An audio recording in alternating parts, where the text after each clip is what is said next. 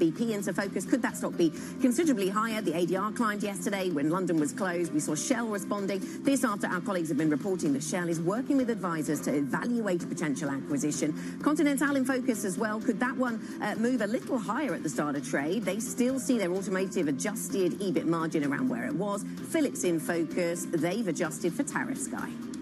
Okay, here we go. Time for the Tuesday session. The recent equity rally feels like it's going to run out of steam a little bit today, but we have Europe back online. Everybody's back online. The FTSE 100 is back. There you go, and it's doing absolutely nothing. There you go. FTSE 100 up by less than 0.1%. We've had this decent rally recently. Feels like potentially we're either going to plateau or roll over a little bit. We'll wait and see exactly what we are going to get. A little bit of traction now starting to come through. The FTSE's up by 0.3%. Maybe a little catch-up that needs to be folded into the narrative as well. Because look at the 600 doing absolutely zero. The stock 600 flat as a pancake this morning. The AEX out of Amsterdam. We're watching what is happening with Phillips there. It's up by 0.3%. The IBEX is up by 0.3%. The CAC is up by 0.2%. These are inspiring moves. FTSE maybe a little bit more exciting. A little bit of a catch-up trade maybe coming through. And actually a little bit of M&A to fold into the narrative as well. So, Critty, what are we seeing at single stocks? What are we seeing with sectors? Well, that M&A story is the exact mover of the UK. Traditionally, we start with the stock 600. I'm going to start with the UK this morning. Your biggest index contributor to the upside is BP. Your biggest index weight is Shell. So right out of the gates, you are, of course, seeing this potential oil consolidation story. And a Bloomberg scoop, might I add, moving this market. So it is a bit of a catch-up trade. M&A Monday turning into M&A Tuesday, Anna. Yeah, absolutely. The two. We'll call it Tuesday. Should we call it? It feels like a Monday today. Yeah, guys, really reluctant for us to make it feel like a Monday. Yeah, let's call it a Tuesday. I know you were here yesterday, Chrissy, working very hard for the European audience. Let's talk about what's going on elsewhere in the sectors story. Autos and parts actually not doing too badly, and Continental is part of that story, up by 3.5% on the back of those numbers. Given the amount of negativity we've had around that sector, perhaps that's not a surprise. And then some of the sectors that frankly just did well yesterday in Europe, real estate, for example, are in retreat this morning. So the real estate sector, healthcare, basic resources are either flat or negative. It's interesting. Shell's now turning around a little bit, which is worth paying attention to as well. So we're just going to keep an eye on what is happening with Shell. It is now in positive territory. In fact, the energy sector broadly looks like it's rising as well. Oil price is actually up 2%, which, given the big sell-off we've seen, is maybe not the whole story at all, but that is at the margin of interest. Novo softer. Coloplast is softer. I think it's got numbers out this morning. You've also got a few ex-dividends that are worth noting in the market as well this morning. Defence stocks are also moving high. You've got Rheinmetall and BAE Systems both adding to the upside as well. In terms of the themes that I think we're watching run through this market this morning, I think M&A is definitely one of them. I think we just need to see a little bit of settling down in terms of what we're exactly getting here and what is going on. But in terms of the sectors, energy is the big gainer. On the downside, as you say, healthcare, a little bit of weakness, real estate, a little bit of weakness, technology, a little bit of weakness. But I think the only sort of discernible story comes at the top, with energy and auto parts being the two big gainers. You've got Conti out with numbers. But it's interesting that the auto sector is higher on a day when we've had the Ford warning coming through. The call I saw overnight was that actually European autos may be weaker on the back of this. But actually, it looks like maybe that isn't happening as the DAX comes through and opens up and gives us some numbers. We've got the DAX, we've got Unicredit's interesting, up by 0.5% as well. Critty. Yeah, some of the banking changes over in Italy as well. I should mention one more on the Stock 600, because overnight we did hear some comments from Donald Trump actually talking about pharmaceutical tariffs coming in potentially the next 2 weeks. So Novo Nordisk, which had a little bit of a moment in the sun, given their two major kind of positive stories for them. Now your biggest weight on the Stock 600 this morning. Plenty of cross currents. It's a micro story this morning. Let's bring in Delphine Arnaud, multi-asset portfolio manager at Edmond de Rothschild. Delphine, a pleasure to have you on the program this morning. Thank you so much for making time for us. Walk us through kind of the go-to story this morning for you. When you're talking about trading a multi-asset portfolio, how closely are you watching headline risk? How quickly are you buying every dip? Hi, nice to be on board with you. This morning our analysis of the market is that after this strong rally, almost 10 days of positive performances from the S&P. Our mood is more on sell the tops on equities, diversify the portfolios of equities around across other sectors, or other markets, and toward more value exposure. And also on the FX, we think that it's time to diversify toward other currencies than US dollar, because after several years of US exceptionalism with strong US growth, very high quality earnings growth coming from tech sector in the US, a proactive Fed, and a very dynamic fiscal budget, I think that Trump is quite ending this beautiful story, and it's time to diversify outside of the US. Delphine, that's been the narrative that's been driving, of course, the US dollar quite substantially. But you talk about the kind of fiscal story and the investment coming in the States, perhaps the resilience of these US kind of companies, the US earnings as well. Walk us through how the narrative of nearshoring or reshoring factors into some of the individual equities that you pick, not only in the US, but in Europe as well. Yeah, there have been several announcements on reshoring companies, US companies, and also European companies implementing new buildings in the US. There are stories, but the fact is that half of imports in the US are for corporates through capital goods and through inputs, and half of imports will hurt consumption. And so our analysis is that, yeah, there are intention to reshore, but when you build a business plan, it will be more complicated than that, and input price and increase will make it even more complicated. So if you're a corporate, would you increase your investment in such an uncertainty environment? Would you increase investment knowing that consumer are gonna struggle given the tariffs? They are already struggling given higher price, and the economy starts already to slow down. Delphine, I wonder if we are we at risk of overdoing the negativity around the US? I was listening to Mark Rowan of Apollo yesterday, who gave us a more positive view on US exceptionalism, saying that currently the US is risking moving from just hyper-exceptionalism to just being exceptional. Do you still recognize that at all? We used to recognize that a lot. Of course, for the last 3 years, it was the main thematic on the market. Now we are much less confident about this thematic of U.S. exceptionalism. What we saw during the April month's drawdown, it was like an emerging market behavior with equity markets falling down, dollar selling off, and U.S. Treasury not helping at all and being stressed too. I think that it will leave some damage for foreign investors.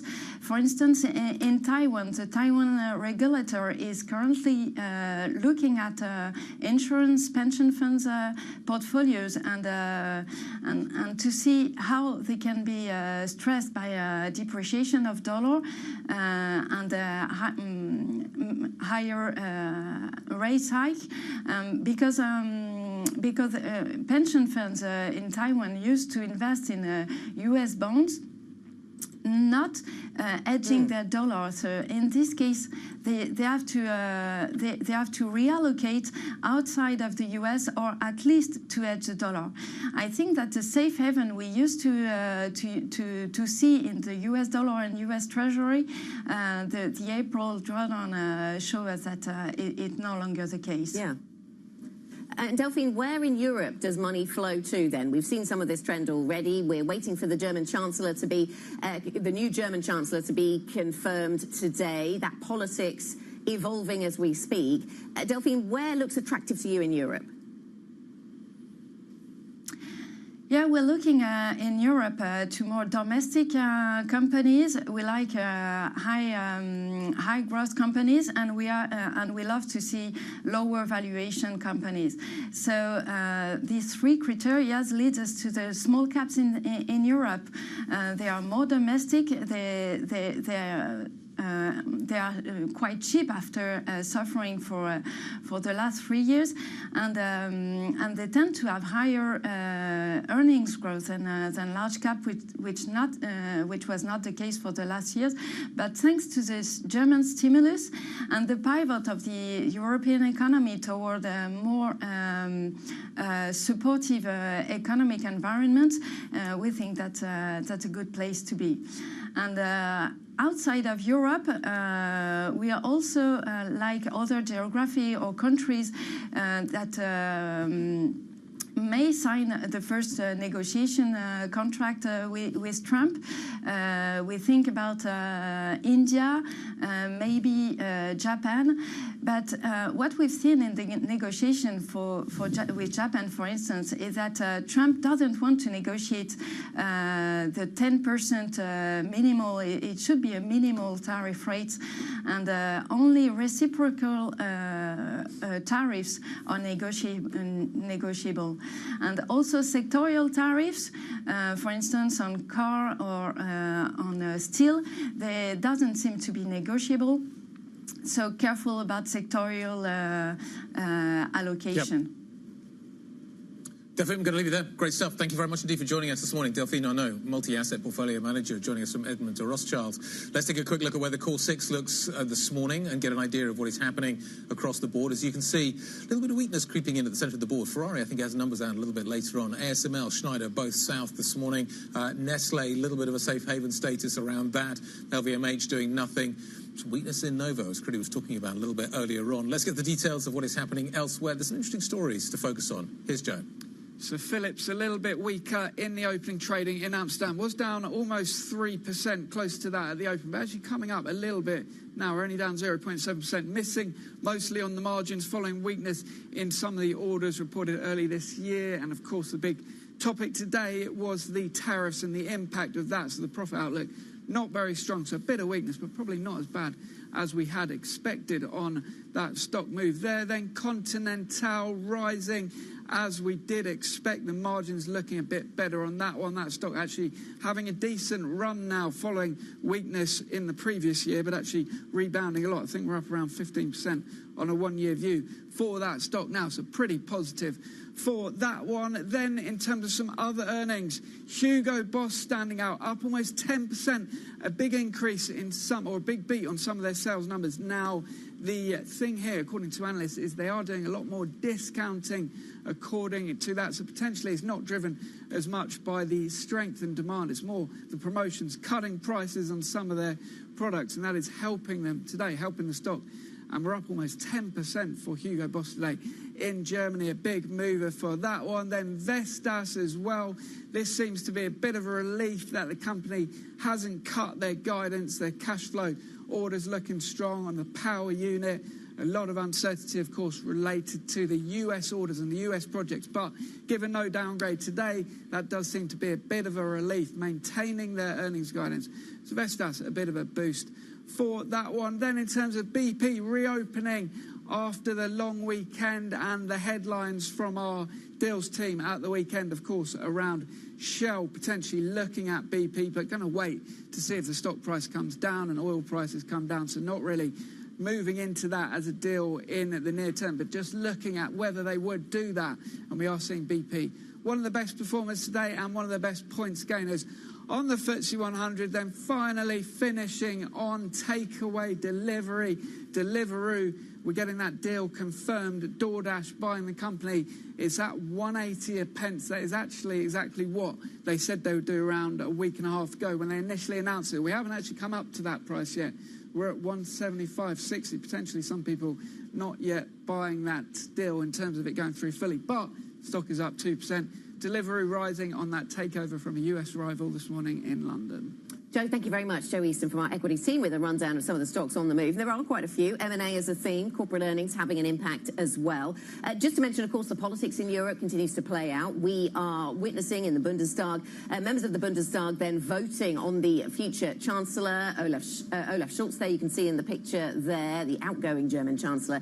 And we are expecting, of course, Friedrich Merz to be voted in. We have seen these images coming to us from the sort of main floor, but also the side room with the voting booths. We've been watching those pictures as well. We think that is the back of Friedrich Merz's head. I'm not sure I can confirm that. Maybe somebody can. Anyway, coming up on the programme, the US automaker Ford pulls its full-year guidance due to Donald Trump's auto tariffs. We'll take a look at their first quarter results and preview Ferrari's earnings. That's next. This is Bloomberg.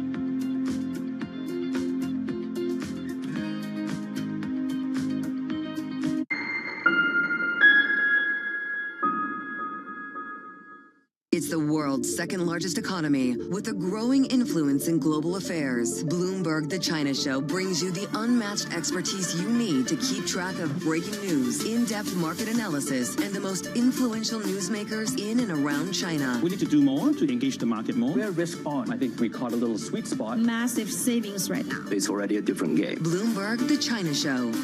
Weekdays around the world, right here on Bloomberg. Context changes everything. Earnings season is here. I know it's like your Super Bowl, right? I can't wait. It's like opening presents in the morning. All right, it will be exciting. Nobody covers earnings like Bloomberg.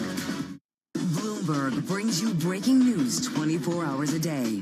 Powered by more than 3,000 journalists and analysts in more than 100 bureaus across the globe. Bloomberg Television. Context changes everything. Africa, a region rife with potential for growth and opportunities, but not without its challenges. Bloomberg highlights the biggest stories, interviewing key players, and reporting on the issues impacting the region. Join us as we get to the heart of African business, politics, and economics, and ask the question, what's next? I'm Jennifer Zabasaja, and this is Next Africa. New episodes every month, only on Bloomberg. What is going to be the consequence for U.S. markets? We are basically deep in the European earnings season. Take a look at how we're faring when it comes to Asian markets. Is this a negotiation or the new rules of the game? It could be either. It is up to the president how he wants to negotiate. The higher the tariff, the faster they come. A 90-day pause is not an eradication. The trade negotiations are moving quickly. There will be deals cut. Trust Bloomberg for all the context and clarity you need as the tariff and global economy story evolves. This year's bear case, very quickly, becoming the base case. Nobody covers tariffs like Bloomberg. Context changes everything. It's a multi-trillion-dollar industry. We'll show you what's happening in ETFs like no one else. ETF IQ, only on Bloomberg.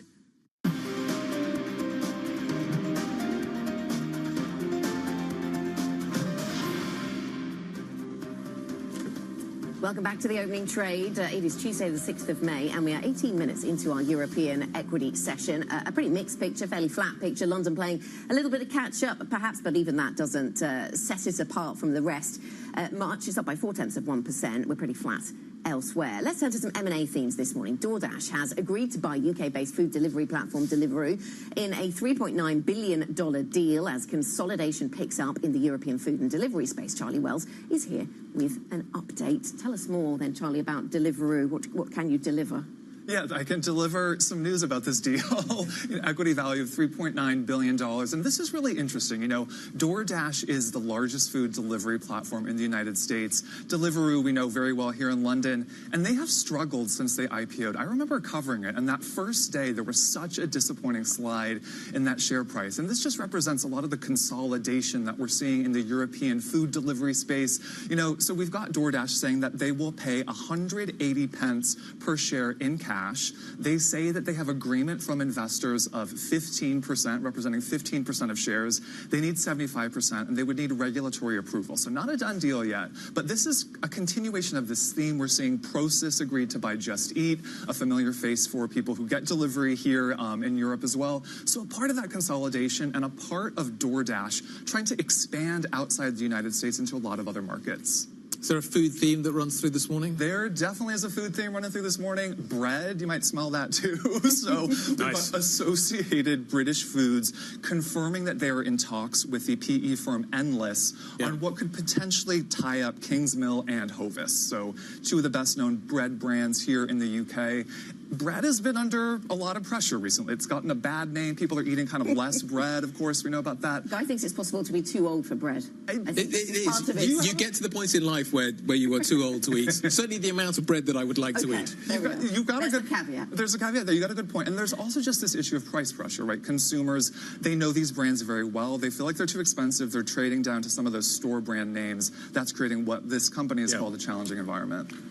Kind of the whole pandemic changed everybody's perception of bread. Sourdough starter kits. I'm sure that's what are you talking about? I have not heard any. Like this is the first time I'm hearing of this. Really? Bread.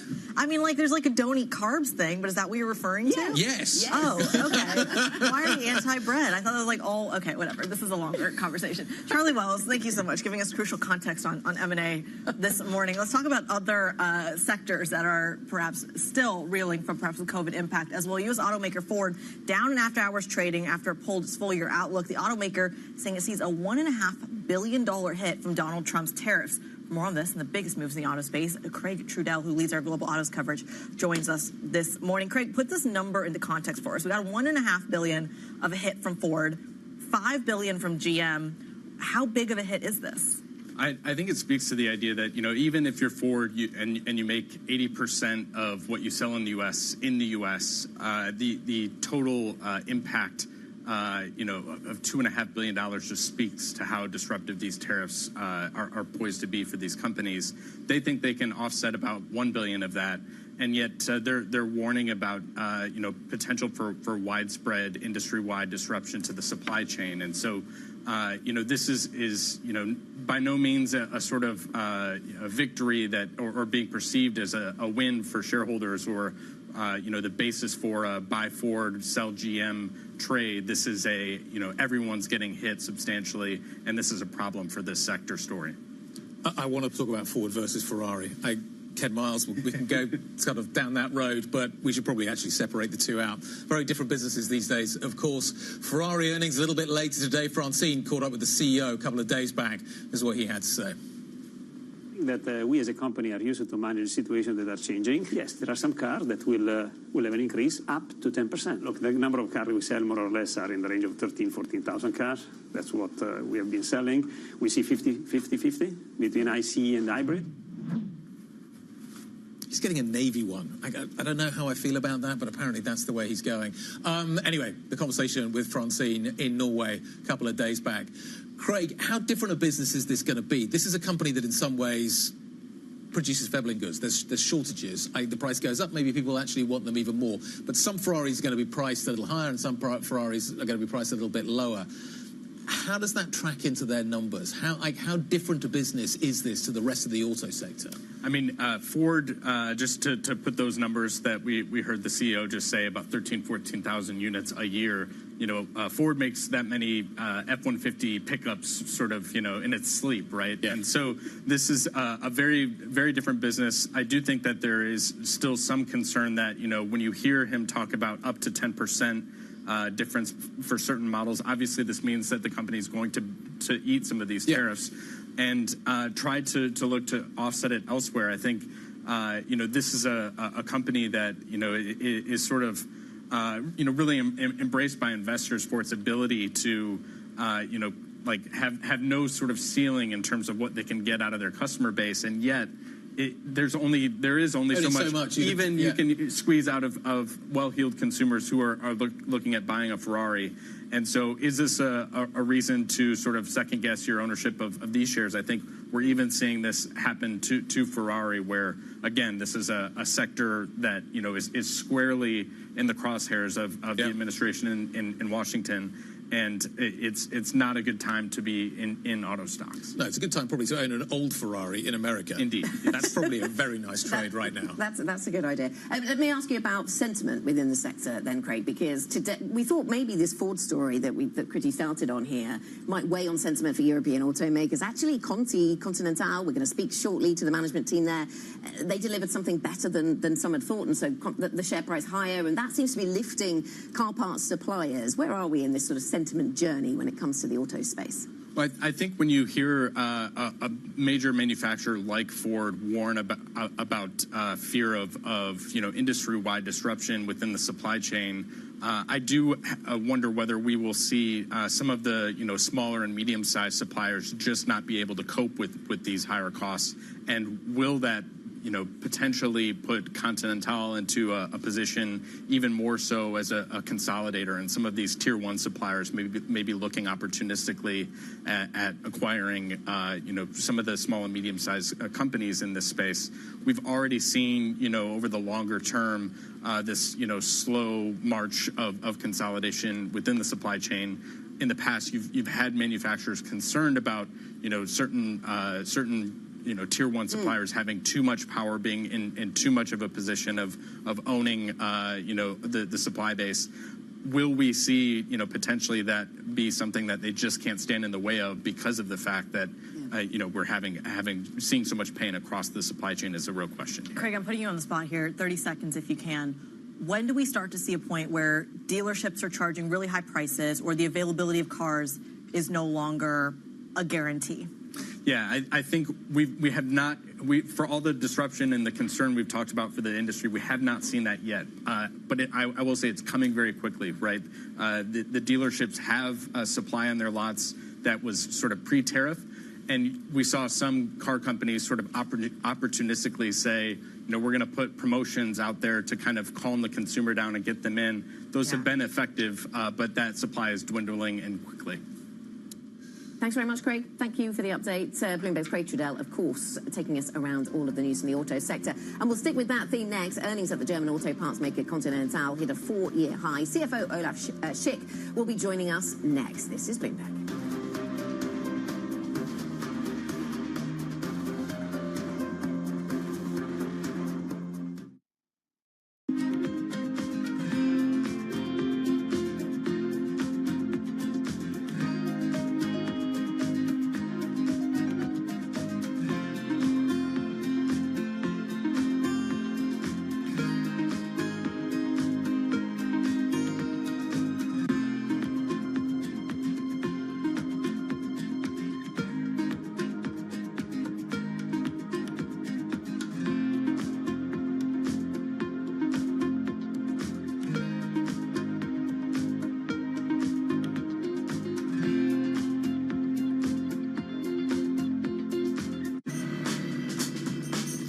Let's cut right to it. This is Bloomberg's new show, Primer. Technology is $1 trillion game. Won, lost, won again, just by backing the right science at precisely the right moment. My life has been focused on how can you elicit intelligence from brain cells in a dish. This is the fundamental building block of our fusion technology. We're doing things that have never been done by anybody, ever. Everyone is selling the future. If you want to understand what's coming, you'll want to watch Primer, because details matter. Lasers on. So do lasers. There we go.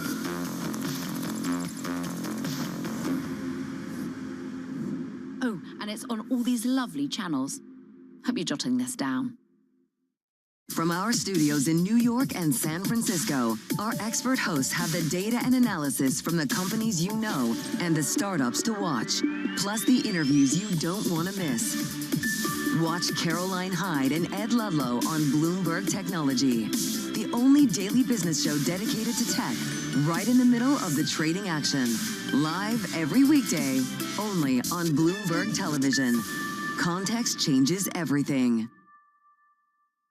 Jumpstart your trading day on Bloomberg Open Interest. 2 hours of single stock stories that are driving the opening bell action. We'll take you to Wall Street, Main Street, the C-suite, and beyond. These are companies that are growing their market. The great companies in the U.S. are the companies hitting the cutting edge. That's a different story. Get the inside track on what's buzzing in markets. With the players who are shaping the narrative. If you have bad earnings reports, you're going to get punished. They're not buying what the industry is selling. Join us on Bloomberg Open Interest. Every trading day, only on Bloomberg.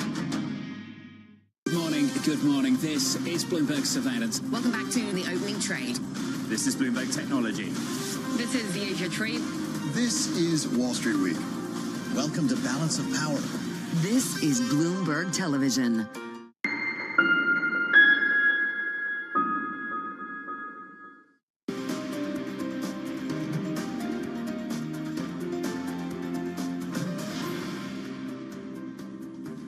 This is the opening trade, about 30 minutes into today's session, seeing a little bit of a dampener when it comes to risk sentiment, at least in Europe. Remember, we did end the session in positive territory yesterday, so this could simply be following what we're seeing in U.S. futures this morning. I was looking at a Euro Stoxx 50 story that is down by about 0.2%, but the FTSE 100 still playing catch-up after the bank holiday yesterday, higher by 0.2%. Of course, it is more of a micro story today than a macro story. We spoke earlier with the CEO, Roy Jacobs of Philips. Take a listen to what he had to say. We need to find offsetting measures. And that's also what we have been driving since actually 2 years. We have to date been delivering 1.9 billion of productivity. We announced that we will drive 800 million of additional productivity this year. We are on track of that in the first quarter with 147 million of productivity savings delivered. And we're looking at every cost line, how we can offset this, so that actually this doesn't go at the expense of our customers and patients who are in need of our innovations. CEO Roy Jacobs there speaking to us. Philips shares down about 2.3%. We spoke to him earlier as well, and I think one of the key takeaways for me from that conversation was how quickly they're trying to accelerate the nearshoring push. That what is sold in the U.S. is made in the U.S., was sold in China is made in China, and that pivot seems to be a little bit expensive for them. Yes, and the regionalization theme, the sort of Asia for Asia, Americas for Americas theme, has been one that Philips has been playing for a long time, and we've spoken to him in the past about that. But this is more specific still, isn't it? This is, as you say, driven by the need in some geographies to have things manufactured in location. I thought it was interesting the Philips CEO then, he was trying to contrast, Guy, the negativity from tariffs with what he saw as a more positive underlying picture for the business, but that's not what's cutting through with investors today. No, the stock is lower, as you can see, down by 2%, circa 2%. The story about geographical kind of segmentation, I think, is really interesting, because you think, oh yeah, we'll just build in America, we'll just build what Americans want in America, we'll build what Chinese want. The problem with that is that there are key parts and component parts and sub-suppliers and all kind of stuff that goes into this stuff. It doesn't quite work as simply as that. And as we were just having the conversation with the car story, you get a part that's missing, you get a bit that's not there, you get something that's subject to tariffs in a way that you didn't. All of this can upend these supply chains in a fairly significant way. Talking of supply chains, let us move on to another company that is out with numbers this morning. Conti's out with figures. Continental, the German tyre and car parts maker, out with numbers that look to be significantly ahead of where the market had anticipated. The tariff story is, though, interesting, and the company has stuck to guidance, but I'm interested to see exactly how much tariff focus there is within this guidance. So let's find out.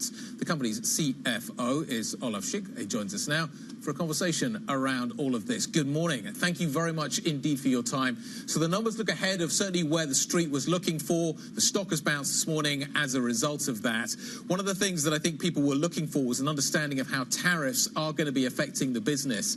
How much of your current guidance that you've issued this morning includes the tariff effect? Kind of how have you accounted for the tariff effect in the guidance that you've given us? Yeah, thank you for having me. And allow me just a few words first on the Q1, because it's important to understand our Q1 to then also my answer to your question. So we started as expected solidly into the year. As expected, we increased our profit year over year. Automotive, our classical supply business, made good progress. We had, based on sustainable pricing, our cost measures are effective. We're also receiving good orders. Tires business also improved the margin year over year. Good growth in all replacement regions. ContiTech, our third sector, despite weak industrial auto demand, managed to keep the margin on last year's level. Cash flow also quite good. So we had a good start, or a solid good start into the year in a very challenging environment. Now, the tariffs, if you look at the tariffs, first of all, it's important that we follow our production principle in the market, for the market, local for local. This proves to be the right concept. Clear also is additional trade barriers will pose a burden on the auto industry that is global, that is interlinked across the whole value chain, and that is an industry that is anyhow already undergoing a substantial transformation right now. So that puts price pressure on the system at the end on the end customer. So based on our solid Q1, we confirm our outlook. However, this does not include potential significant impact caused by trade barriers, by tariffs. However, I also want to state, even if there will be further tariffs, that does not mean that we would automatically adjust our guidance because of our solid start into the year. Obviously, a lot of kind of production takes place in North America, but North America can include, obviously, Canada and also Mexico. How much of your current product is USMCA compliant? So even if there were to be a tariff hit coming through and we were to see this happening, how insulated are your products from that? Yeah, that's a good question. If you look at our automotive supply business, most of our imports into the US, our products are coming from Mexico. So that's the large part. Out of that, the vast majority out of that is fulfilling the criteria of the USMCA, so it is compliant. So if that stays that way, basically that's good. Of course, together with our customers, we are further working on increasing that share even further. Can I ask you a little bit more about this challenging environment you find yourselves in right now then, Olaf, and thinking specifically about the tyre business, as that is the future of Conti with all of these other spin-offs being planned. What action can you take to drive margins higher within the tyre space, given the tariff environment that we've talked about? Yeah, first of all, in this challenging times, in particular for the economy, but also geopolitically, we believe it's important to be agile, fast, focused, to be faster and have less complexity. That's why we have decided to create 3 strong independent champions. Automotive spin-off listing planned for September. We're on track. ContiTech, we decided to also make that sector independent, and we look at the transaction possible in the year 2026. We said before, most likely a sale, but we are further analyzing this. That leaves us with tires, as you rightfully say. First of all, this is a very resilient business model. Great products, great team, great technology, focus on sustainability, resilient margins, and we see that in Q1 adjusted EBIT margin for our tire business of 13.4%. So it shows we are on good track. Of course, also tires will further work on technology advancement, will further look at cost improvement, improve efficiencies, and also review the production footprint. But also here, our approach, local for local, in the market for tires, is absolutely the right setup. Okay, so local for local possibly helping then on that tariff question. Olaf, it is a busy day, a busy period for German politics. We're watching the voting taking place in the Bundestag. You're somebody who's going to get an even better view of the German auto space soon. You're going to be moving, I think, to Mercedes. What does the sector want to hear from German politics? What kind of support does the sector still think it is owed by the German political landscape? Well, it's right. It's an important day for Germany today. We will have a new government. This is what we need. And we need a government now that takes bold decisions, right? So what we don't see yet is positive momentum. And now is the big opportunity to create that momentum, right? The proposals by the industry, and we support that as Continental, are on the table. We need less bureaucracy. We need less rules. We need all together work on improving productivity. We expect cutting tariffs, taxes. So there are a lot of proposals on the table, and we support them. So today, hopefully, it is the opportunity for a new start and to create positive momentum. We are doing all our homework to be competitive as a company, as I said, on the operative, but also on the structural strategic side. Olaf, it's Creedy in London. You talk a little bit about perhaps getting some sort of leniency when it comes to the likes of taxes, perhaps as you navigate the tariff volatility. When you're talking about your conversations with the German government, are things like, or concepts like subsidization, for example, or manufacturing specifically in Germany on the table? Are those things that you might push for? Yes, we need better conditions for the German economy. That is clear. And I think now, with the new government, this is the opportunity to create positive momentum. So we look forward to a constructive dialogue. Olaf, talk to us a little bit about how you're thinking about other parts of the world. We already talked about your exposure to the United States and the tariff story there as well. But with the volatility and how expensive it may be to manufacture in that part of the world, are you looking to prioritize other regions? Well, we have, if you look, for example, at tires, we see APEC as a growth region. We are directing our capex there, also to North America, but also to APEC. We have invested on our plants in Hefei in China, in Thailand, in Rayong. We are supplying, for example, in APEC, 9 out of the 10 biggest, largest NEV manufacturers with our premium tires, right? So we see this trend for NEV, in particular in Asia, is very positive for us with a strong brand and a great product. A final question. The conversation around the table this morning has been about euro-dollar going to 125, possibly even 130. The conversation possibly that can happen as early as by the end of this year. What would 130 euro-dollar mean for your numbers at Conti? What would they mean for the numbers at Mercedes? How big do you think a hit could come through for German manufacturing, European manufacturing, were we to see a move to those kinds of levels? Yeah, good question. And let's say the FX situation, from our perspective, we started well in Q1. We ended not so well at the end of March. So it's clear to us, a strong euro will put pressure on sales and profit at the end. So that's something we carefully watch. And we hope, from our perspective, that the euro doesn't become even stronger. Great to catch up. Thank you very much indeed for the time and all the time you've given us over the last few years, Olaf. Thank you very much indeed. Olaf Schick, thank you very much, the CFO of Continental. Now, sticking with the German theme, Germany's new Chancellor, Friedrich Merz, is vowing to hit the ground running after being sworn in today. Bloomberg's Oliver Crook is outside the Bundestag in Berlin, watching as these events unfold, waiting for them to unfold then. A new Chancellor will have new priorities then, Oliver. We just got the view there from German business: less bureaucracy, fewer rules, increased productivity, lower taxes. It's a long list. What will be Merz's priorities?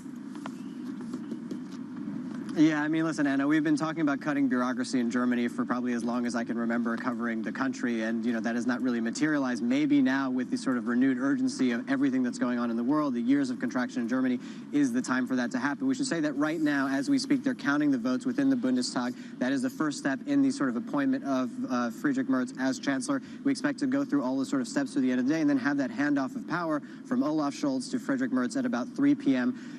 Later today. And when you think about the priorities for this government, as you're alluding to, Anna, there's really three major categories that they're going to have to be focusing. One is going to be foreign policy, the other the economy, and of course the third is immigration. When you think about foreign policy, there is the question of trade, there is the question of tariffs, that of course is looming very large, but also as the sort of stewards of the multilateral order that the United States is moving back from, that is going to have to be Europe that steps up if they want to continue that, and Germany is going to play a large role in that as a major trading nation. When you think about the economy, we've talked about the 1 trillion euros that are going to be injected into this. We've had 2 years of contraction in Germany. If the tariffs hit hard, that could be a third year of contraction. That has never happened in the sort of modern times of Germany, but they also need to deal with many of the structural issues within Germany, digitizing the infrastructure, building out the infrastructure, and of course getting rid of that red tape, as we've heard from every single executive. And then the question of immigration, and this is really the main political question domestically here in Germany, particularly as you see over the last couple of months, the AfD continuing to rise in the polls, and for the first time over the last few weeks, the AfD really taking the #1 slot within Germany. They're basically tied now with the CDU. So a huge amount of urgency, a huge amount of pressure for Friedrich Merz, and we should say the key question here is how fast can he deliver on some of these priorities? We should remind everybody, this is a process that began in November the 4th or the 5th. The day Donald Trump was elected is the day that the German government fell. 6 months later, we now have a new chancellor that will be sworn in at 3 p.m. Can he get all of this done very quickly, breaking from the sort of speed at which German politics has usually operated? Well, Oliver, dive into the AfD angle for us a little bit more, then expand on that, because you talked there about the popularity of the AfD within Germany, but German intelligence services have now branded it extremist. The AfD also, I think, suing the German government for that label. There are reports that the CDU may be softening its stance when it comes to the AfD. Is there any sign of that? Yeah, so there has been some dialogue around that. There have been members within the CDU that said, hey, maybe here and there we can work with the AfD on some things, but that really was before this report came out on Friday from the federal agency that is charged with the protection of democracy and constitution within Germany, putting out this 1,000-page report and basically branding the entire party of the AfD. Remember, there were certain chapters historically that were considered extremist. Now the entire party has been considered extremist by this spy agency, which gives them more rights to then spy and to look into what the AfD is doing. And the sort of logic behind it, and I'll quote directly from this, is that the party's prevailing understanding of people based on ethnicity and descent is incompatible with the free democratic basic order. This is, of course, something that the AfD has said is completely political. This is supposed to be a totally apolitical investigation, and that is something that has been supported by the United States. We heard from Secretary of State Marco Rubio speaking after this sort of ruling came out, saying that this amounts to basically Germany giving its spy agency new powers to surveil the opposition. That is not democracy. That is tyranny in disguise. Again, all of the mood music, all of the backdrop to the Merz taking over power here in Germany with very, very sort of tense political agenda here at a time when the mainstream politics within Germany need to deliver, and they need to deliver fast. Bloomberg's Oliver Crook walking us through the dynamics of German politics. We thank you so much for reporting live from Berlin for us. Coming up, we're going to stick with the German theme and the defense theme as well. Drone maker TechEver announcing new fundraising, the latest in a wave of investment into European defense manufacturers and startups. The CEO joining the program next. This is Bloomberg.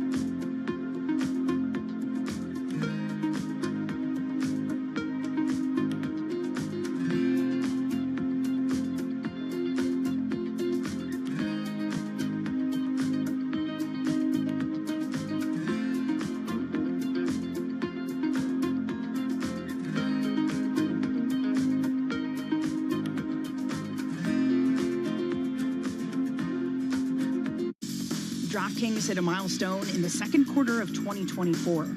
For the first time as a public company, it turned a profit. Is this a new era for DraftKings? There's an inflection from when you're cash flow negative and you're operating off of equity raises from the past to when you're self-funded and you're cash flow positive and able to control your destiny a lot more. You've had your first quarters of profitability now. Does that take pressure off? Does it increase pressure? I think it increases pressure. I mean, once you start making profits, people expect you to make more, and all of a sudden you're valued on a multiple of those profits as opposed to the theoretical what could be. So very important, I think. When you're cash flow negative, you've sold a vision of what the company should be working on, and you're very focused on working on that and delivering against that. When you've pivoted to profitability, the world of what you can work on is a little bit open, and there's a lot of different ideas, and it requires more focus than ever to make sure that you are prioritizing on the most important things that are going to deliver the most value. DraftKings' solid standing in a booming sector gives them the luxury to play the long game. They're not under pressure to cut costs. When you have really strong revenue growth, you don't need that. If you look at where we are today and where we want to be and where we believe we will be, the vast majority of the incremental EBITDA is not coming from any cost reduction. It's coming from increased revenue. We don't feel like we need to cut costs because we're growing our revenue so much. We want to grow our revenue into our existing cost structure, and there's no need to reduce the cost as long as we're being efficient with what we allow our cost growth to look like. From the world of politics to the world of business, Joe Matthew and Kaylee Lines deliver news, insight, and analysis live 2 times a day, every trading day. Balance of Power at 1 and 5 Eastern, only on Bloomberg. U.S. jobs numbers are released. Bloomberg has the report under surveillance with crucial data and expert analysis at terminal speed. Nobody covers Jobs Day like Bloomberg.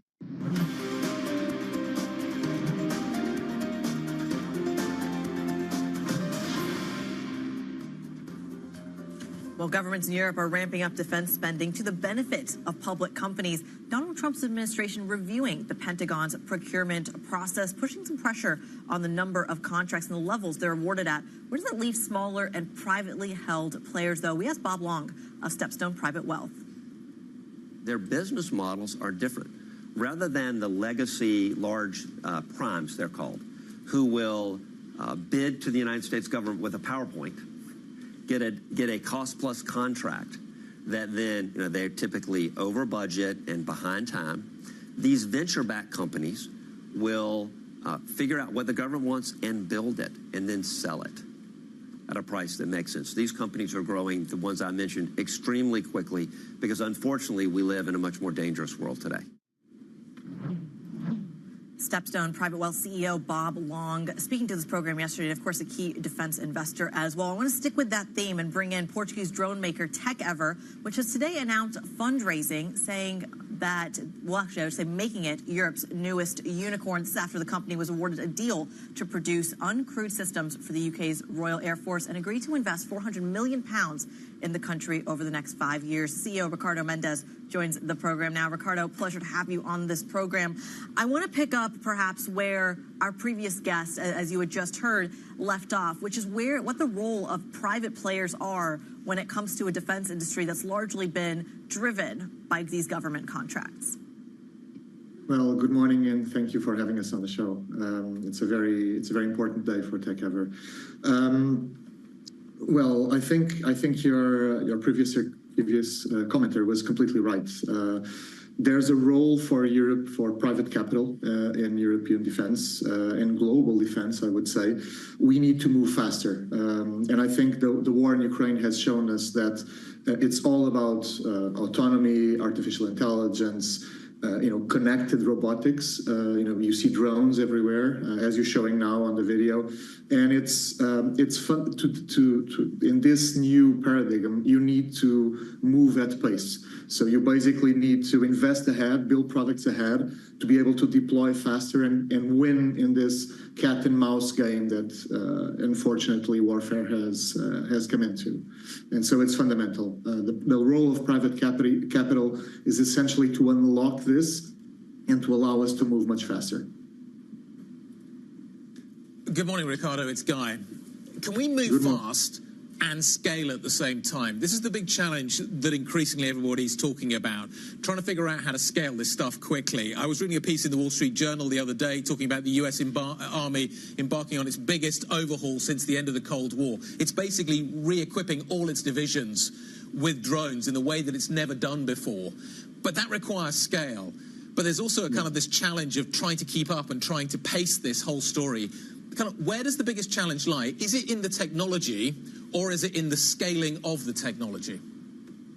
Guy, you're absolutely right. So it's it's at the crossroads. So the challenge is, how do you keep up with developing technology that's evolving in weekly cycles? It's not even monthly anymore. It's in weekly cycles, and you need to keep a pace. You need to be the first mover, you need to think ahead, and you need to be able to deploy these capabilities, but then you need to be able to do it at a very significant scale.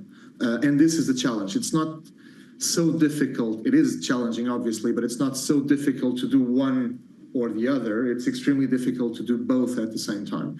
And that's the problem that we are solving, essentially. It's Endeavor is coming at 1,000 people very soon. We'll be 1,200 before the end of the year, precisely to be able to lead from an innovation point of view, so always stay a step ahead, but at the same time keep doubling or more than doubling our production capacity to be able to sustain this Europe-wide and globally wide.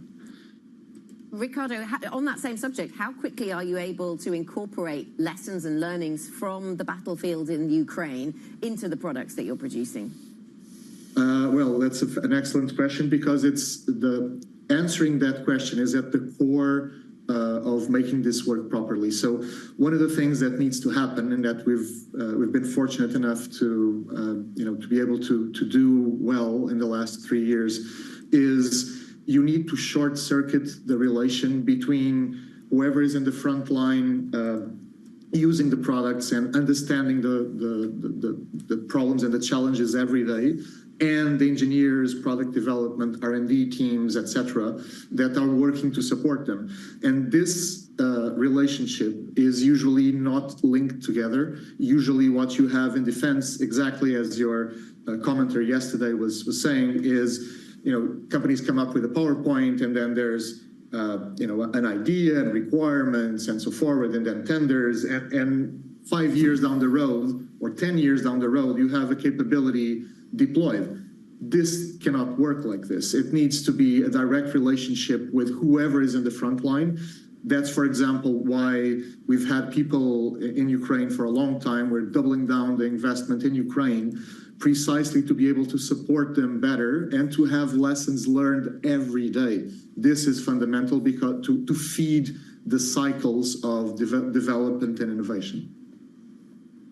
Ricardo, as you say, the cycle is moving fairly fast. We need to catch up again soon to see how it's going. Ricardo Mendes, the TechEver CEO, thank you for your time this morning. Busy day ahead. Yeah, busy day. We've already had some PMI data out of Europe. The German and French numbers just dropped. They looked a little better than we'd anticipated, but the euro hasn't done much, so we won't linger on that too much. We've got lots coming up, though, Critty, in terms of the day ahead. We're, of course, focused on German politics. We know Mark Carney is also going to be the Prime Minister of Canada, and is going to be in Washington, and so we'll watch that conversation along with anything that we hear from Besant. Absolutely. A litmus test, perhaps, both for the Treasury, but also from the government of Canada as well. What kind of precedent, what kind of negotiations they can have with Donald Trump's administration. Is there a roadmap to have ahead of the other trade negotiations around the world? Bloomberg TV and radio, of course. We'll have plenty more from the Milken Conference this week, speaking with the biggest names in business. Don't miss it. This is Bloomberg.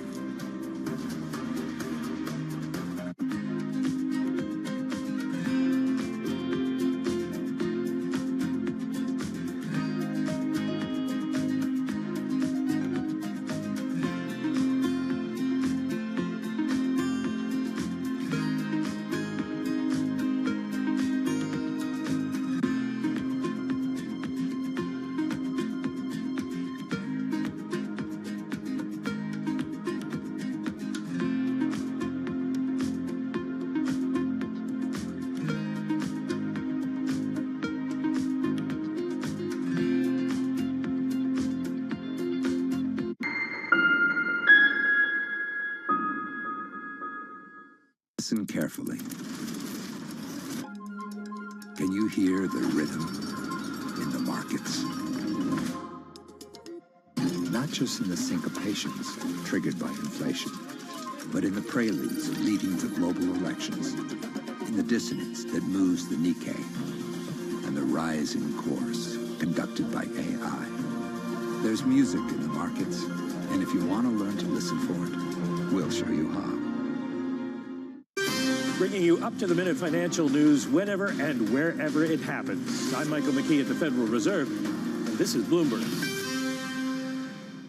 Our global headquarters in New York, I'm Danny Berger. Welcome to Bloomberg Brief. Let's set your agenda. Bloomberg Brief delivers the market news, data, and analysis you need live every weekday only on Bloomberg. Context changes everything.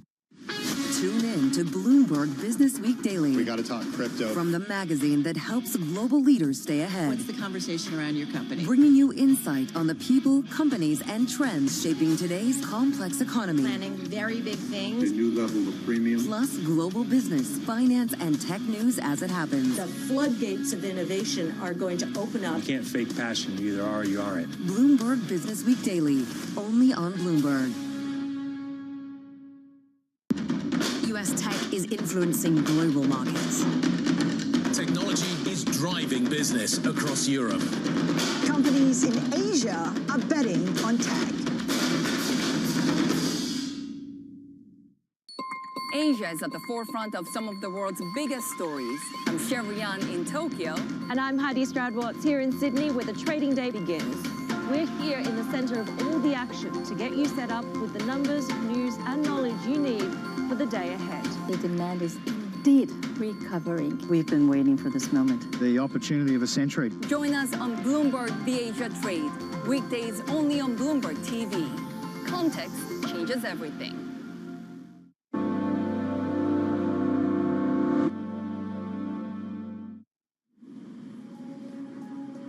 The dollar stabilizes after a two-day slide, boosted by strong services data. The Treasury Secretary Scott Bessent insists the U.S. is the premier destination for global capital. Friedrich Merz due to be formally sworn in as the new German Chancellor, promising swift action to galvanize Europe's biggest economy. Plus, OpenAI backtracks on plans to become a for-profit business after intense criticism, including a legal challenge by co-founder Elon Musk. Welcome to the program. Let's have a quick look at where we are on a number of assets this morning. We mentioned some of these in the headline. US futures actually on the back foot. That could be something to do with the warnings that we've had out from Ford or the ripping up of guidance we got from that sector. US 10-year yield almost back to where it was when we saw at the beginning of April all that flurry of news around tariffs. That's worth noting. 113 on euro dollar, pretty unmoved by the latest German and French data just hitting the Bloomberg terminal, but up by 0.2%. And Brent crude, after a big drop in yesterday's session, up by 2% this morning. Let's take a look at the European markets map. That reflects a bit of catch-up from the London market. We were closed for a bank holiday yesterday, but even with that, we're only up by 0.2%. Some of the peripheral European markets doing better, but the core of Europe retreats a little this morning. The DAX down by 0.4%, the CAC down by 0.2%, as European businesses, just as those stateside, continually try to factor in the impact of tariffs. Let's check in on the pre-market moves of Ford. Ford has, as I mentioned, suspended its full-year guidance, saying U.S. tariffs will hit profits. They gave lots of reasons for this, 7 reasons in fact, but 6 of them had to do with tariffs. So that really is the issue, and that share price pre-market down by 1.8%. Over in technology, then Palantir certainly in focus for us as well. Palantir's results fell short of the highest estimates, and we see pre-market that stock down by just shy of 9%. Not so much of a surprise, I suppose, because post-market we saw that big weight on those Palantir shares. So lots to discuss when it comes to some of these US corporate earnings stories. Let's get things started.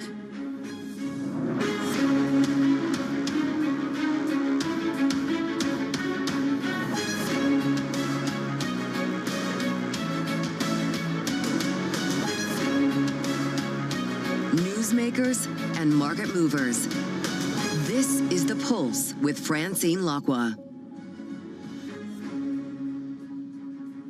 Good morning and welcome to The Pulse. I'm Anna Edwards, in for Francine Lacroix this morning. Let's start with some of the commentary we've had from the Treasury Secretary Scott Bessent, who has touted the United States as the premier destination for global capital. That's as the Trump administration continues to tease trade deals that could shift investor sentiment after a sell-off in U.S. stocks last month. Addressing the Milken conference, Bessent said Trump's policies would consolidate America's position. America is the Schelling point of global finance. We have the world's reserve currency and the deepest and most liquid capital markets and the strongest property rights. For these reasons, the United States is the premier destination for international capital, and the administration's goal is to make it even more appealing for investors like you. Scott Bessent then speaking at the Milken Institute conference. Bloomberg's EMEA News Director Rosalind Matheson joins us now and is all over the details of what we heard from Scott Bessent and other voices over at Milken. Ros, very good to see you this morning. So what else does Scott Bessent have to say? We heard him there saying the US is still the premier destination. I have to say, you ask some European investors, they give a slightly more nuanced take. Well, that's right. So he was speaking to a group of investors and he was basically trying to reassure them that there isn't a way method to the madness, because the feedback they've had is not necessarily that executives oppose Donald Trump's policies, but they're not happy with the level of whiplash that's been going on and the uncertainty that's been causing, and that the message from Scott Bessent was actually this is all part of a package, and he said it's been thoughtfully designed in a way. You got tariffs, you got trade deals coming, he said very soon, you've got tax. All of this is about the program of making the US, as you said, to stay a premier destination for investment, to create non-inflationary growth, and to make the economy strong without fostering inflation. So part of it was all this idea that all these things are being done as a package for the US economy, and to reassure people that despite what we've seen, again, those constant changes in policy and announcements and the whiplash we've seen in markets as a result, and for companies, the uncertainty, that in fact it's all done with intent. Yeah, absolutely right. So that's his view. That Scott Bessent's trying to explain it, but still we have this big uncertainty about where the tariff conversation goes. That brings in Canada, of course, because we've seen lots of countries around the world learning from Trump's first administration, perhaps, choosing to handle him quite cautiously and carefully with some flattery and avoiding outright conflict. But the Canadian elections took place and we saw a rather different style coming through from Mark Carney. And he's going to be in Washington today. What are you going to be watching for? It's been really interesting to see them meeting face-to-face. Of course, they've spoken on the phone since Mark Carney won the election, and Mark Carney said the question of Canada becoming another state of America did not come up, but will it come up in person? And as you say, this is about finding the way that they're going to deal with each other and talk to each other. So do we see Carney coming in pretty hot?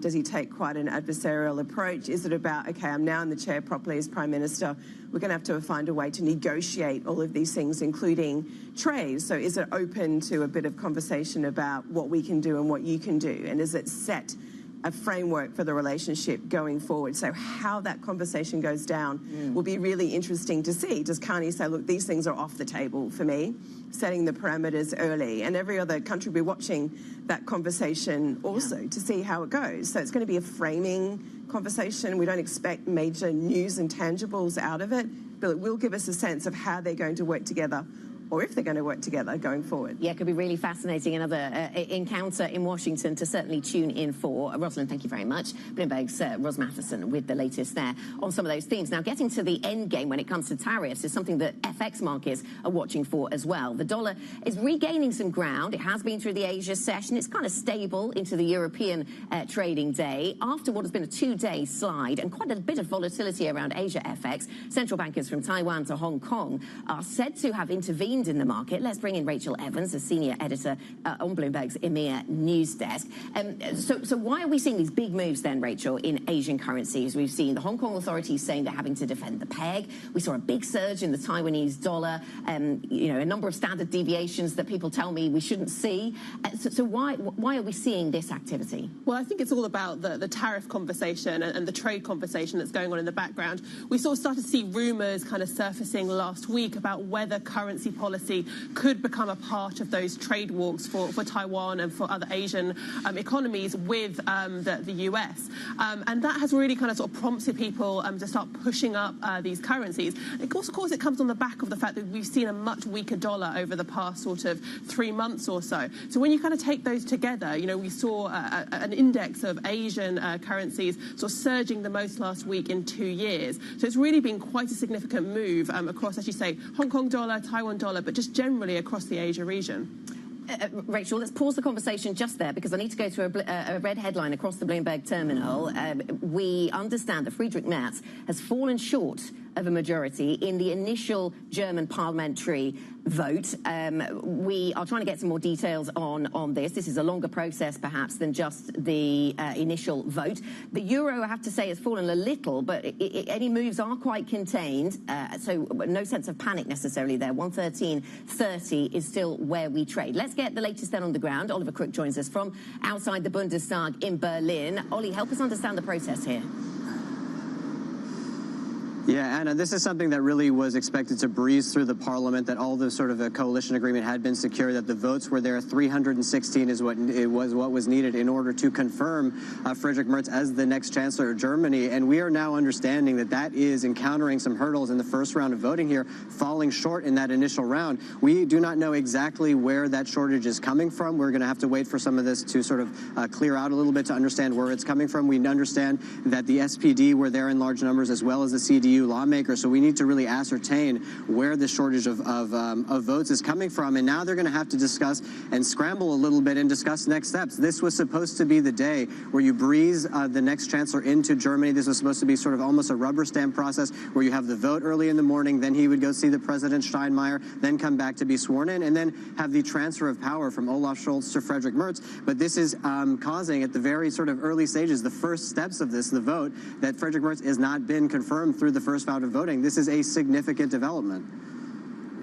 Okay, significant development. In the midst of that significant development, it seems markets try to keep their heads. We see a little bit of weakness on German stocks. We see the euro, though, pretty flat, actually. As I mentioned, there was an initial drop, but that has now been unwound. So we're pretty flat at 113.15. So the market's trying to find some of the detail that Oliver is looking for around how this didn't go through the first time and work out whether that matters, perhaps. The German DAX pairs its drop to a session low of 0.7%. So we're watching all these moving parts in the German conversation. We'll have plenty more with Oliver later on in the programme. We'll bring you the latest on Merz's quest to become the German Chancellor.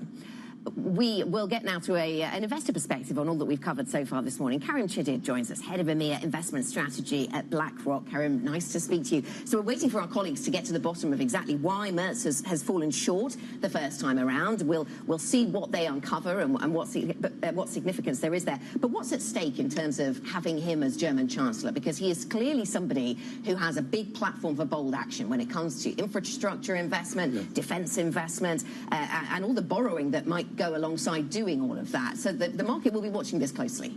Yeah, so of course, I mean, this has been a big theme for us the past quarter or so. We just launched our Spring Investment Directions report last week, where one of the themes that we talk about is this reallocation of capital into Europe, something that we have seen in ETF flows with a pickup in equity flows into European equities, mostly from domestic European investors, but also about a quarter year to date into the ETF flow data from U.S. investors. This has evolved throughout the year. Of course, there has been some drops in the earlier risk-off in early April. But as we look forward, you know, a couple of themes we're looking at is defense, as you said, you know, and infrastructure. So defense is a big focus at a sectoral level. This is very much in demand. We see from clients asking about ways to access the European defense sector. Yes, and tell me a little more about how much everyone is getting up to speed on. We're watching this politics story still developing over in Germany, and as we've said, infrastructure and defence spending is very much a part of that. Is the nature of defence investing, though, is it evolving? Because a lot of the suppliers to big governments around the world would previously have been large listed businesses. Now we're having more and more conversations with startups. Is that the area of focus for investors? Is that the type of thing that investors want to discuss? The conversation with investors we we talk to, clients across Europe, is mostly on the listed side. So, looking at broader exposures that really access the defense theme, both in terms of the whole spectrum of also the infra and the transport around defense, not just the very, very specific defense companies. Yeah. And also, zooming out a little bit, if we look at the European equities in the broader book, I would point to, as we launched that report that I mentioned, Investment Directions, last week, we polled on a webinar 500 portfolio builders across EMEA about their allocations. And more than a half said that they're in a wait-and-see mode in broad allocations. But from those who are adding to allocations, 52% said that they want to add to Europe. So, as you said, there is a lot at stake. There's moving parts, but that's the backdrop that we're looking at. Okay, so there's that positive outlook, that enthusiasm for Europe right now. What about for the United States, then, the investor base that you speak to? What are their sentiments there, then, Karim? We heard from Mark Rowan over at Apollo overnight, who was saying, that this is an economy that's going to still be exceptional. It's just going to go from sort of ridiculously exceptional to just exceptional. Is that the kind of context that the investors you speak to add here? So I would break it down into three components: the macro, the micro, and the positioning. On the macro front, we have to break it down into the soft and the hard data. At the hard data level, things have been holding up. In fact, we've had some upside surprises in US hard data, which many are analyzing as having to do with front-loading because of the trade and tariff uncertainty. On the soft data, things have dropped. But you have to remember, with sentiment-based indicators, they can drop, but they can pick back up if things improve. Then on the second is the micro. Earnings have remained exceptional. You only have to look at the numbers last week of some of the big tech firms and generally big mega cap firms to see that earnings remain quite strong. Again, some might say this is more on the backward-looking front, which brings me to the third point, positioning, which is really, really, really important in this environment where uncertainty is protracting. And here I'm not too concerned. We haven't seen capitulation inflows when we had risk-off across the broad and broad professional audience, but also on some of the faster-moving, systematic desks, we are seeing that positioning is light. There has been some deleveraging, and we haven't gone back to crowded positions, which gives some comfort. Okay, and let me ask you about another theme that we see creeping into our conversations, and that's around M&A. When we see volatility in markets, sometimes people stand back. Other times, this creates opportunity for companies to sort of pounce on each other. We've seen our reporting around Shell and BP. We've seen a flurry of smaller announcements around conversations, at least, or maybe even deals here in London. How do you evaluate that theme, Karim? Is that something that we need to watch for? Of course, and of course, as we see a bit more volatility in public markets, you can see that deals can get delayed, except for the sort of no-brainer deals that keep going, that go forward, but other deals get put on pause. As we look at what this means for portfolios, we've focused on a couple of themes in the listed equity side of things. The first is to focus on building defensive exposures like minimum volatility, like quality, exposures that help with managing risk drawdown. But then the second is looking at buying points, entry points for long-term conviction themes that now have more attractive valuations. And this is, for example, looking at themes like AI that are high conviction, but also links back to your M&A point around things might get delayed, but if they are at better valuations, they would still go ahead in better value. Okay, Karim, thank you very much. Thank you for your time. Karim Chedid, Head of EMEA Investment Strategy at BlackRock. We started the conversation there with Karim dealing with the latest headlines out of Germany. So let's just recap those. The incoming German Chancellor Friedrich Merz has suffered an embarrassing setback when he fell short of a majority in an initial vote in the lower house of Parliament, potentially delaying his swearing in as head of government, due to take place later today. The Conservative leader, who is set to take charge of a ruling coalition of his CDU-CSU bloc, along with the Social Democrats, he only secured 310 votes. That fell short of the required 316 out of 630 lawmakers in the Bundestag, even though the coalition partners have, in theory, 328 seats. So why did he not get those 328? Certainly there's some more detail to uncover here, and there'll be other rounds of voting, but this has not developed as was anticipated. Earlier, we spoke to the Continental boss about what he wants to see from a new German government. Shortly, we'll put German corporate expectations of government in focus once again. Coming up, an earnings beat for Fresenius Medical Care. We'll be speaking to the CEO, Helen Giza. That is next. This is Bloomberg.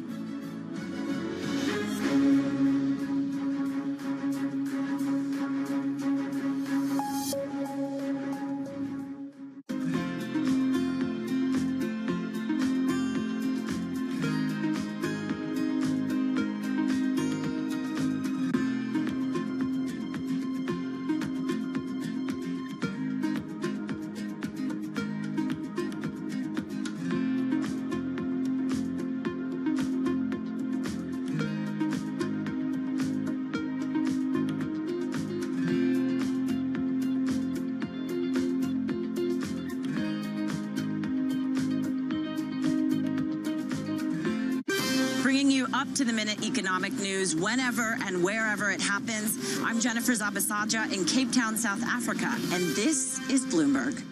It's the world's second largest economy with a growing influence in global affairs. Bloomberg The China Show brings you the unmatched expertise you need to keep track of breaking news, in-depth market analysis, and the most influential newsmakers in and around China. We need to do more to engage the market more. We're risk on. I think we caught a little sweet spot. Massive savings right now. It's already a different game. Bloomberg The China Show.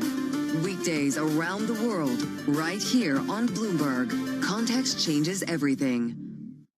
Africa, a region rife with potential for growth and opportunities, but not without its challenges.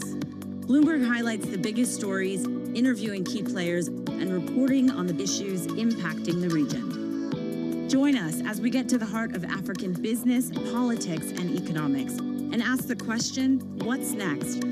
I'm Jennifer Zabasaja, and this is Next Africa. New episodes every month, only on Bloomberg.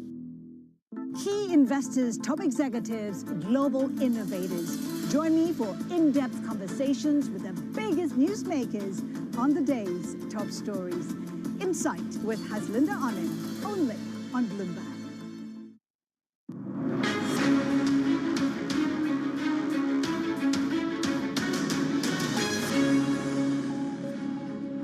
Welcome back. This is The Pulse. I'm Anna Edwards in for Francine Lacroix. A quick recap of what's going on in Germany. The incoming German Chancellor, Friedrich Merz, suffered an embarrassing setback when he fell short of a majority in an initial vote in the lower house of parliament, potentially delaying his swearing in as head of government, due to take place later today. The Conservative leader, who is set to take charge of a ruling coalition that includes both the CDU-CSU, which is what he leads, and also the Social Democrats, he only managed to secure 310 votes.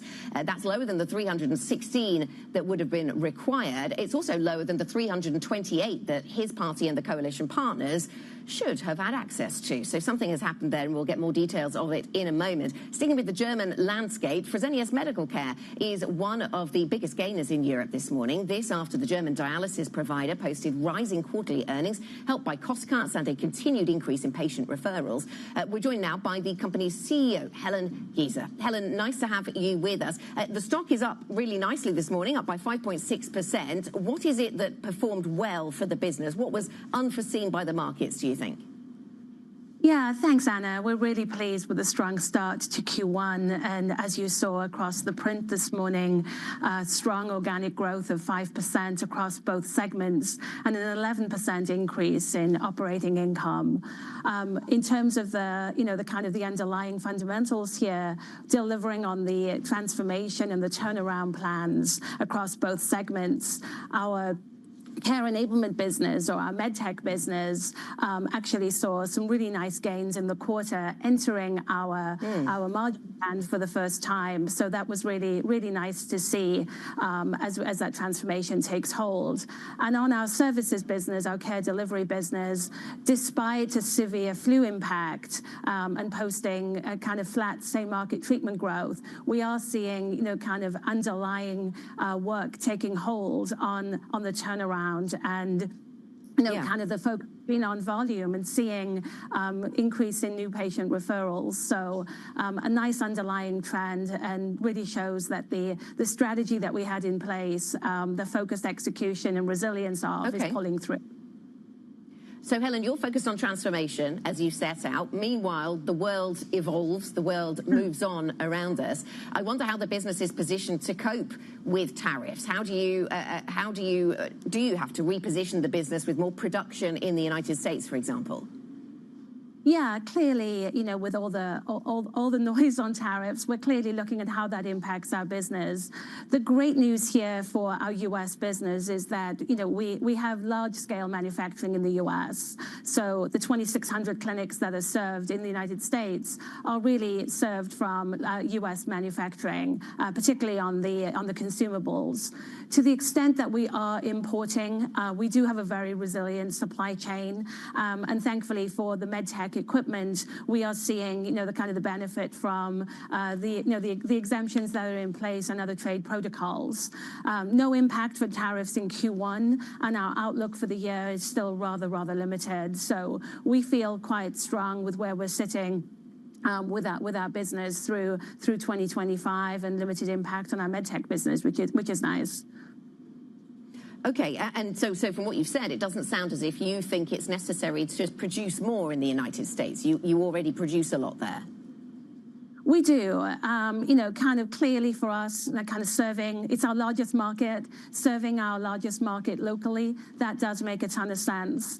We are importing machines from Germany into the US, and some imports in from Mexico, but with the USMCA and other protocols, again, the impact on tariffs is limited, and probably like every CEO in the world is doing, looking at the scenario planning of, what you need to be prepared for. But I feel really good. The transformation has really helped the resilience in the supply chain, and we feel we have our manufacturing in the right spots, and able to navigate these tariff waters. What do patient volumes look like in the United States, Helen? Such an important market for you. It really is, and obviously that patient volume was impacted quite significantly during COVID. In a post-COVID world, the return to patient volumes has been slower than I think anyone anticipated. But the trend is starting to break. We started to see positive volume trend at the end of last year, and our underlying in Q1 is positive. Obviously, in the United States, there was a very severe flu season, particularly in February and March. But we've posted flat same-market treatment growth for the quarter, despite that underlying flu treatment, so that the flu season, with missed treatments being about 40 basis points in the quarter. So we are still projecting to be above 0.5% volume growth for this year. Q1 is traditionally a lower quarter for us. So we expect that trajectory to continue through the course of the year, and feel confident in what we're seeing in the trends. Helen, I spoke to the CFO of Continental, another German business, earlier on today, and that conversation, I asked, what's at stake for German business when it comes to the politics. Important day for German politics right now.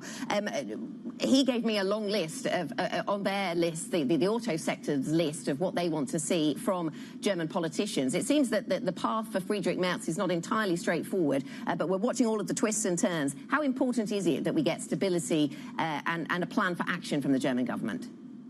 Yeah, watching the news break in real time on the vote, I think we were all expecting that to be, kind of go forward quite simply this morning. But look, at the end of the day, we're still confident in a swift formation of the coalition. And what I'm excited about for healthcare is this coalition of medtech and pharmaceutical. So I think having a clear path forward and supporting that for the German economy is great to see. So still, obviously, we'll watch the news closely, like everyone will this morning in Germany, but still hopeful for a positive outcome here, and a forward-looking coalition that will be good for healthcare.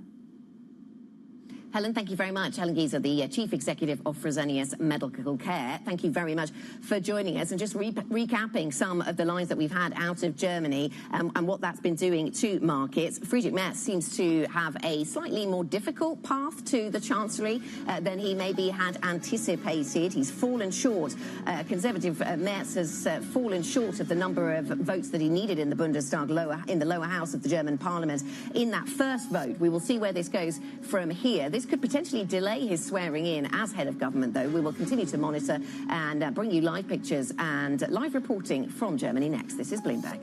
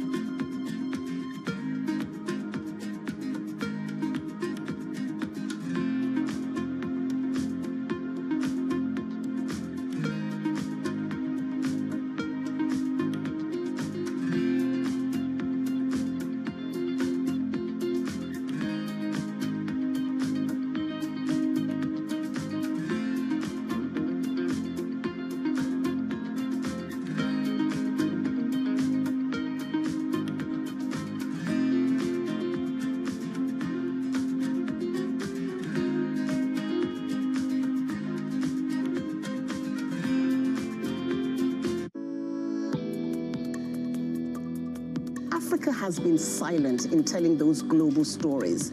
And that's where we have a mind full of stories that we can mine and mine and mine for years to come. And I think investors realize that, and they understand that there's real potential. And as I said earlier, independent films are making a huge comeback. So you're looking at your $5 million movies, your $6 million movies, and this film fund that we're setting up is looking at films, we're looking at financing films between a budget of $2 million to $8 million. So we truly believe that we will get a return on investment, and it's about managing expectations. We're not saying to investors we're going to go out there and we're going to sort of start making films that are going to bring you $1 billion return on investment. That's not to say there can't be outliers. The world has seen this happen time and time again.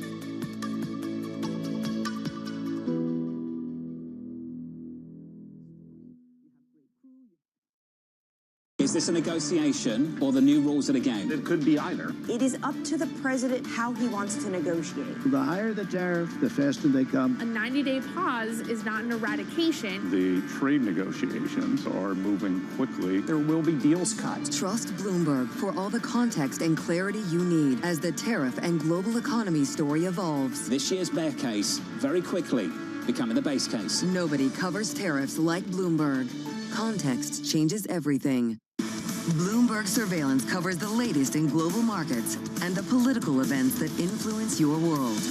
Join Jonathan Farrell, Lisa Abramowitz, and Anne-Marie Hordern. Only on Bloomberg. Context changes everything. Get your fixed income fix. Watch Bloomberg Real Yield around the world right here on Bloomberg. Context changes everything.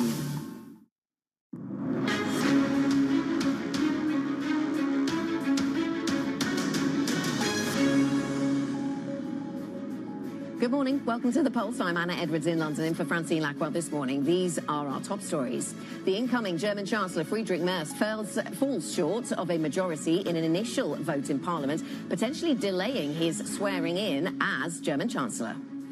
The dollar rebounds after a two-day slide boosted by strong services data. The Treasury Secretary Scott Bessent insists the US is the premier destination for global capital. Plus, OpenAI backtracks on plans to become a for-profit business after intense criticism, including a legal challenge by co-founder Elon Musk. Welcome back to the programme. Now, incoming German Chancellor Friedrich Merz has suffered an embarrassing setback, falling short of a majority in an initial vote in the lower house of Parliament. This potentially delays his swearing in as the German Chancellor. Bloomberg's Oliver Crook is at the Bundestag in Berlin and can bring us up to date with what happens from here. So, Ollie, this was totally unexpected. Do we have any idea why the, 328 votes that they had access to didn't materialise? Yeah, listen, Anna, this is the big question. This has absolutely sent shockwaves through in the Bundestag. You saw Olaf Scholz's mouth drop when the vote came out, when Friedrich Merz fell short of those votes. He was supposed to get 316 over that in order to have a majority. They got 310. That means that they didn't even get everybody within their coalition, and that is going to be the big process right now, is to figure out where these votes went. This was supposed to be a rubber stamp event. This was supposed to be the first step in basically a set of sequences that would end the day with Friedrich Merz as Chancellor of Germany. That is not clear if that is going to happen today. We do not know if Friedrich Merz will necessarily become the Chancellor of Germany today. This throws a sort of wrench into what was supposed to be a very sort of calm, after sort of months and months of sort of turmoil within German politics. This was supposed to be the reset where we basically get more continuity within Germany, and that has basically fallen short at the very first place where it could. We do not know if there's going to be another vote today. It could still happen. It may be delayed another day or a few more days throughout the week, but we also had, at the moment of the outcome of this vote, visible celebration from the AfD chair, the one who leads the party, Alice Weidel, who was laughing out loud after she saw the outcome of this vote. And really, this speaks to some of the messaging that we've got from the AfD that has been saying for a very long time that basically the mainstream political system within Germany is broken. It does not function and operate properly. They can't get anything done. And if anything, if today is anything to go by, there is certainly more evidence of that. And this is certainly going to play in the hands of the far right within Germany, the AfD, which has in recent weeks overtaken in some polls the CDU in terms of popularity. Okay, it sounds, Ollie, as if things are a little opaque then in terms of the process from here. In the meantime, some assets treading water, others moving a little. We do see underperformance by the German DAX, the stock market in Germany, down by 1.2%. That is a worse performance than over in Paris, for example, and other markets in Europe. The euro, though, seems to be pretty unmoved by this. The euro's pretty flat. Everybody waiting, I guess, to find out what's the next step.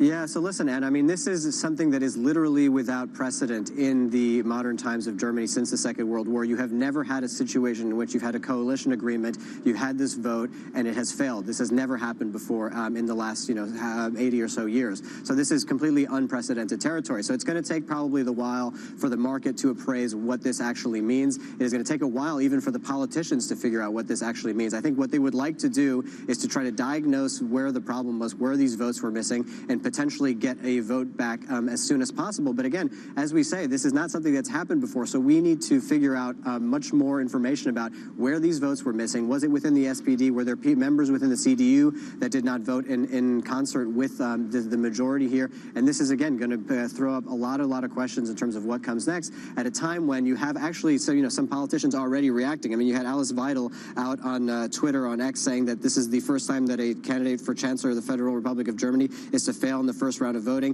This shows how weak the foundation is on which the small coalition between the Union and the SPD has been built. We also heard from a left, the Die Linke, the left party, saying that basically if Merz cannot get his sort of parties and his coalition in Berlin together, how on earth is he going to unite the country? These are the questions that are going to be posed right now, and a day that was supposed to basically have a peaceful and swift transfer of power from Olaf Scholz from the SPD to the CDU absolutely blowing up in their faces. Yeah, well, we'll wait and see. Could it still happen smoothly and peacefully, as you suggest, Oliver? And we'll look for the detail on who it was that was unconvinced first time around, at least. Was it members of that CDU-CSU bloc? Or was it members of the SPD with whom they have this coalition agreement? Oliver Crook in Berlin for us. Thank you very much. Let's move on to matters technology. OpenAI is said to be backtracking on plans to become a more conventional for-profit company. That's after facing pressure from former employees, academics, and rivals, including Elon Musk. For more, let's bring in Bloomberg Daybreak anchor Tom McKenzie, who covers the tech beat for us, of course. So, Tom, this story is quite confusing. So why is OpenAI, why is it walking back its for-profit plan? Yeah, so I think I'll take you back 10 years, if you'll allow me, to when they started as a not-for-profit to benefit, and specifically to benefit humanity by development of AI. So to develop AI that will benefit humanity. And of course, one of the key backers at the time, 10 years ago, was Elon Musk. And he put money into the company, or into the entity at that point, as it was. Since then, of course, about 4 years after the founding, they realized that actually to develop AI, you need to spend a lot of money on things like chips. So they set up a for-profit unit underneath the not-for-profit structure. That was to raise capital to fund the development of AI. They have since wanted then, for a long time, to restructure the business, to have that emphasis on for-profit, to make the for-profit the key driver, so that they can raise capital very easily and have returns to shareholders. But that has collided with tensions from former employees, with Elon Musk, with attorney generals, and with some of their competitors as well. So they've been consulting, to be fair, to OpenAI, and now they've adjusted on the back of this. So what they've decided to do is change the for-profit unit to a public benefit corporation. So that's the change there. But the not-for-profit will still ultimately oversee the business and will be the key lead in this. So question marks about what that means for their investment plans then. They've had this pledge of about $40 billion US dollars, led by SoftBank and others. SoftBank will be putting in $30 billion of that $40 billion.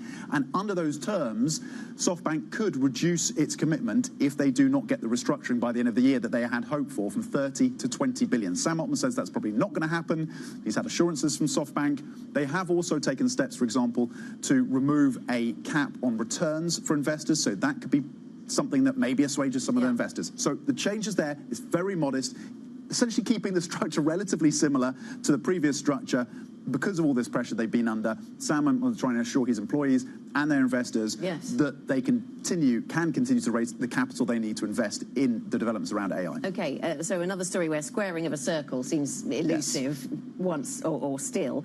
What about the role of Elon Musk? You referenced him in his role early on in this business. So what's the role there now? So Elon Musk's contention has been that they have completely walked away, OpenAI, from their founding principles, and the reason that he funded this entity in the first place was to develop AI for public good, not for profit. And that has led to a very public spat and fallout between these two leaders, both within AI now, because Elon Musk has his own XAI project. His lawyers have said this changes nothing.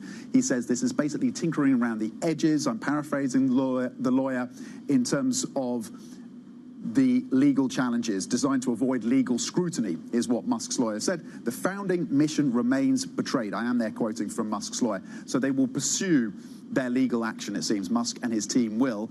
Part of that legal action, they had tried to stop OpenAI from turning into a not-for-profit or into a for-profit entity. The judges threw out that legal push, but they have allowed other parts of this legal case to continue. So it seems that Musk and his team will continue to pursue that legal pressure on OpenAI that Sam Altman has said is all about trying to slow them down. Okay, not the end of that story then. Bloomberg's Son McKenzie, thank you very much for that. Staying with technology, Palantir's first quarter results failed to live up to the highest of expectations, despite it reporting a 39% jump in revenue. The pre-market trading in Palantir suggesting that the stock will be down some 8% in today's session. The company also raised its revenue forecast for the year, describing demand for AI software as a, quote, ravenous whirlwind. But lackluster demand from outside the US concerned some analysts. Sticking with earnings news, and Philips is cutting its profitability outlook for the year. Despite first quarter earnings beating estimates, its new forecast includes an estimate that the net impact of tariffs will be as much as 300 million euros. The chief executive, Roy Jacobs, told us here on Bloomberg TV that Philips is still trying to localize its supply chain in the US. We don't assume this will be the fixed realities. We'll have to see how it unfolds. But we thought it was also prudent to take the current realities into account, so that actually we keep tracking and also taking the mitigating actions in line with that. The Philips CEO there. Moving on to Continental, where earnings have hit a 4-year high after cutting costs at its car parts unit. Let's get more on that story and other earnings stories. Bloomberg's Charlie Wells joins us now. Charlie, you have been casting your eye over the car sector. Anna, yes, we're getting a lot of auto earnings coming through this morning, and we're getting a lot of reads. And the theme here, of course, is the strain that they are facing in the midst of this trade war, but also change. And I want to talk about that theme of change with Continental. We are seeing them get a bounce on the blowout earnings report that they reported. And what this firm has been doing is undergoing significant change. They're leaning away from a lot of those auto parts, from a lot of that industrial manufacturing, and towards that more profitable tire unit. So that seems to be giving them something of a bounce on the continental front in the midst of all of this uncertainty that we are seeing in the auto sector. Now, in the midst of this uncertainty, of course, Ford reported as well, and we have seen them struggle. We have seen them struggle a little bit pre-market this morning. They were struggling in late trading last night as well, and this is on the back of an earnings report where they indicated a $1.5 billion hit in 2025. That could come from all of these trade tensions. They pulled forward guidance as well, so struggling in the market, pre-market this morning. Now, who do you want to be in the midst of a trade war? Who do you want to be? You want to be Ferrari. They are going to be reporting earnings shortly this morning, and we know that they have been out-competing a number of their peers here in Europe, able to out-compete that index of peers.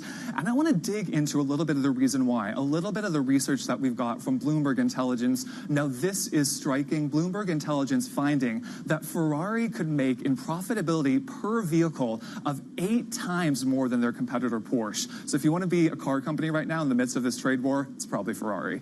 Charlie, thank you very much. Bloomberg's Charlie Wells with a review of all the news coming out of the autos sector. Sticking with corporate news, we've had plenty of M&A to talk about as well. Deliveroo shares are higher following news that DoorDash has agreed to buy it in a deal worth £2.9 billion. The deal is a 29% premium on Deliveroo's share price when the offer was announced last month. DoorDash already controls 2/3 of the restaurant delivery market in the United States and says the acquisition will expand its reach to more than 40 countries. Associated British Foods has confirmed that it's in talks with Endless on a deal that could merge 2 of the UK's best-known bread producers, that's Kingsmill and Hovis. ABF says it's evaluating strategic options for Kingsmill's immediate parent, Allied Bakeries, describing it as a very challenging market. Coming up on the programme, a new study warns the UK's plan to take more tax from the rich could cost more than it raises. We'll get the details next. This is Bloomberg.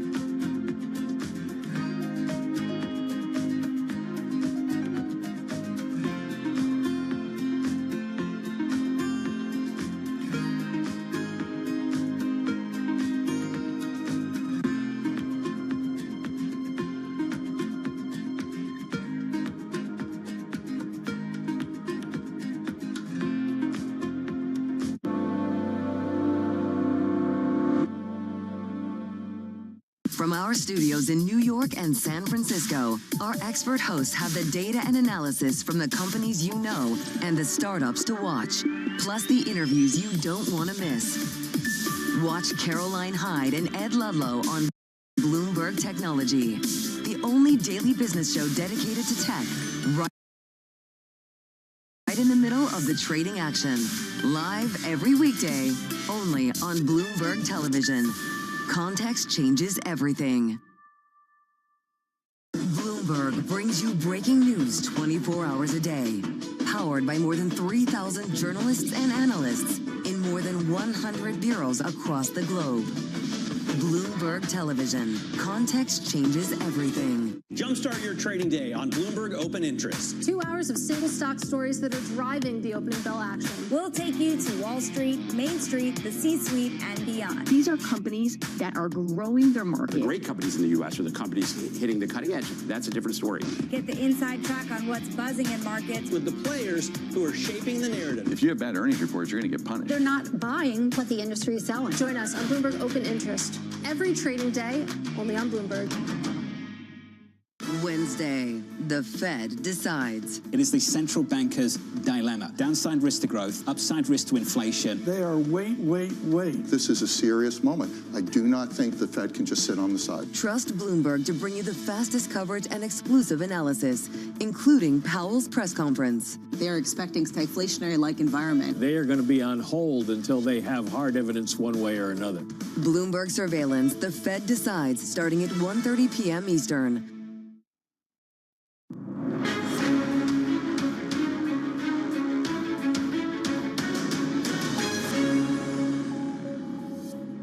Good morning, everybody. This is The Pulse. I'm Anna Edwards in for Francine this morning. Let's talk about the Fed. The FOMC makes its May decision tomorrow, and despite President Trump's insistence that the U.S. central bank should cut rates, it's expected the Fed will refrain from making any changes as it waits for more certainty. Joining us now to discuss the latest is Abigail Watt, U.S. economist over at UBS. Abigail, really nice to have some time with you this morning to talk about what we expect here. So we're not going to get a huge amount of new information, I suppose, from the Fed this time around. If we get no change in policy and we don't get a new summary of economic projections, a new dot plot, there might be a sort of lack of incoming. What are you watching for? Yeah, I think that's exactly the right way to frame it, is that we're not going to get an update to summary of economic projections. Our expectations are that we don't see any change in the stance of policy from the Fed, and I just think that means that the communications are going to be key. I do think there is an important distinction between kind of the last meeting and this meeting, and that is that we do have the tariff policies in place. So I think it's a little bit harder for the FOMC to kind of toe this line of, well, we need to see the policies before we can see the kind of impact on the economy. And I expect that, Chair Powell will sound relatively similar to his recent remarks in April, where he did acknowledge that the tariff policies that have been put in place were significantly higher than he had anticipated. And he also acknowledged that that likely means that the impact on both growth and inflation would be higher and stronger than they had anticipated. Right. And when do we start to see some clear indications in the hard data of what we're already seeing in the soft data? It seems that the hard data in the short term has been flattered by all kinds of efforts to get ahead of tariffs, and so we don't see the full impact of tariffs coming through there.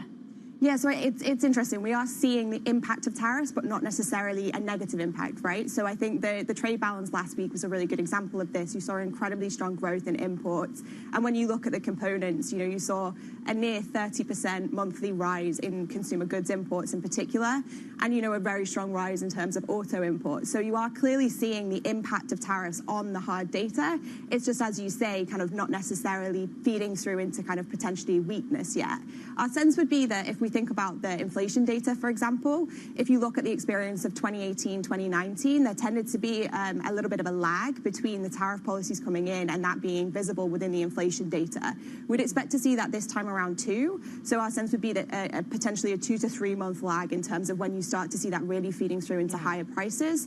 And then in terms of the labor market data, when we might start to see it in some of the harder kind of activity data in the US, again, we would expect that lag effect could be in place. So our sense would be that, we saw a really relatively robust employment report on Friday. We think that May's employment report will also be relatively robust too. But by the summer, we think that's where you could start to see kind of more weakness creeping into the labor market data. Okay, so that's the labor market. Look for weakness coming by the summer. What about when this gets real for the US consumer? Do we have a sense of that, Abigail? Because we were talking to our autos team earlier on and asking, what's the experience for people buying cars right now? And he was saying, actually, it's still very, very normal. You're still dealing with dealerships that have all the stock they used to have. It's just it won't last for very long. So when does it get real for consumers? So I think that's actually a really good sector to look at for the consumer. And obviously, the tariffs on autos came a little bit ahead of the April tariffs and potentially a little bit sooner than people were expecting. And so in terms of the pull forward in demand, we saw relatively strong lightweight vehicle sales in March.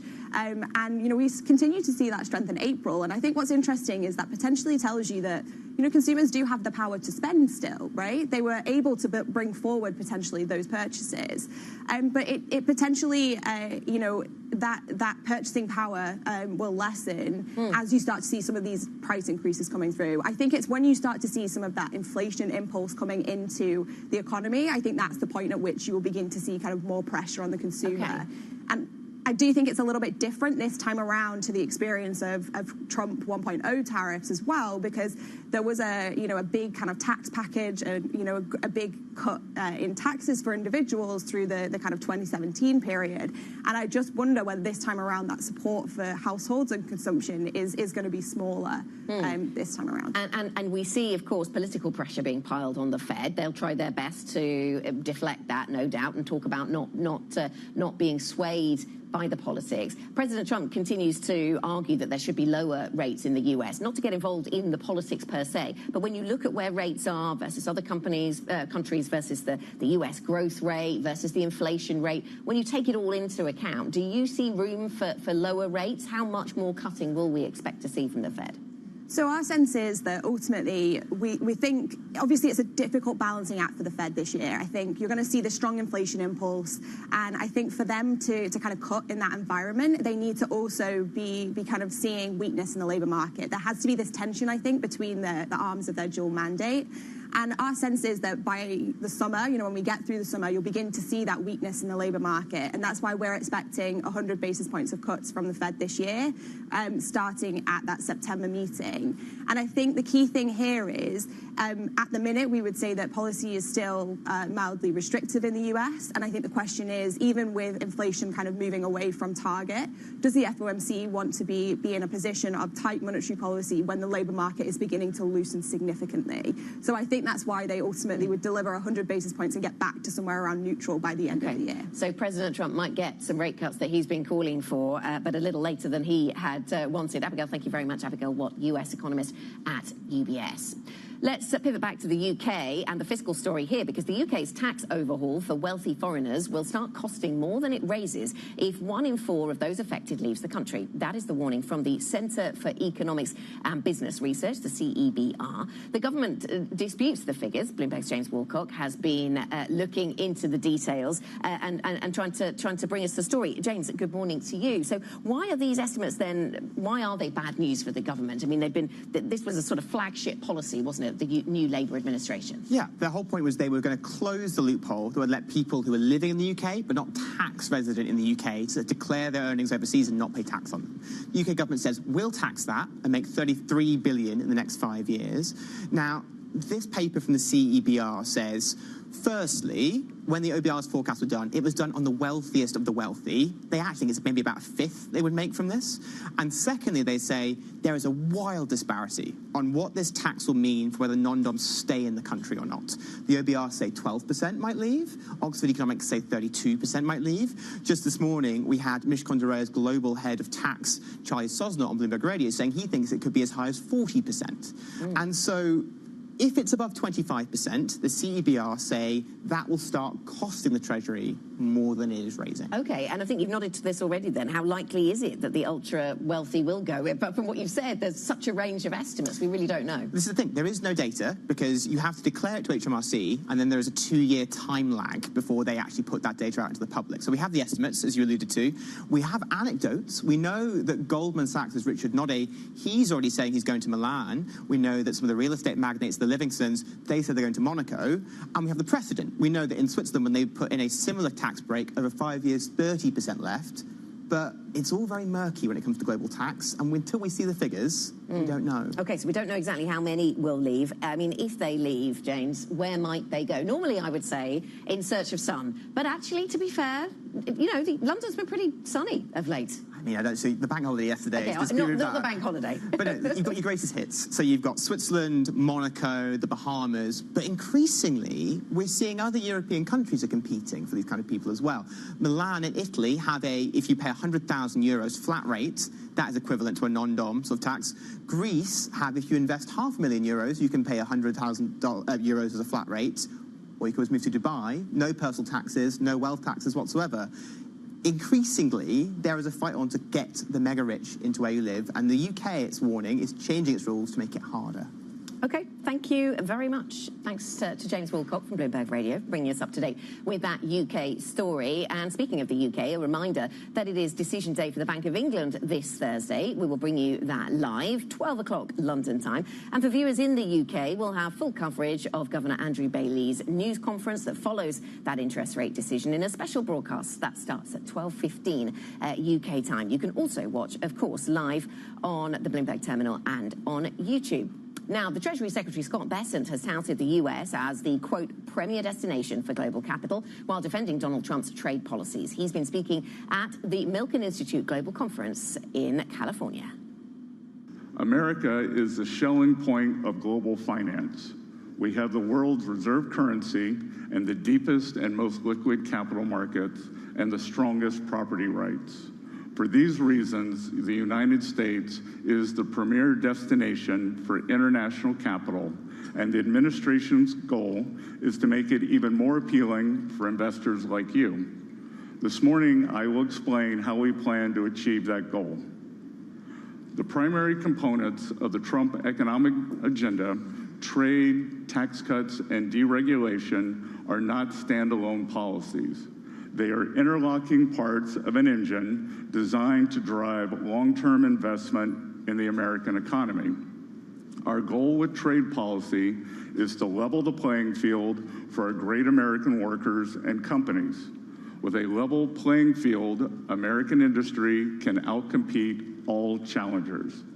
Tariffs are engineered to encourage companies like yours to invest directly in the United States. Hire your workers here. Build your factories here. Make your products here. You'll be glad you did, not only because we have the most productive workforce in the world, but because we will soon have the most favorable tax and regulatory environment as well. This is where tax incentives and deregulation come into play. U.S. Treasury Secretary Scott Bessent making his pitch to investors at the Milken Institute Global Conference. We should say alongside that, we heard some slightly less enthusiastic conversations with business leaders, Wall Street leaders, acknowledging that tariffs are here or coming, but suggesting we needed a little bit more certainty. Well, certainty is not something we have in German politics right now. Friedrich Merz has suffered a shock setback when he fell short of the majority in an initial vote in the lower house of parliament to confirm him as Germany's chancellor. The path forward from here looks unclear. Markets, though, pretty stable. This is Bloomberg. What is going to be the consequence for U.S. markets? We are basically deep in the European earnings season. Take a look at how we're faring when it comes to Asian markets.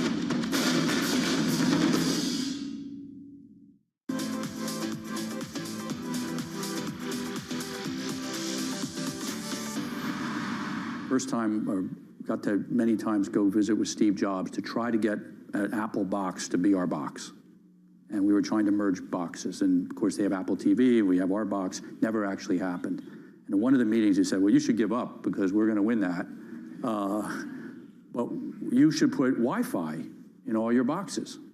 And that's how you'll win. And you should be the best pipe. And he said the best dumb pipe. So I went home, went to our chief technology officer and said, what's Wi-Fi? And today we have the nation's biggest Wi-Fi network. And we have more customers. And 90% of your cell phone usage, 90% is Wi-Fi. Right. And that's because 70% of all the bits going over the internet right now are streaming. And streaming wasn't here 10 years ago. So I sit here and say the most exciting thing about our company is what's coming in the next 10 years that happens in innovation around the world, hopefully here in America, hopefully Silicon Valley and LA and everywhere else, Philadelphia, and that we're going to continue to have bits per home go up.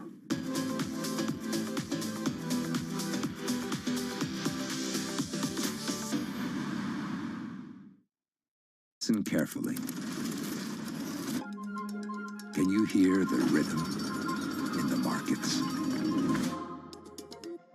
Not just in the syncopations triggered by inflation, but in the preludes leading to global elections, in the dissonance that moves the Nikkei, and the rising course conducted by AI. There's music in the markets, and if you want to learn to listen for it, we'll show you how. Good morning. This is Bloomberg Surveillance. Welcome back to the opening trade.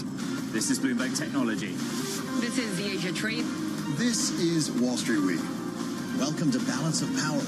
This is Bloomberg Television.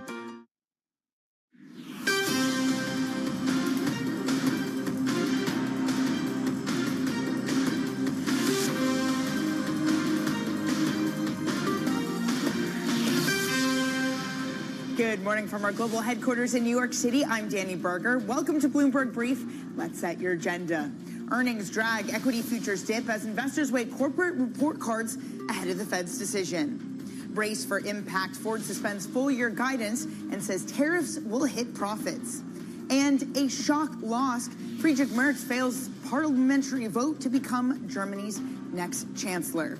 So we snapped 9 straight days of gains, over which we gained about 10%. We look to fall for a second consecutive day. S&P 500 futures down about 0.6%, nearly 1% for NASDAQ 100 futures. JP Morgan out with a note overnight saying the U.S. is no longer a safe place to hide. When it comes to this bond market, continuing to see yields starting to price out some of the cuts. We had strong ISM figures coming out yesterday. There was some concern underneath the surface. Prices paid, for example, got a little bit higher, employment a little bit weaker. Is it stagflation? Either way, we're looking at another gain in 10-year yields this morning, up nearly 2 basis points, trading at 436. That's your overall markets. Now let's get a look at some stocks to watch this morning. With that is Bloomberg's Joe Easton. Hey, Joe, great to have you back. Hey, Danny. So Ford looking a little bit weaker in the pre-market today, but down around 2.7%. The company pulling its guidance last night after the close. A lot of that due to the tariffs, and it does expect a $1.5 billion hit to earnings this year following the tariff impact. And another stock sliding was Palantir.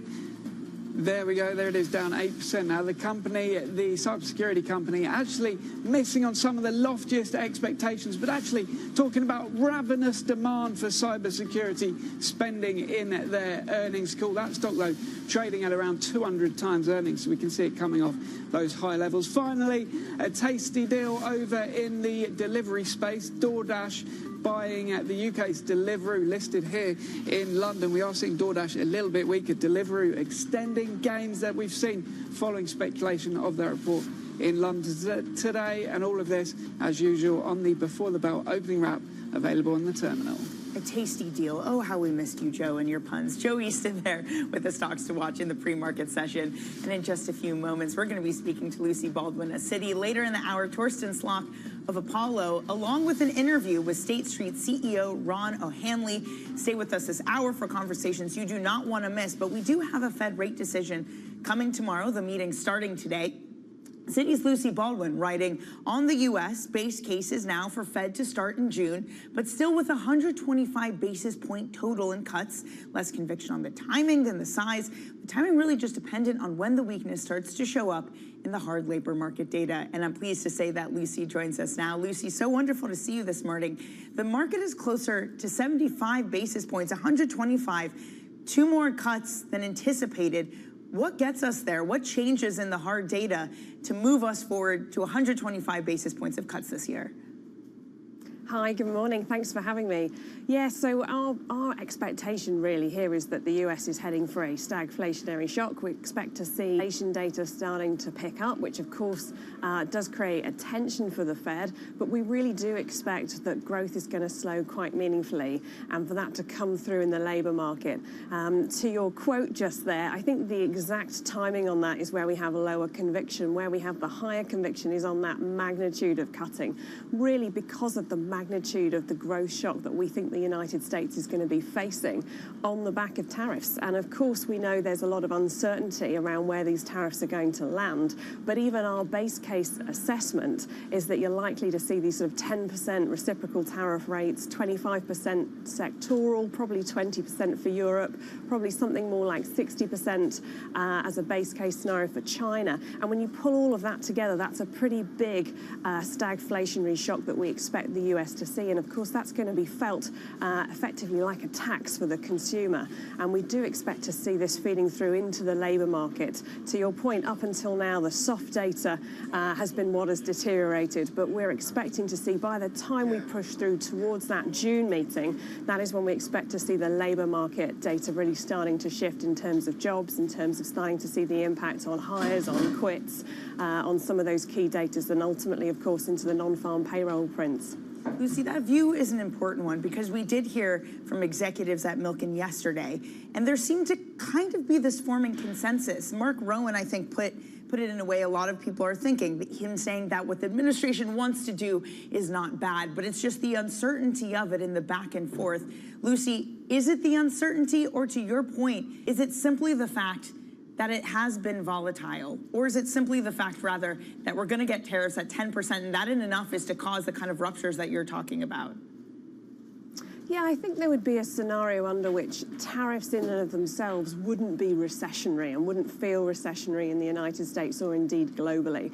But I think this magnitude of uncertainty that is overhanging us is really going to start to be weighing on corporate expectations already. I mean, we've obviously already seen that in terms of the import data in that Q1 GDP print.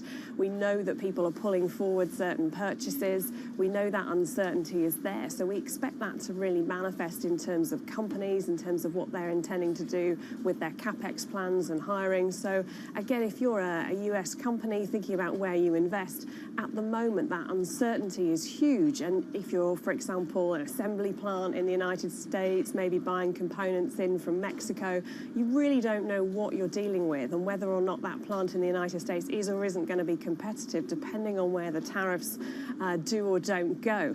And so I think that uncertainty in and of itself is a huge thing. But I think even that said, even if we then got a greater degree of certainty coming through, there's going to be an element of damage that has already been done in terms of trust here, both in terms of the consumers and in terms of companies in the United States and, of course, around the world. And I think that's going to have knock-on implications in terms of growth and in terms of ultimately how people think about asset allocation and how much dollar exposure they're going to want to see and want to have in portfolios.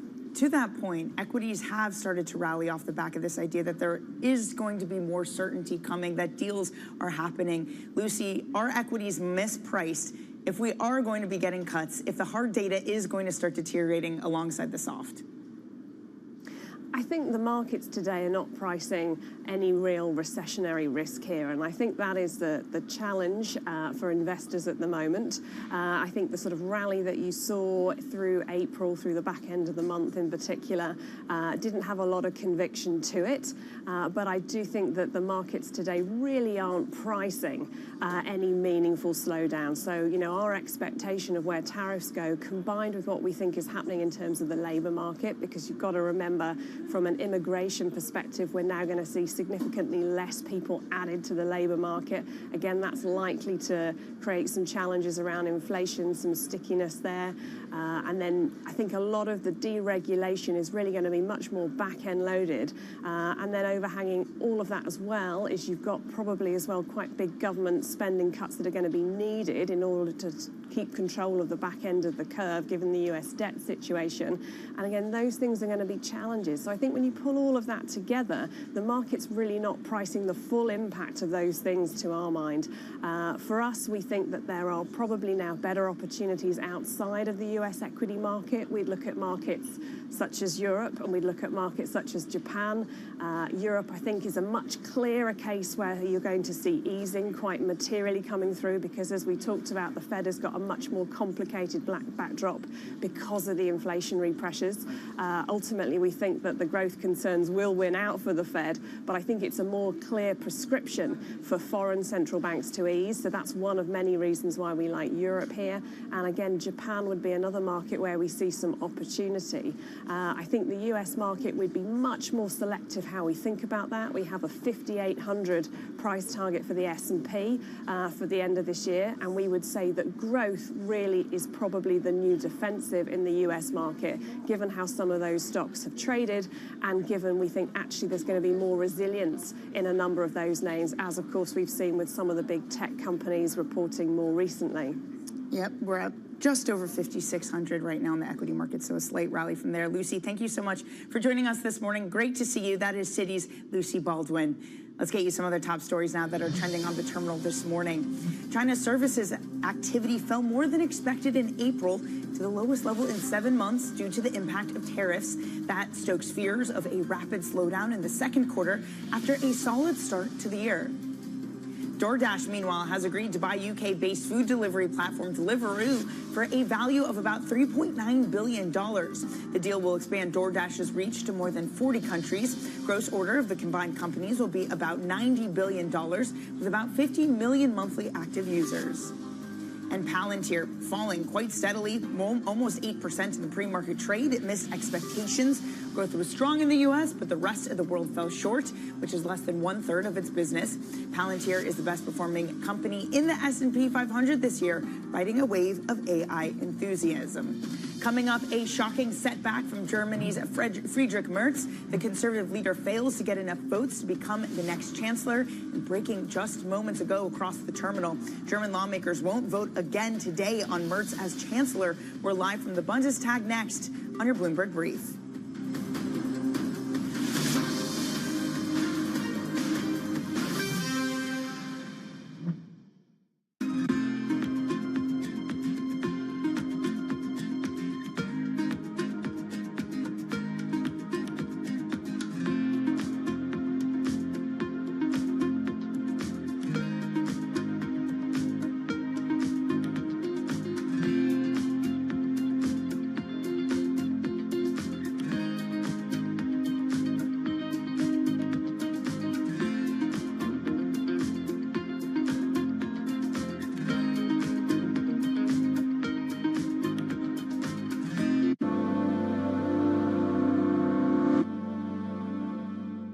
Is this a negotiation or the new rules of the game? It could be either. It is up to the president how he wants to negotiate. The higher the tariff, the faster they come. A 90-day pause is not an eradication. The trade negotiations are moving quickly. There will be deals cut. Trust Bloomberg for all the context and clarity you need as the tariff and global economy story evolves. This year's bear case, very quickly, becoming the base case. Nobody covers tariffs like Bloomberg.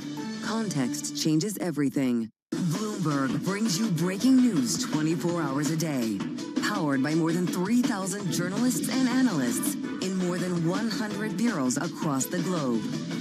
Bloomberg Television. Context changes everything. Bloomberg loves earnings. I know it's like your Super Bowl, right? I can't wait. It's like opening presents in the morning. All right, it will be exciting. Nobody covers earnings like Bloomberg. It's the world's second largest economy with a growing influence in global affairs. Bloomberg The China Show brings you the unmatched expertise you need to keep track of breaking news, in-depth market analysis, and the most influential newsmakers in and around China. We need to do more to engage the market more. We're risk on. I think we caught a little sweet spot. Massive savings right now. It's already a different game. Bloomberg The China Show. Weekdays around the world, right here on Bloomberg. Context changes everything.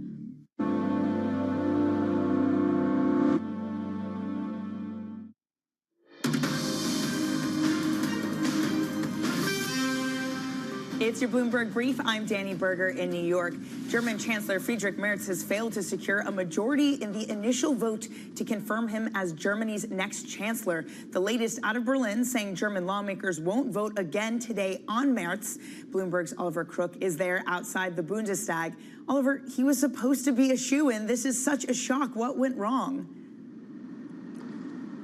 I mean, Danny, this is the sort of day that was supposed to be a rubber stamp event to basically bring in the new chancellor of Germany, you know, Europe's biggest economy. You're going to have a handoff of power from the SPD, from Olaf Scholz to the CDU, Friedrich Merz, by 3 p.m. today. You had the early vote in Parliament where all the lawmakers assembled to get that 316 votes over the majority in order to basically continue with the procedural steps that would end with a new chancellor of Germany. That is not what happened. There was a complete explosion of basically all expectations here. It fell short of the votes, 310 votes. It shocked everybody in the room. You saw the Chancellor, Olaf Scholz, his jaw dropped, shaking his head when he went to go consult with the other leaders of the different coalition and caucuses within the parliament. There was one person who was laughing audibly, very loudly within the auditorium, and that was the leader of the far-right AfD, Alice Weidel, who found it obviously hilarious and basically has been campaigning throughout this entire time on a platform that basically the German political establishment, mainstream parties, are broken and are not effective. The question is, what happens next, Danny? In order to answer that question, we all had to break out our German constitutions to figure out procedurally what happened, because this has literally never happened in modern German history. And what we understand from Article 63 of this constitution is that if that first vote fails, they will hold another set of votes. They can hold a number of different ones over the 14-day period of time.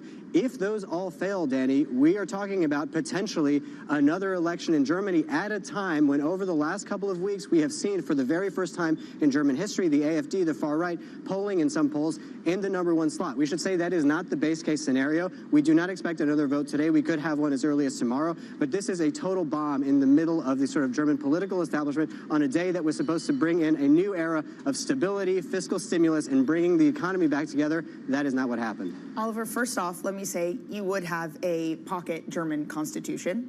Nothing about that surprises me. But second of all, what does this mean for the mandate that Merz was supposed to have, even if he is eventually sworn in as chancellor? The big projects that Germany was supposed to be undergoing, the spending on infrastructure, on military, do we need to question all of that now?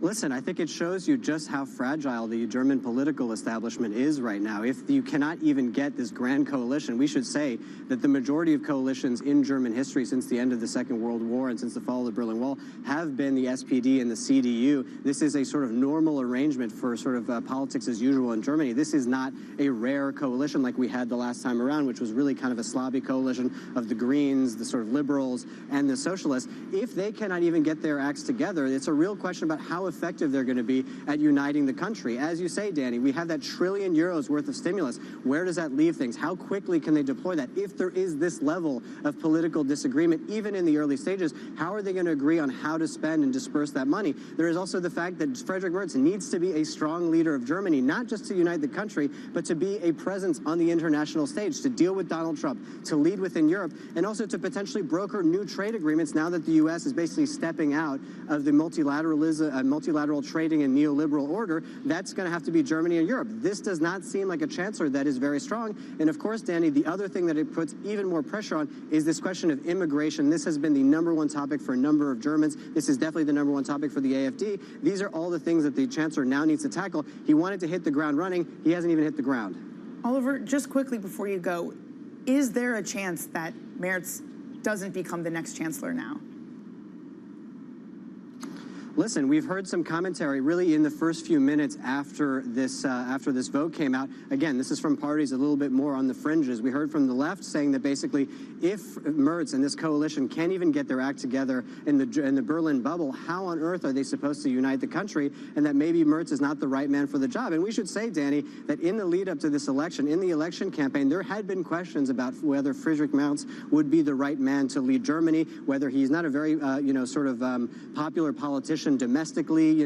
This is not someone that has a huge amount of charisma and is able to rally a lot of people behind him. I think right now the base case is that will not happen. But again, Danny, we are operating in a world politically, not just in Germany, but globally, in non-zero chances of what happens in politics. So listen, we're going to have to watch it very closely. We'll have to keep you updated as this sort of unfurls and also see how the market takes it.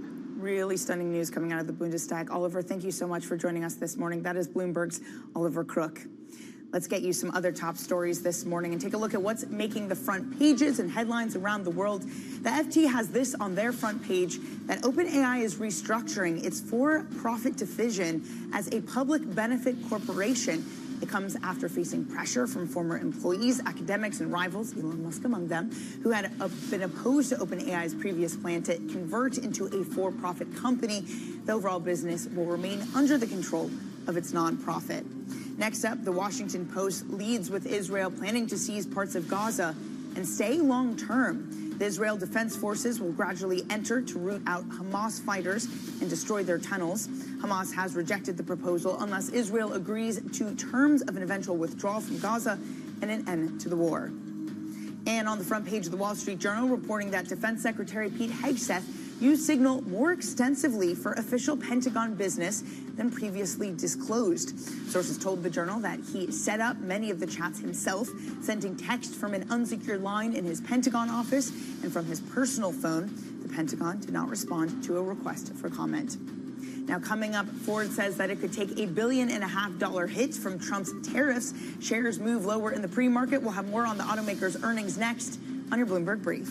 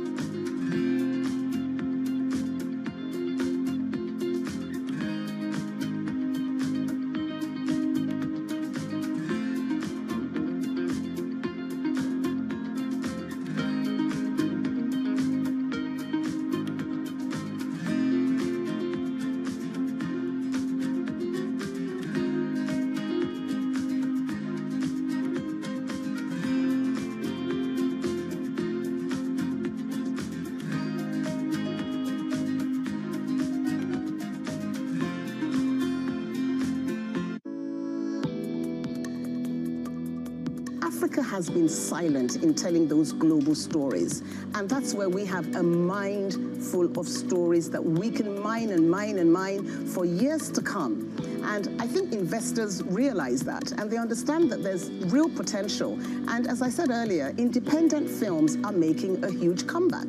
So you're looking at your $5 million movies, your $6 million movies, and this film fund that we're setting up is looking at films, we're looking at financing films between a budget of $2 million to $8 million. So we truly believe that we will get a return on investment. And it's about managing expectations. We're not saying to investors we're going to go out there and we're going to sort of start making films that are going to bring you $1 billion return on investment. That's not to say there can't be outliers. The world has seen this happen time and time again.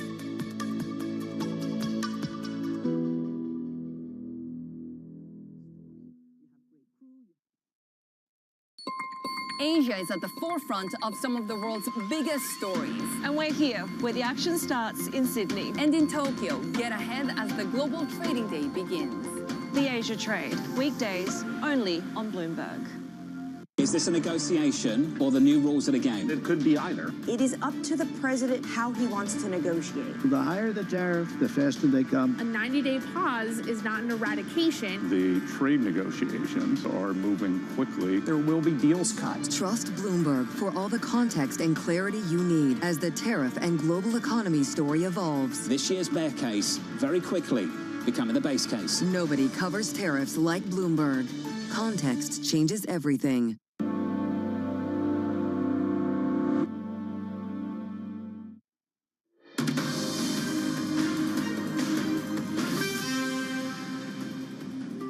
Based on what we know now, our expectations of how certain details will resolve around tariffs, we've estimated the gross impact of tariffs for full-year total company EBIT of $2.5 billion and a net impact of $1.5 billion. Ford CEO Jim Farley speaking in yesterday's earnings call.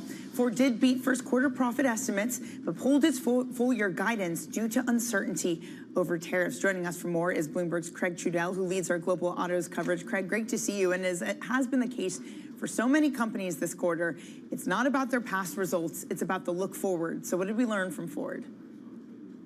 Yeah, there was a lot of concern about, coming into this report. GM had just warned of as much of a $5 billion impact.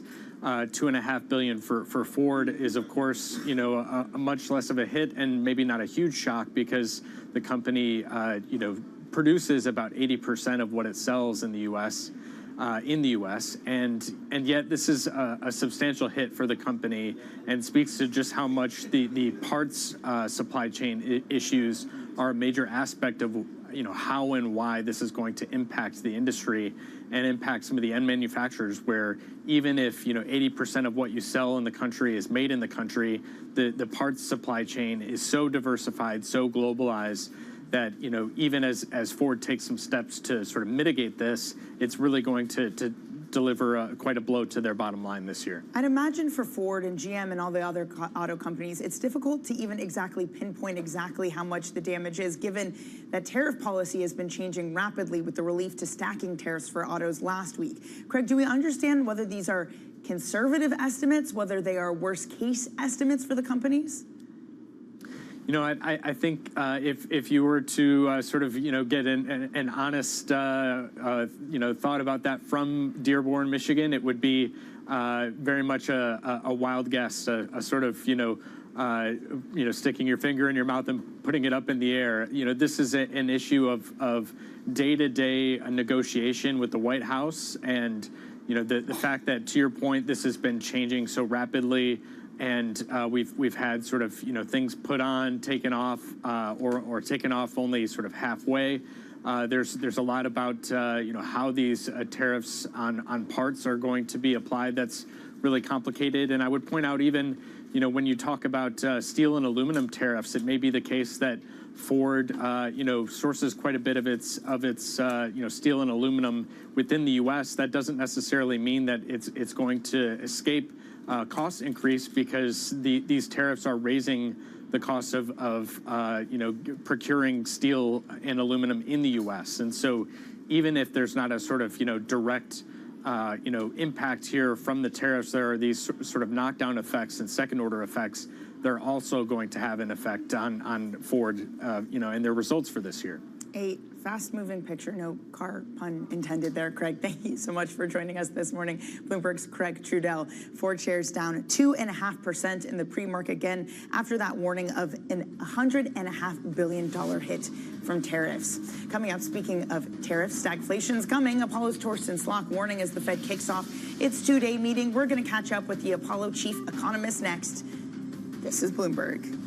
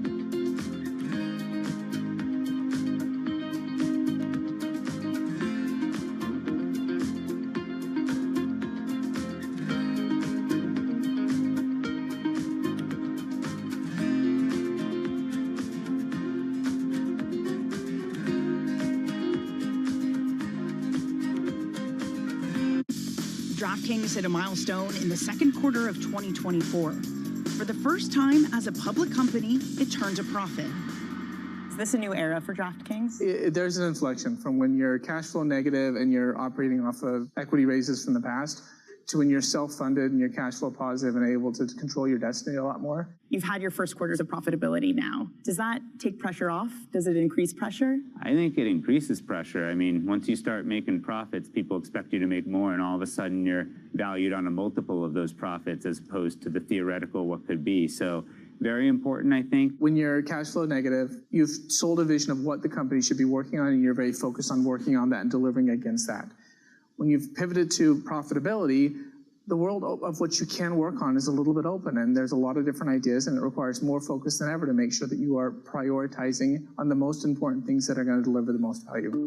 DraftKings' solid standing in a booming sector gives them the luxury to play the long game.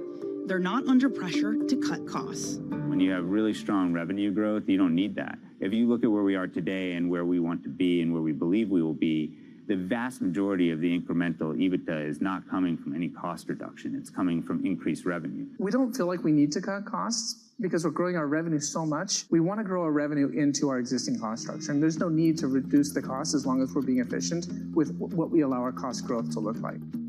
Middle East and Africa, vibrant resources and high-yield investment opportunities abound. Join me on Horizons Middle East and Africa for the stories, newsmakers, and insight from this exciting region. Now weekdays, only on Bloomberg. It's a multi-trillion-dollar industry. We'll show you what's happening in ETFs like no one else. ETF IQ, only on Bloomberg.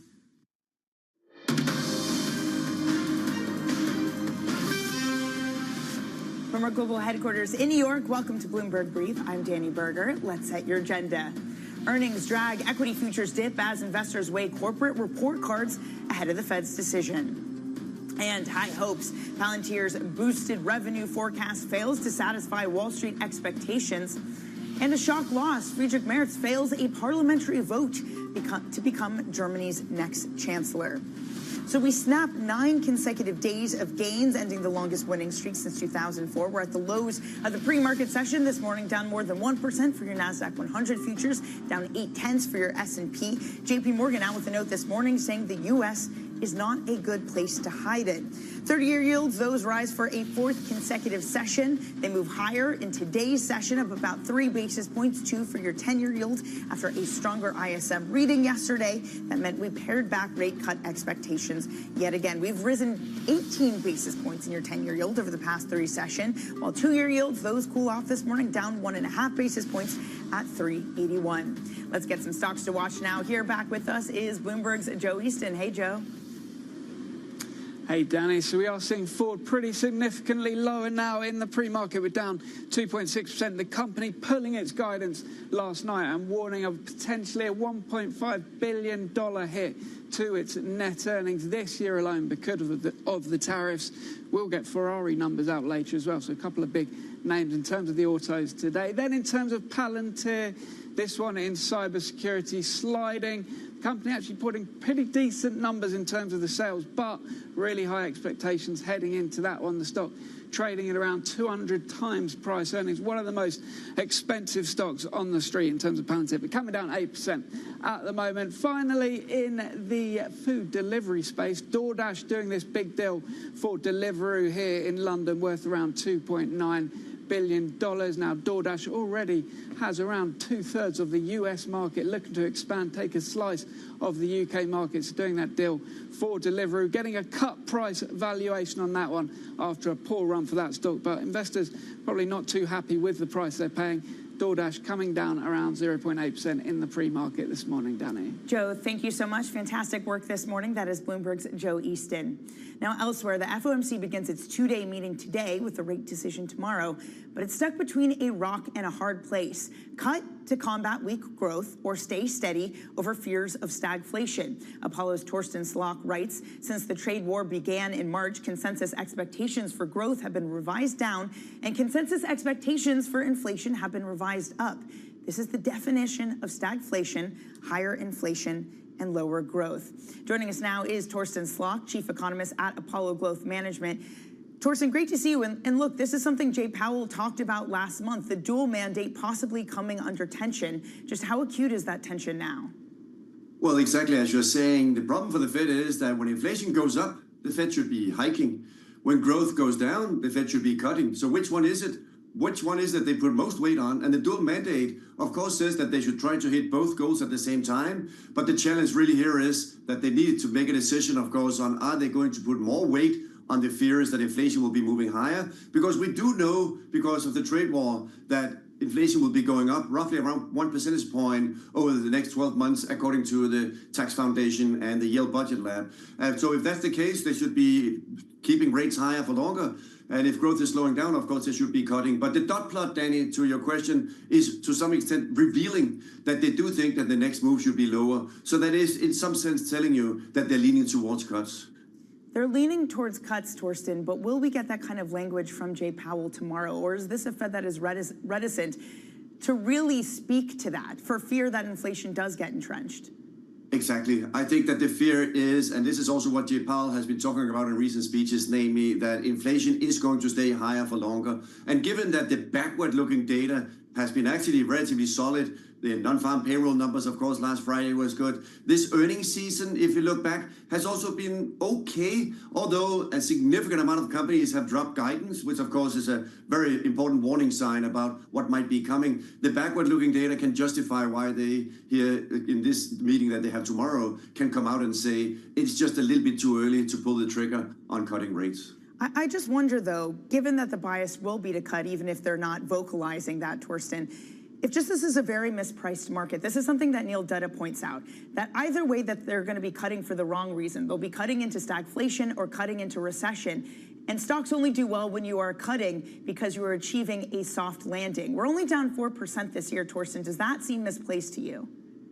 Well, I do think that, generally speaking, the equity market has been backward-looking because the equity market looks at the last earnings season and says, well, it was not that bad. And we don't know what's coming. And it is true, we don't really know exactly at the individual company level what the impact will be. So it's hard to put the trade war into a model as an equity analyst when you think about individual companies. But at the macro level, we know very well what's coming, namely a slowdown as a result, of course, of tariffs being implemented in a way where it's going to slow down, especially small businesses. We're already beginning to see in the weekly data a slowdown when it comes to consumer spending, especially high-end consumer. We've seen a slowdown in bookings when it comes to air travel. We're also seeing motor vehicles. We're also seeing recreational travel more broadly, including lodging. So it is in the pipeline that when we get into the next several weeks, and maybe even if going into June, it will become much clearer to the Fed that the economy is slowing down more meaningfully.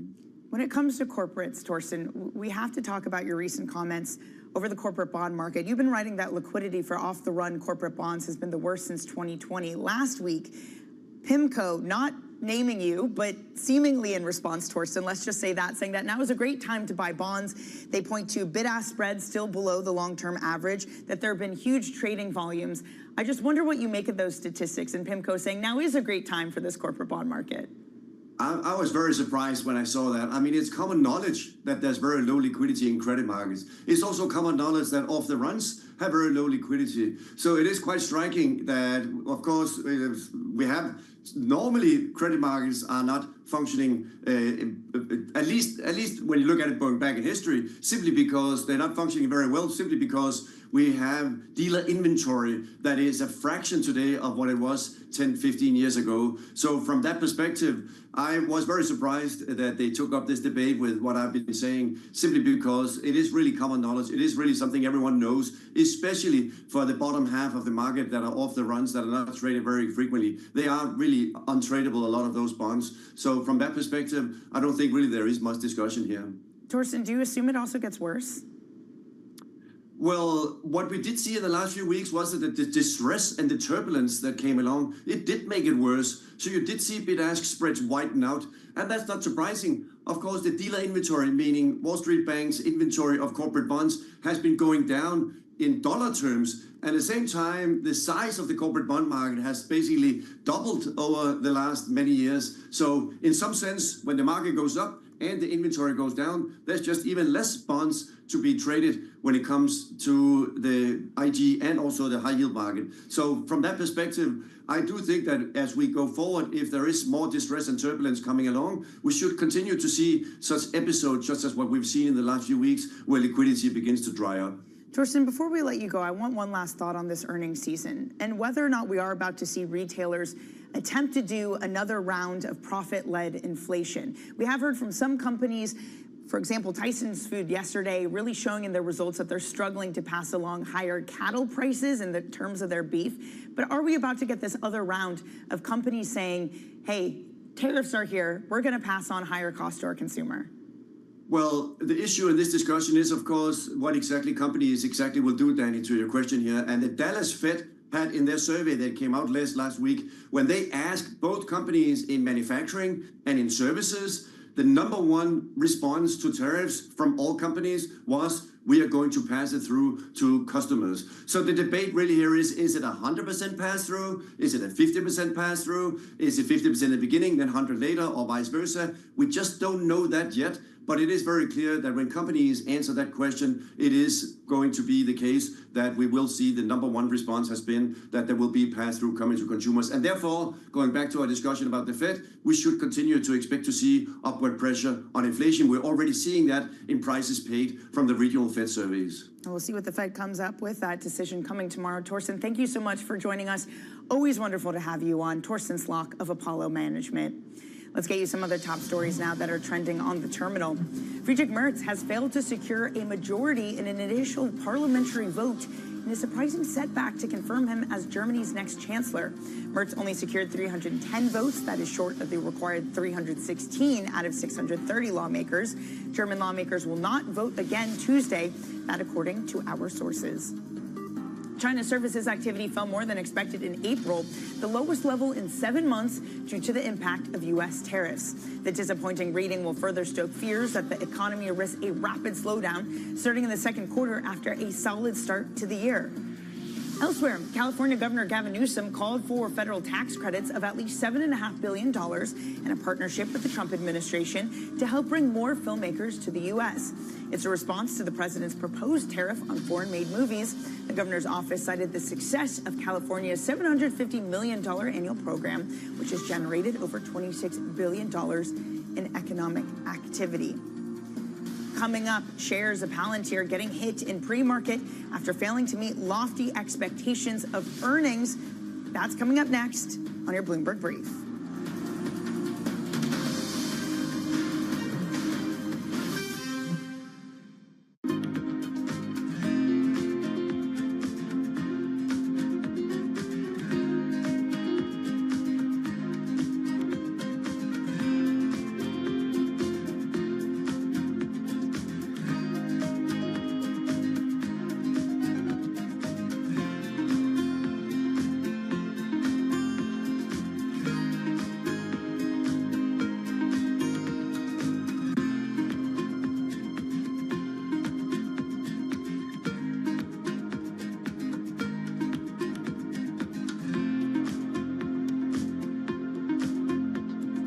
Jumpstart your trading day on Bloomberg Open Interest. 2 hours of single stock stories that are driving the opening bell action. We'll take you to Wall Street, Main Street, the C-suite, and beyond. These are companies that are growing their market. The great companies in the U.S. are the companies hitting the cutting edge. That's a different story. Get the inside track on what's buzzing in markets with the players who are shaping the narrative. If you have bad earnings reports, you're going to get punished. They're not buying what the industry is selling. Join us on Bloomberg Open Interest every trading day, only on Bloomberg. Today's CFOs are reshaping the C-suite. Bloomberg's Chief Future Officer shines a spotlight on these dynamic leaders. What's the hardest part of being a CFO? It's hard to come up with that. It's the vast responsibilities, the need to be engaged in different topics. It's remembering which audience I'm speaking to and what I can say in that context. The job is not just being the executive of the finance function, it's being an executive for the company. I would say it's prioritization. Complete the sentence. The hardest part of being the CFO is? Telling people no. It's hard. It's the right thing to do, but it's always hard. So being just like a touch of a heartbreaker, basically. Yeah. We have a plethora of good opportunities. Some are really, really good. But as we strive for the great ones, sometimes those really, really good ones have to be left behind. New episodes this spring, only on Bloomberg.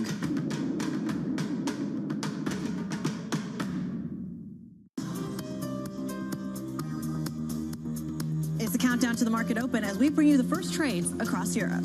We'll debate the most important stories and what will drive the big investment decisions throughout the morning. I'm Guy Johnson. I'm Kriti Gupta. And I'm Anna Edwards. Join us every weekday morning for the opening trade, live at 7 a.m. here in London. Only on Bloomberg. Context changes everything.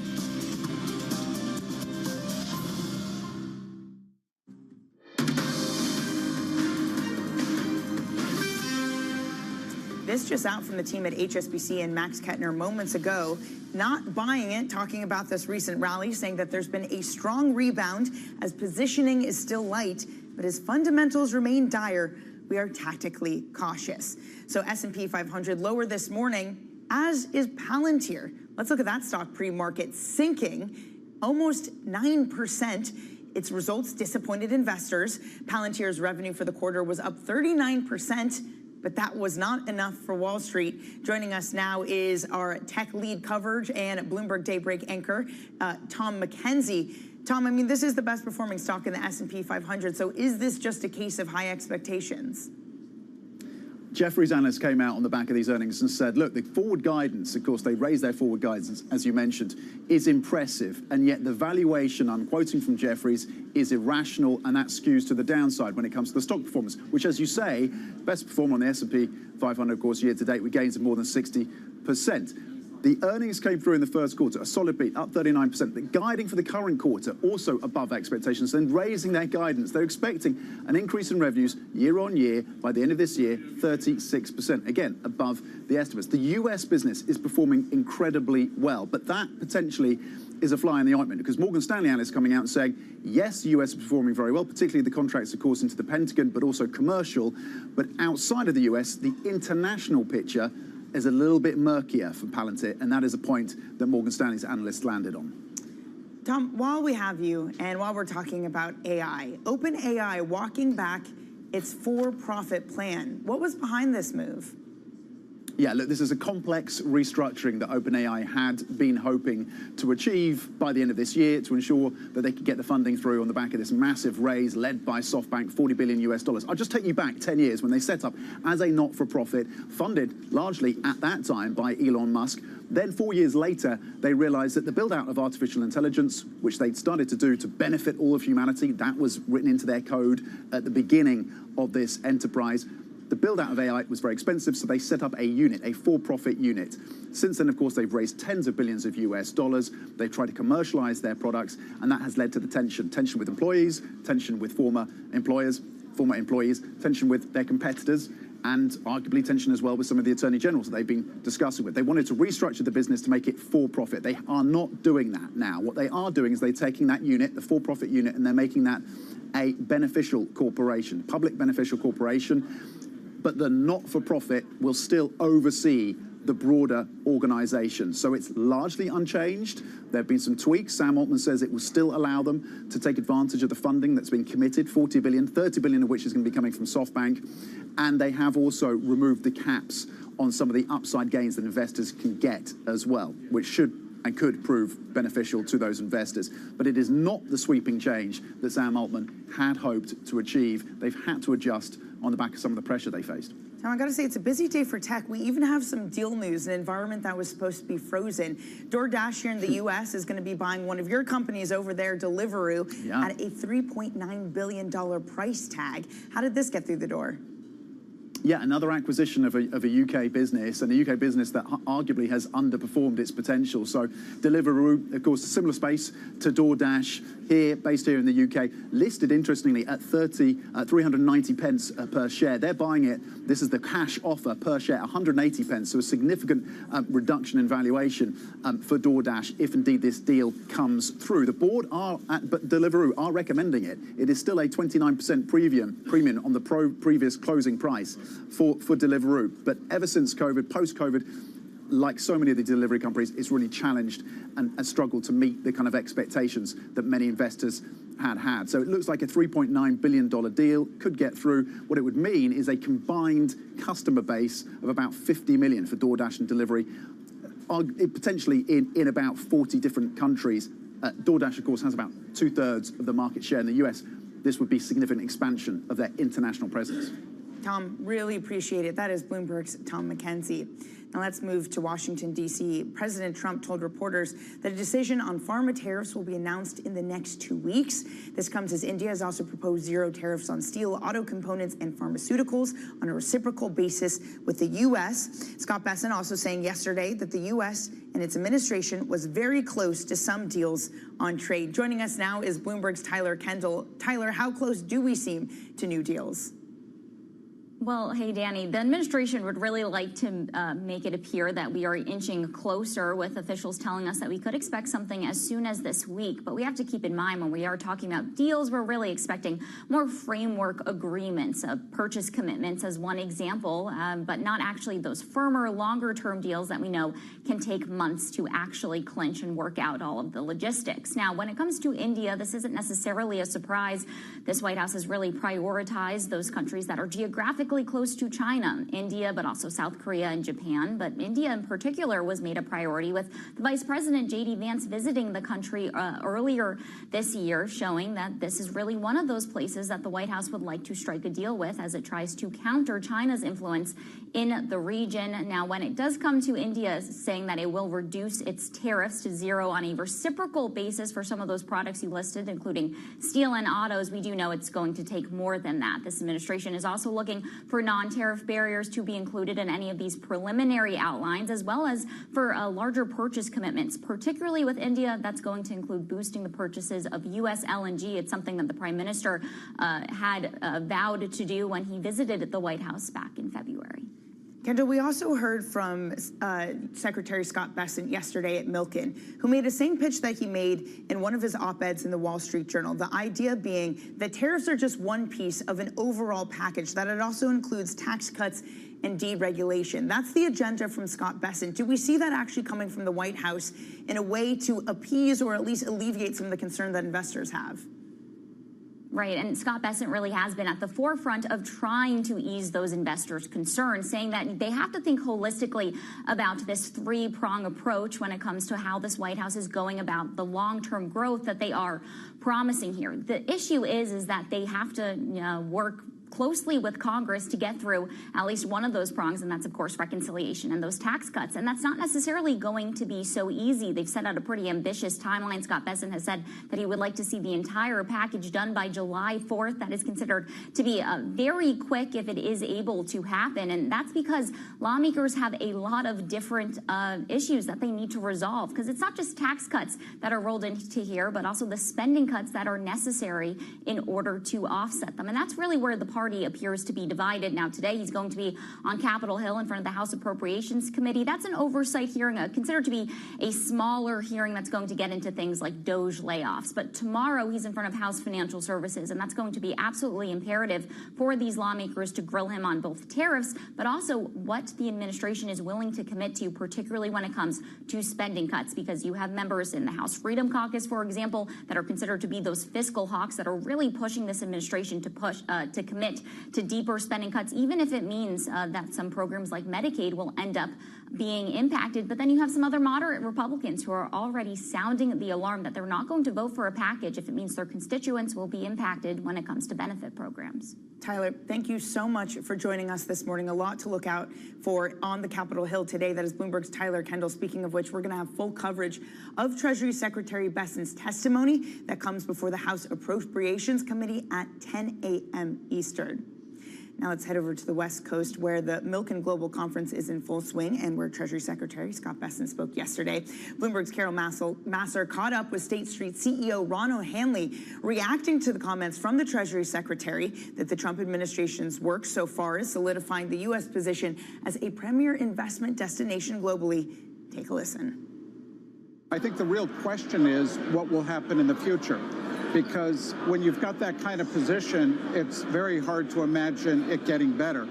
And I think the challenge for the administration, which I think they acknowledge, is with this kind of uncertainty, how do you ensure that that doesn't get eroded?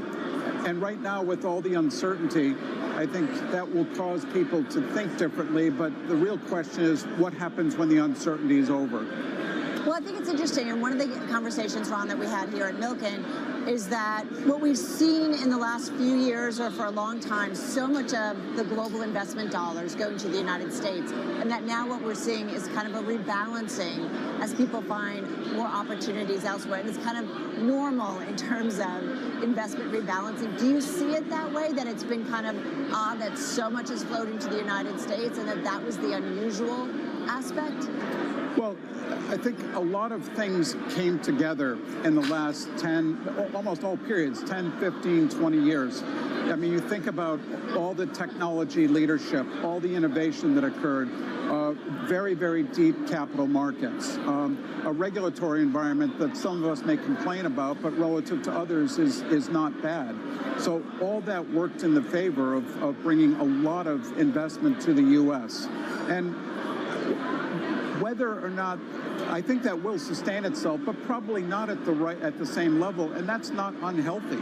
It's actually would be a good thing to actually see valuations in places like Europe go up, to see a little bit more diversification.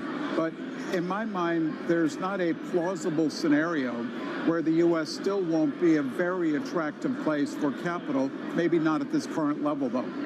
One thing we love about talking with you is like 11% of kind of the investment capital, world's financial assets going through the State Street platform. Tell us about what you've been seeing over the last month or so in terms of flows, in terms of activity. Yeah, so, and remember, the starting point was you've had an over-commitment to the U.S. now for years.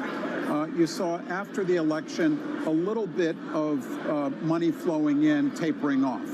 So, and that was from non-U.S. sources. U.S. investors were continuing to invest and add to their positions in the U.S. post-election. Post the inauguration, when uncertainty started coming in, you started to see some of those numbers come down too. it's not so much that it's been redeployed to other markets. A lot of it's gone back to cash, money market funds, a little bit to gold, and which is not untypical in times of uncertainty. The State Street CEO there speaking with Carol Masser. All right, let's get you set up for your trading day today. By the way, the conversations will be continuing at Milken. But meanwhile, Marathon Petroleum and Constellation Energy, both of those will be reporting before the bell. As we mentioned, Treasury Secretary Scott Bessent will be testifying before the House Appropriations Committee at 10 a.m. Eastern. Then Prime Minister Mark Carney will be meeting President Trump at the White House later today. That happens at 11:30 a.m. Let's take some of the moves before we get the opening bell in a couple hours' time on Wall Street. Palantir falling a lot in the pre-market. Keep in mind, this is the best performing stock so far year to date, falling some 8.2%. Constellation Energy, that's also falling 2.5%. That's ahead of earnings before the bell, with Marathon Petroleum and Duke Energy reporting. We also have Vertex Pharmaceuticals. That is extending its losses down 3% so far. Now, in terms of this overall equity market, we're also, by the way, going to get 10-year yields. That auction will come later today as well, ahead of the Fed meeting. We are looking at futures down across the board. We heard from HSBC's Max Kettner writing with the team that they are not buying it, the rebound in equities, saying that basically the rebound has happened because positioning has remained light, but fundamentals are still dire. And that means that they do not think that this rebound can continue with these fears about stagflation. A quick check on your bond market. As I mentioned, 10 years, we will get an auction of that today. Meantime, you are looking at 10-year yields higher by about 1.7 basis points. After a strong ISM reading yesterday, you got the figures moving higher, you got yields moving higher. But some concern underneath the surface. Prices paid also moved higher. Some of the labor market data also looking weaker. Are we in an environment of stagflation? Torsten Slok was with us earlier pointing that out, also saying that despite what PIMCO says, liquidity in this corporate bond market is getting worse. Okay, that's it for your Bloomberg Brief. Surveillance takes the reins from here. You're watching Bloomberg.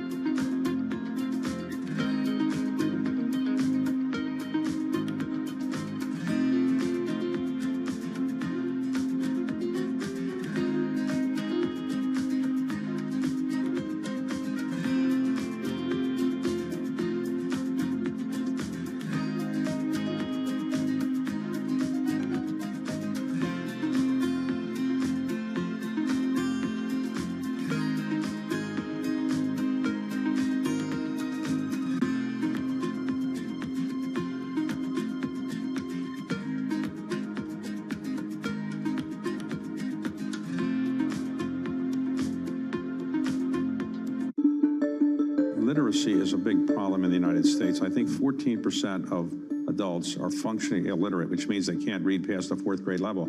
That's a large percentage of the population. Nothing the Library of Congress can do can completely solve that problem, but are you surprised at how many people still cannot read in this country and how many people have another problem called illiteracy or illiteracy, right, which means they can read, but they don't choose to read? It's a challenge with the digital age because they're reading on tablets, so we do count that as reading. If you have an e-book, you're reading the book, and I've been often asked if I'm listening to a book, are you reading? Does that count? But there is a concern that the amount of reading, actual text that people are doing, is diminishing.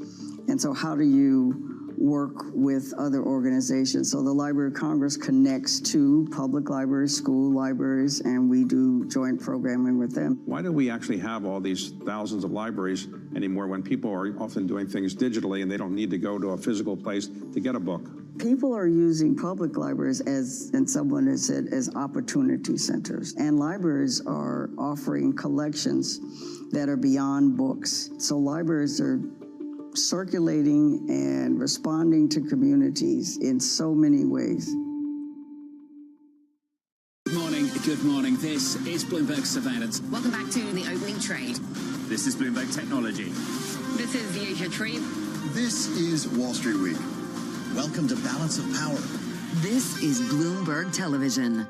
Earnings season is here. I know it's like your Super Bowl, right? I can't wait. It's like opening presents in the morning. All right, it will be exciting. Nobody covers earnings like Bloomberg.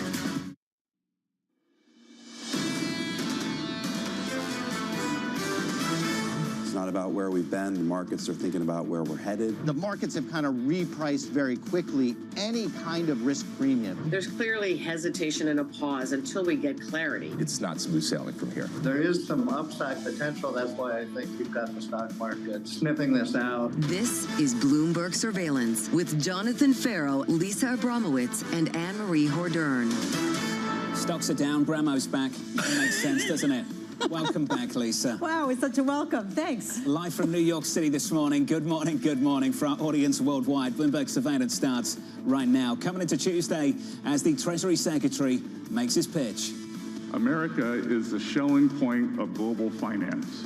We have the world's reserve currency and the deepest and most liquid capital markets and the strongest property rights. For these reasons, the United States is the premier destination for international capital, and the administration's goal is to make it even more appealing for investors like you. Investors and business leaders hoping that effort gets wrapped up soon. Ford, the latest company to suspend its full-year guidance as policy volatility takes a toll on forecasting. The Federal Reserve steps up next. A two-day meeting begins later this morning, concludes tomorrow, and Chair Powell can't wrap it up quickly enough. There is this feeling that he should just say as little as possible at a time, where many people in the market are counting that later this year, the Federal Reserve will be forced to cut rates, and that'll be a positive. That is the bull case right now for a market that otherwise seems to, at least based on the zeitgeist this morning, seems to be embroiled in a bear market rally that has faded. And a lot of people are saying this is what to expect in this type of period. The Treasury Secretary, the one to watch a little bit later on this afternoon, made his pitch to global investors yesterday. He's got to make his pitch to lawmakers later on today with one eye on the midterms. That's right. And I think what you're going to hear from him today is almost similar to what you heard from him yesterday at the Milken Institute. I hope you can see the bigger picture now. That was his message. Everyone is focused on tariffs. You need to think about tariffs, the tax bill, and deregulation. And all of this three-legged stool when you look at the entire policy perspective of the Trump administration. But it's going to certainly be a grilling from some members who really want clarity on when these tariff trade deals are going to come into perspective. And also, when this tax bill actually gets done, what is going to be in it? I wonder how diplomatic these lawmakers will be a little bit later at a time when corporate America is being very, very diplomatic. The Ford CEO, we should just all expect to be a little bit patient during this time to see how these policies kind of work out. Diplomacy seems to be the word of the day, and when it comes to the McKinsey-isms of the CEO suite. There is this question, though, of what kind of pain and how quickly it would get really manifested at a time where there already has been a delay in some of the shipments. It wasn't just Ford, it was Mattel. Pretty much across the board, every single company that has reliance on China, but also just more broadly on global trade, is struggling for clarity. And I wonder, for Scott Bessent, when he goes on the Hill today, it's not just going to be about what your ultimate goal is. It's going to be the path to get there at a time where everyone's saying we can get around your ideas, but we can't quite get around an execution that has been a bit rocky. Could be quite a grilling down in Washington, D.C. Equity futures this morning, negative by 0.7%, adding to the losses from yesterday's session. Coming up this hour, we'll catch up with Cameron Dawson of New Edge Wealth on why the pain trade could still be higher. Tom Naran of RBC as Ford pulls its outlook for the year. And Eric Nelson of Wells Fargo seeing tariffs weighing on U.S. exceptionalism. We begin this hour with stocks lower after snapping their longest winning streak in 2 decades. Cameron Dawson of New Edge Wealth writing institutional equity positioning remains underweight, suggesting that in the short term, we could still see the pain trade higher from here. Cameron joins us now for more. Cameron, good morning. Good morning. Let's just talk about where sentiment is. Everyone sounds very bearish. Are they actually short? Well, we do see institutional equity positioning that is still underweight, and it's a great reminder that fundamentals do matter, and we do see the fundamentals deteriorating. But in the short run, if people are all very bearish and still underweight, you can see price diverge from fundamentals. So if you look at the Deutsche Bank consolidated positioning, even though we've had this 18% rally off the lows, it's still just in the 12th percentile. CTAs are still short, which just suggests that it doesn't take a lot of good news to see this market pain trade higher. However, we still do see the fundamentals deteriorating, which is why we think the risk reward is very unattractive to bet on stocks actually moving higher. You're not alone. HSBC and Max Kettler out this morning saying the following: forward-looking indications are for the hard data to feel the pain soon, perhaps already in the next month or two. This window, you've reflected on it. How big is this window before the pain hits? It's a matter of weeks, we think, mostly when it comes to what we're seeing within transportation and inventories, what could impact small businesses, the fact that they can't get product to put on shelves, that you are in a very, very narrow window before we actually start feeling it as individual consumers, as small businesses wind down the inventories that they have been hoarding in order to get in front of this. We think that there still is this hope that the outcome, if the tariffs aren't reversed, would be so bad that they have to be reversed. However, we're not seeing a lot of progress, which just means that as this window narrowly closes, this is when we start talking about having more weakness within the hard data. Do you feel like the right way to look at this moment is the bear market rally that we hear so many people talking about? Peter Oppenheimer of Goldman Sachs this morning coming out and saying, this is really typical. This is what you see, the massive bounce backs of, say, a 15% rally in big tech, normal. Bring you back to March of 2022. March of 2022, we had a bear market rally of about 12%. It brought you back above your 200-day moving average, and you had this collective sigh of relief saying, it's all over, everything's fine. But what we think is likely to happen is that draws people back in. That's when you get positioning to snap back, and the end result is that creates an environment where you start to roll over again. So we do think that we are still in the midst of this volatility, that this volatility is not over because the fundamental volatility is not over, which just suggests that it's more of a head fake than necessarily the start of a brand new bull market. So this raises a question if we learned anything over the past couple of weeks. And I'm not talking about this in an existential sense, that we could talk about that after the show, but I am wondering going forward about, have we learned something about big tech and about how they can lead during some of these rallies? Have we learned something about where the pain will be felt most? And have we learned something about the dollar and the fact that it has not participated in this overall potentially bear market rally? So I think that to add to the big tech resilience of earnings, we have to also appreciate that when you start from a high starting point of valuation, you have more room to the downside, which is why big tech underperformed over the course of the sell-off. Now, of course, now that you've seen them deliver on the earnings front, you've seen a nice rebound, but we can't ignore the valuation side of things. The dollar is a very fascinating question because what we're seeing is a slight rebound in the dollar over the course of the past couple of days. And what we're also seeing is a very big short position in the dollar build. So we went from being max long at the start of the year to now being max short today.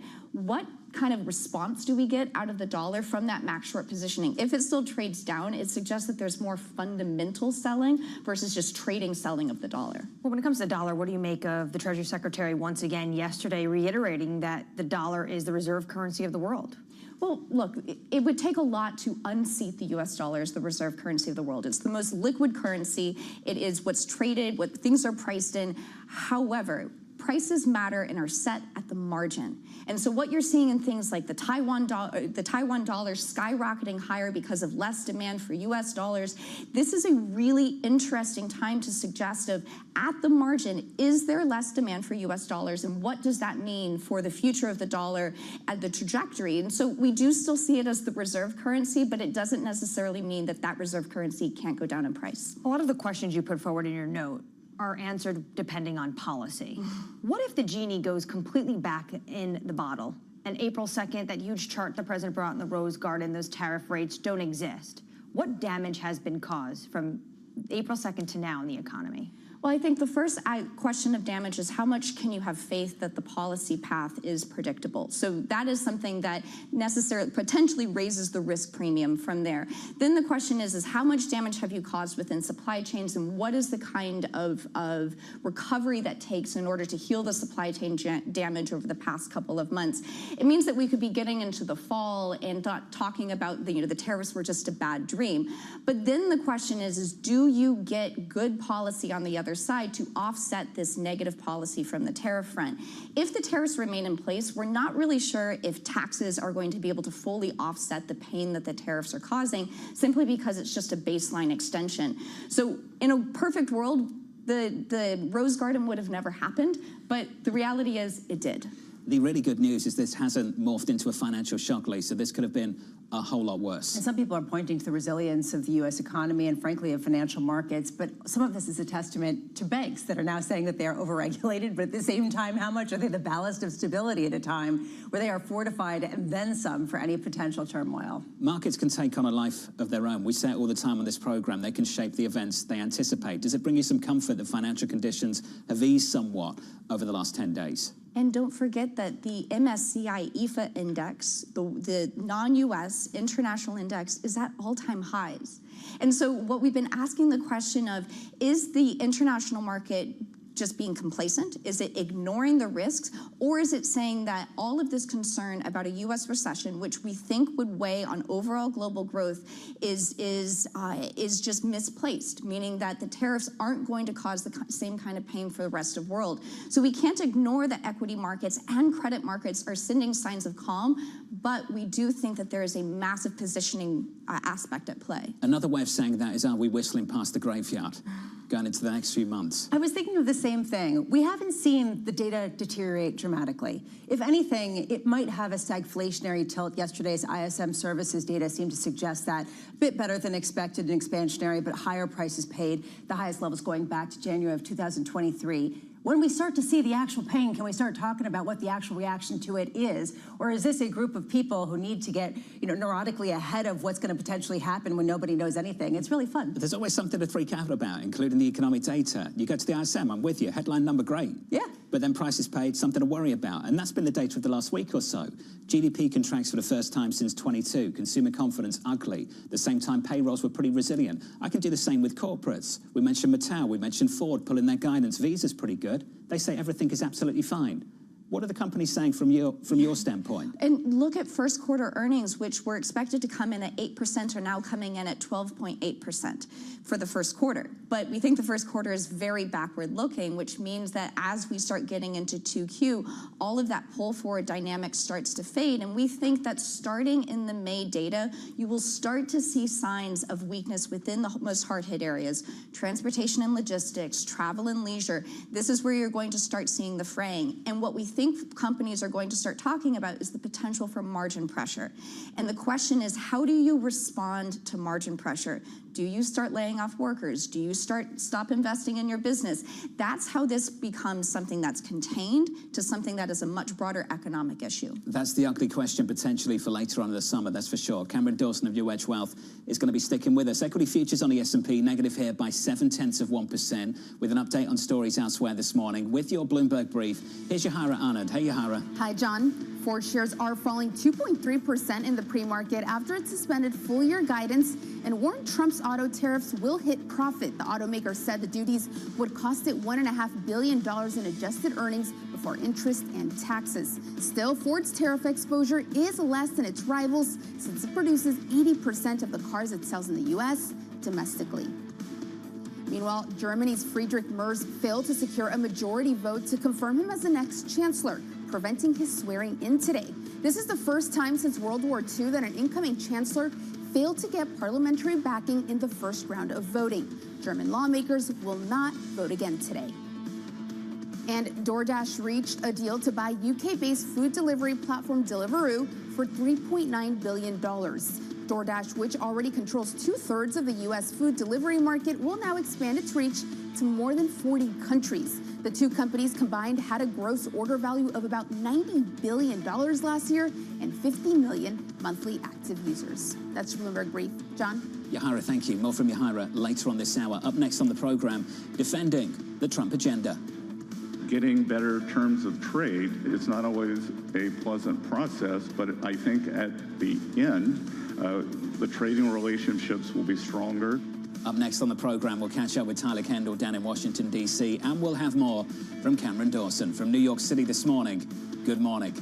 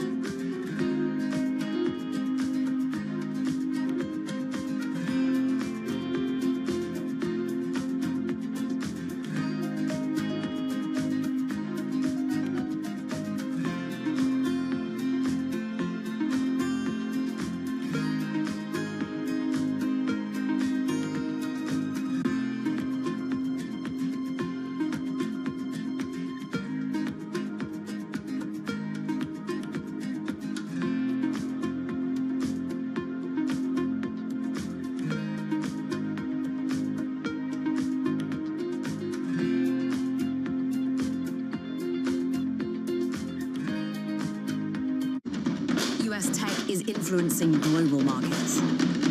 Technology is driving business across Europe. Companies in Asia are betting on tech.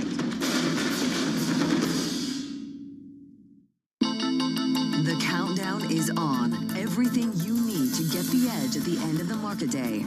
Big tech earnings kick off later this afternoon. Gilead is coming out right now. We have Take-Two numbers. Back to the markets, right? Our bread and butter. NVIDIA is one of the best stories in the tech space. That actually matters a whole lot more. It might shock some of your viewers. You're watching The Close.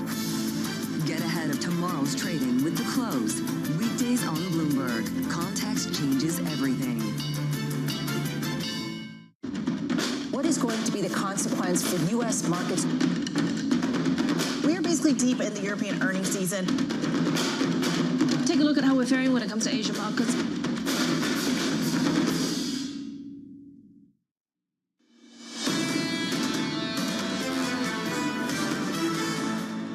Snapped a 9-day winning streak on the S&P 500 in yesterday's session, just a touch softer on the benchmark. Again this morning, we roll over by 0.7%. On the NASDAQ, we're down by 0.9. Under surveillance this morning, defending the Trump agenda. Getting better terms of trade is not always a straight line. It's not always a pleasant process, but I think at the end, the trading relationships will be stronger. Our security and values ties will still be there. So here's the latest this morning. The Treasury Secretary, Scott Bessent, heading to Capitol Hill today, continuing to push the president's fiscal and economic policies. Joining us now from the nation's capital, Tyler Kendall. Tyler, go through the agenda for us. What's at the very top?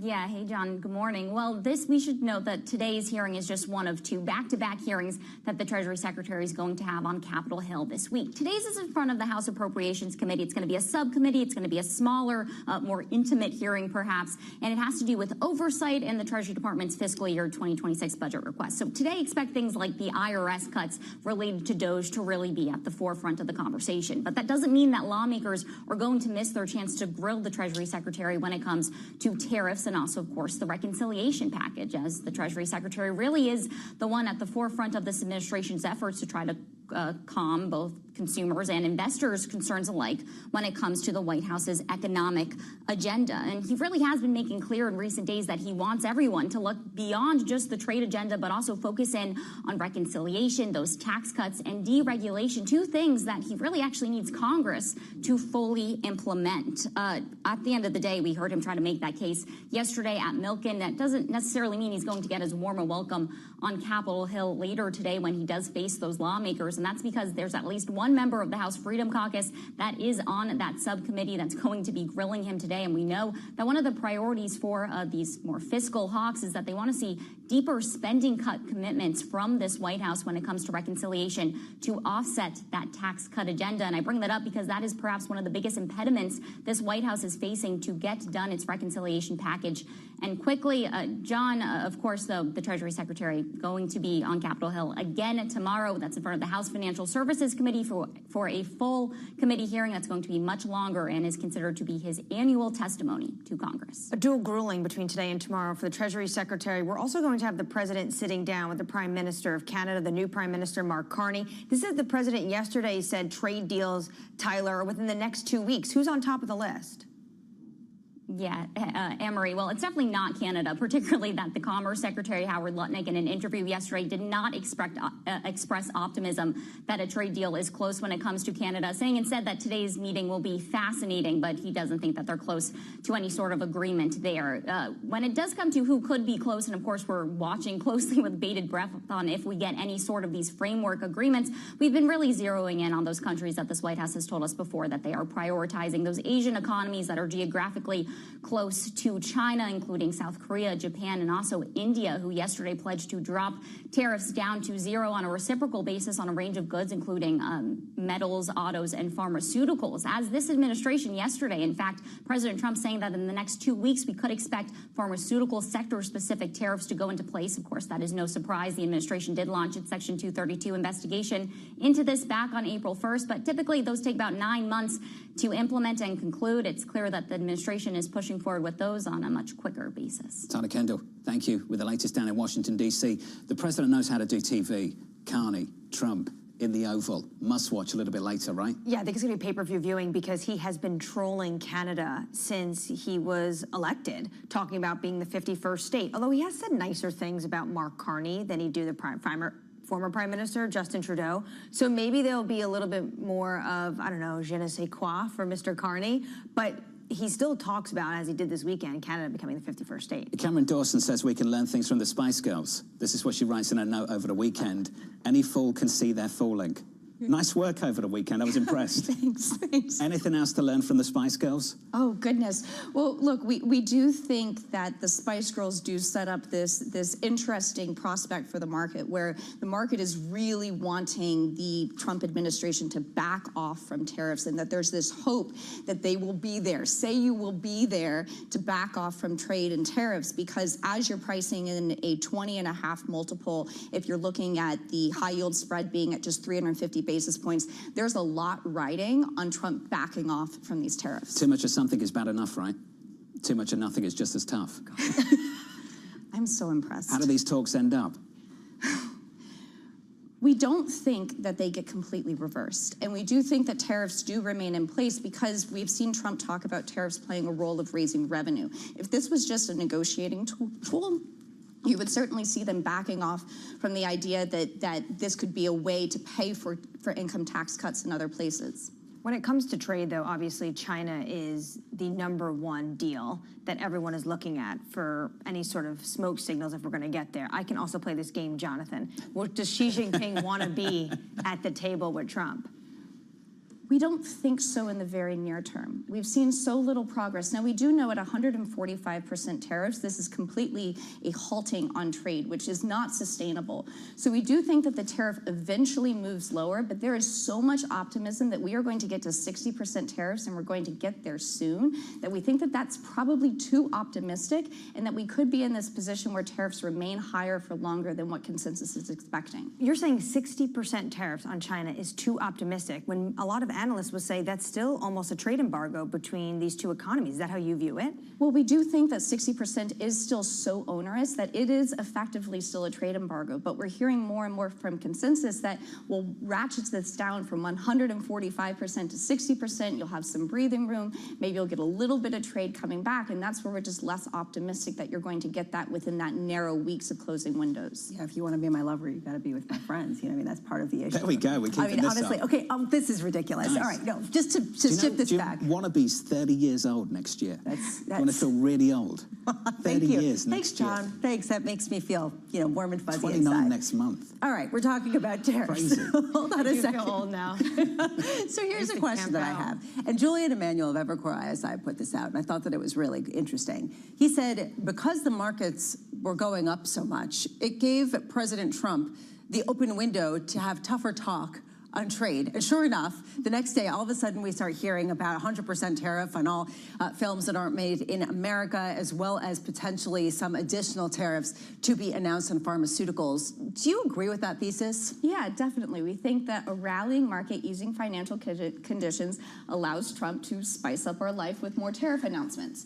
And certainly it gives him the wiggle room to be able to add on further tariffs, which just means that if we see markets correct, then that's when we see him back off. If we see yields back up, that's when we see him back off. But if you have rallying markets and a subdued bond market, expect more tariff headlines. I can't. I'm just looking at lyrics. I'm thinking about the fact that I'm old. I mean, John, please, come on. I feel like I need to explain this. Yeah, please do. If you're tuning in and wondering what goes on, is going on. Cameron Dawson every weekend puts out a note on a Saturday morning, very, very early at about 7 a.m. Eastern time. And in that note reflects on some lyrics from any given band. And the dare from me was, can you do it for the Spice Girls? Right. And she put out this wonderful market note over the weekend with just Spice Girl lyrics after Spice Girl lyrics. But I believe that there was another part of that agreement. Yeah, the dare was that I had to say girl power. No, Is that what's going to count?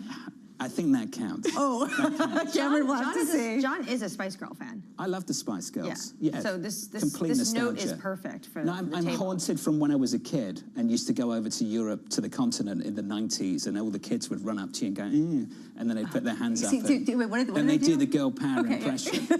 Just because they heard an English accent. You're still a little bit traumatized. But actually, if you look at the Spice Girls lyrics, it was really kind of getting ahead of the moment that we're in, because they all could be applicable. It's like a horoscope.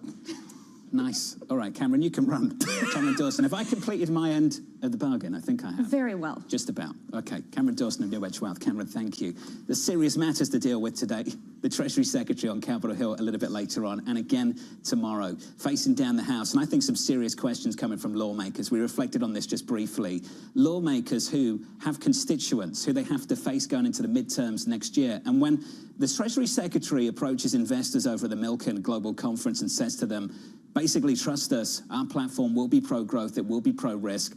These lawmakers have got their jobs on the line, and you're going to hear those voices get louder and louder over the months to come. At a time when they're being tasked with crossing some red lines for them in terms of potentially cuts to certain benefit plans like Medicare and Medicaid, and potentially expanding the deficit, and that is the battle that Secretary Bessent's going to have to fight. Just about got through that segment, I'm pleased to say. Coming up, Tom Naran of RBC.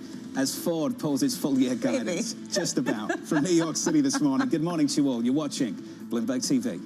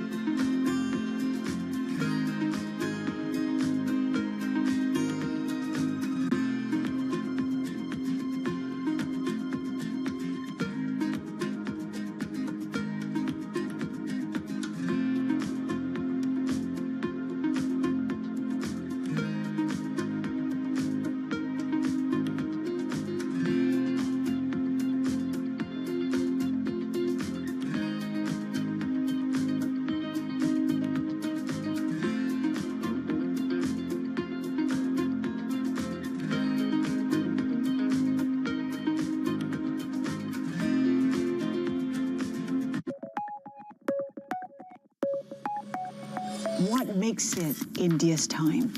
It's us women who are going to transform India. I truly feel that the time for Indian women has come. They're not only breaking glass ceilings, but they are redefining, you know, whether it is in sport, whether it's in medicine, whether it's in creative arts.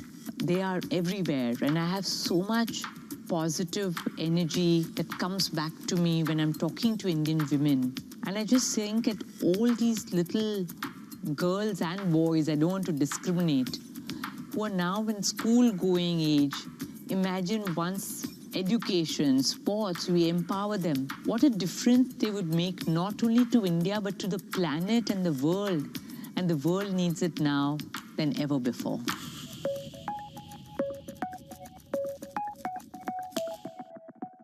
Is this a negotiation or the new rules of the game? It could be either. It is up to the president how he wants to negotiate. The higher the tariff, the faster they come. A 90-day pause is not an eradication. The trade negotiations are moving quickly. There will be deals cut. Trust Bloomberg for all the context and clarity you need as the tariff and global economy story evolves. This year's bear case, very quickly, becoming the base case. Nobody covers tariffs like Bloomberg.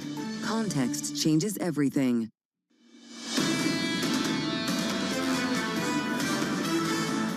Live from New York City this morning. Good morning and welcome to the program. Equity futures just a touch softer. We're down by 0.7% on the S&P.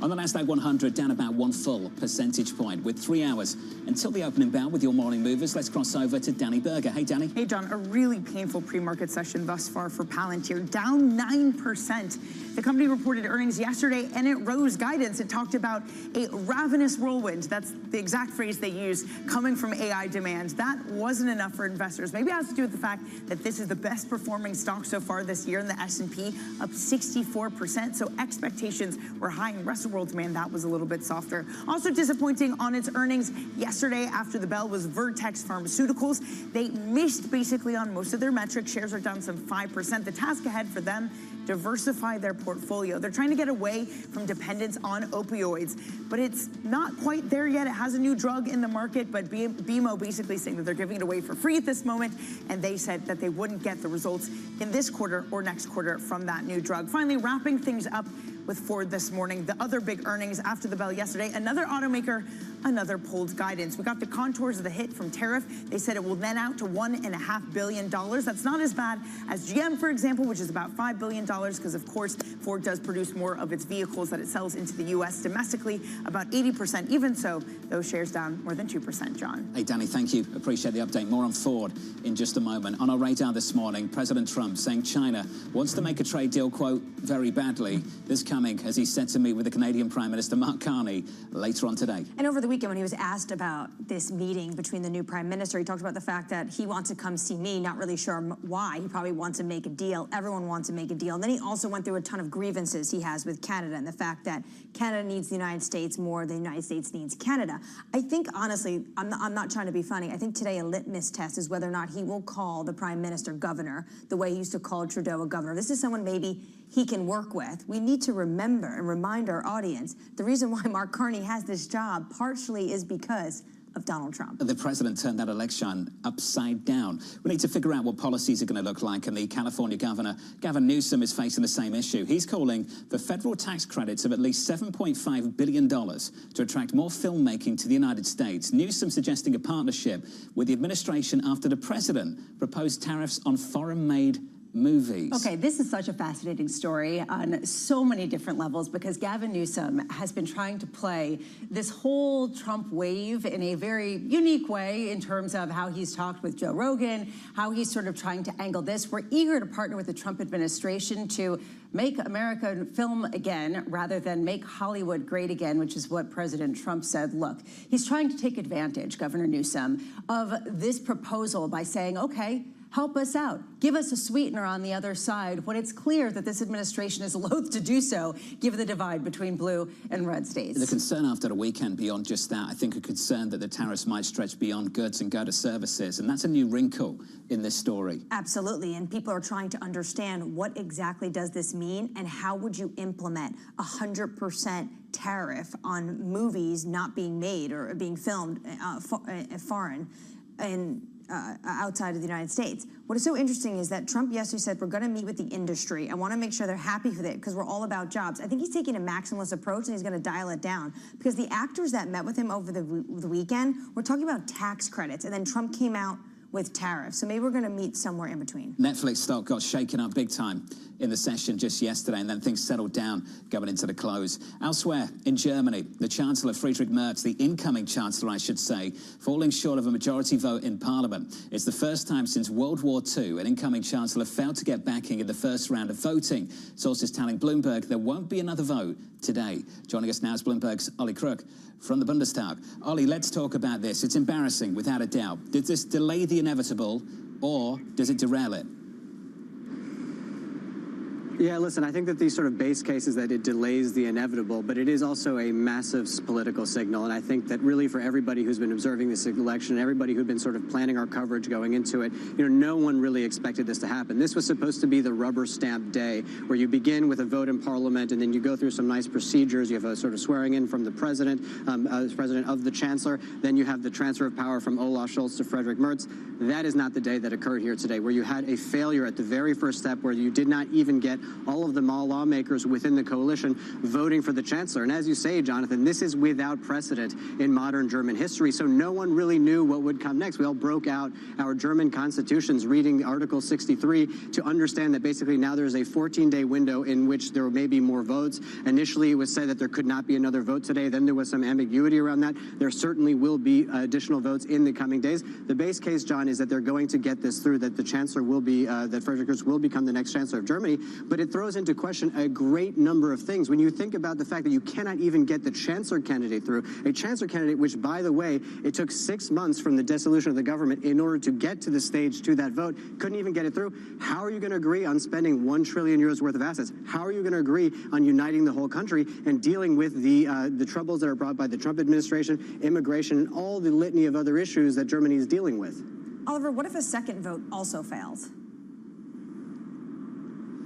So listen, we are looking now at this Article 63 in the Constitution. So you can have a number of different votes over the coming days. If those all fails, you can have a sort of another sort of further set of votes. But at a certain point, if those all fail, what you have is the president will either just make a decision, say appoint somebody chancellor, or you might have another election. And that is extremely interesting in the context of what's happening domestically here in Germany, where you have in the last few weeks the AfD, the right-wing party within Germany, the one that wants to leave the Eurozone, the one that wants to get rid of sort of a lot of immigrants and is very sort of anti-Islam, has basically been polling #1 in the country. It has overtaken the CDU in many of the polls, adding to the fact that just 4 days ago, that party was ruled an extremist party by the internal sort of intelligence agency, saying that they are an extremist party and that they are now allowed to be surveilled, a fact that Marco Rubio was running with and saying that basically now the German government has deployed a spying agency against their main opposition. So that is the political context behind all of this. So things are getting very, very interesting here in Germany. We'll have to see how it plays out over the next few days.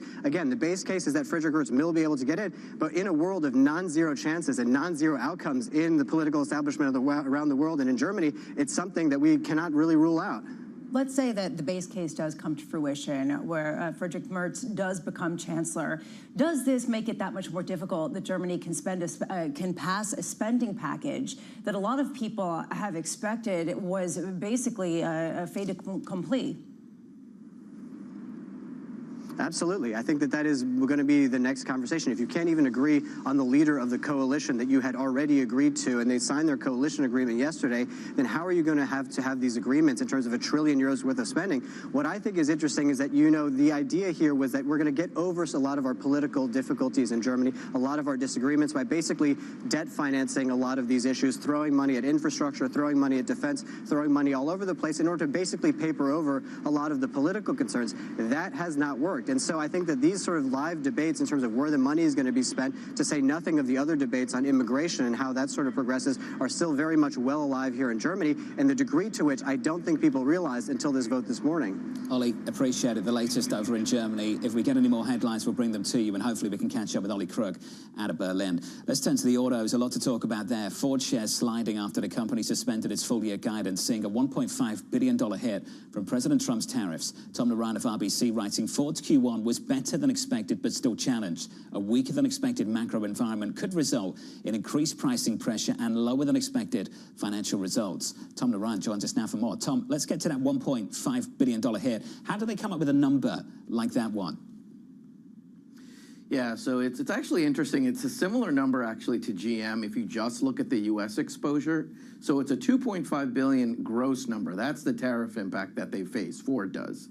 Then they said there's about $1 billion of demand dynamics, which they didn't get into a lot of detail on. But basically, it's things like offsets, like pricing adjustments, the fact that their nameplates may be more advantaged than their competitors, and that nets out to this $1.5 billion tariff hit. But just as a reminder, that's when you assume that basically they assume the tariff as opposed to passing it on to you and I. Something similar to what GM said in their number. Theirs was much bigger, $4 to $5 billion. But in GM's case, $2 billion of that came from Korean imports. And then they said they have some offsets, about 30% of the U.S. stuff. Basically, they can offset through shifting production into the U.S., et cetera, and netting out to something similar, like $1.15 billion. So we found it really interesting that the Ford exposure in the U.S. and the GM exposure to the U.S. was actually similar. There was a narrative that Ford was advantaged more than GM, but as it turned out, and I think that could be why the stock is trading lower now, pre-market for Ford, that it may be a similar exposure if you exclude the Korean imports that come in for GM. So, Tom, this is important when it comes to things like their approach to pricing. Tom, and I just wonder what this will mean going forward. Yeah, I mean, it's very likely you're going to see higher pricing. In fact, Ford even said that their new guidance assumes higher pricing for the back half of the year that nets out to being flat. GM said something very similar. One thing that's up for debate is, will certain OEMs eat the tariff on certain cases, because it may actually be more economical to do so and to gain market share, right? And then other OEMs, will they just pass it on instead of doing that? Because obviously the decremental margins are much less than if you just eat the tariff. So we'll have some interesting movements and gyrations, I think, in market share in the back half of the year. But ultimately, I think it's safe to say we're going to have higher pricing. Let's build on this, Tom, and I'm glad that John brought it up, because Ford, I believe, was the one that came out and said that they will determine how much they need to raise prices based on what their competitors do, how much they raise prices. Who do you think is going to be the first mover in adjusting prices upwards and testing the market to determine just how much wiggle room they have? Yeah, I think interestingly, it'll be the companies that are most able to do it, right? The one that has the less price-sensitive customer. If you're GM, right, 65 to 70% market share of large SUVs, those customers buy, they're less price-sensitive. That's why GM's margins are so much higher. They can probably afford to price higher, and the consumers will still buy those products. It's hard to tell. And also inventory levels. GM has lower dealer inventory levels, so they can afford to kind of play with pricing more so than, let's say, Ford or Stellantis, who have higher dealer inventories. Also, the other problem you have, like Stellantis, the pricing is very high, right? If you compare it to 2019 pre-pandemic levels, it's up very high, and pricing has been falling. It's harder for them to push pricing higher. So probably a name with more health, less price sensitive customer base, they can do it. In the Europe side, the premium guys like a Mercedes or what have you will definitely try to price, right? Because it's a less price sensitive customer. Tom, on Ford, I know they're waiting to see if they can receive the credits for the U.S. content and vehicles that they import from Mexico. How important is that for the company? Yeah, it definitely is. I will say, though, that the last week's announcement on Tuesday with the offset that the administration allowed, the 3.75% of MSRP, I think is indicative of where the industry is going. I don't want to sound like overly negative here on the tariff situation. The reality is last week was a very positive week for the auto industry on tariffs. You also got the supplier kind of clarity that USMCA status would continue to be exempt for the parts. So it's looking more constructive, I will say, but anything can change, as we're noticing. You guys were saying earlier, if the market moves up, we may get more negative news on tariffs. So it's an evolving space, but certainly things are getting more constructive. It can change again this afternoon. Tom, appreciate the input. Tom Duran there of RBC on the latest with the autos. It can change any second, which makes it very, very difficult to plan as a business leader. I actually think that the meeting today with Mark Carney of Canada is going to be really crucial for these car makers. And this is the reason why. What's the tone? Does the president want this to seem conciliatory and if you come and join us, we're going to make it nice for you. We're not going to embarrass you. Or is this going to really raise a specter that that's not on the table? That, to me, I think is going to be a big test for these auto manufacturers. And I wonder if they put out the red line of we're basically just trying to renegotiate USMCA and get better deals. That's up for renegotiating at the start of next year. Tom there was like, I don't want to say it's negative. I don't want to say it's optimistic. The CEO of Ford says it's dynamic. It's a dynamic situation, and I need patience right now because they're waiting for answers the same way we all are as well. The Canadian Prime Minister sitting down with the President of the United States later on this afternoon with an update on stories elsewhere this morning. With your Bloomberg brief, here's Yahara. Hey, Yahara. Hi, John. The Trump administration is looking to thin the ranks at the highest levels of the military. Defense Secretary Pete Hegseth is ordering a 20% reduction in 4-star positions and at least a 10% cut to generals and admirals. Hegseth called it less generals, more GI policy in a social media post. Congress has to approve any changes to military command. Meanwhile, Mattel, the toy maker behind Barbie and Hot Wheels, withdrew its forecast for a return to sales growth this year, citing President Trump's tariffs on imported toys. Mattel makes nearly 40% of its products in China. The company said it plans to raise prices on some toys and diversify its supply chain to try and offset the impact of tariffs. And the Department of Education resumed collections on defaulted student loans yesterday. Collections had been paused since March of 2020 due to the pandemic. The restart is expected to impact roughly 5.3 million borrowers, putting them at risk of having their wages garnished if they don't make payments. That's your Bloomberg Brief. John? Yahara, thank you. More from Yahara in the next hour. Up next on the program, Secretary Bessent makes his push. The United States is the premier destination for international capital, and the administration's goal is to make it even more appealing for investors like you. That conversation up next with Eric Nelson of Wells Fargo, live from New York City. You're watching Bloomberg TV.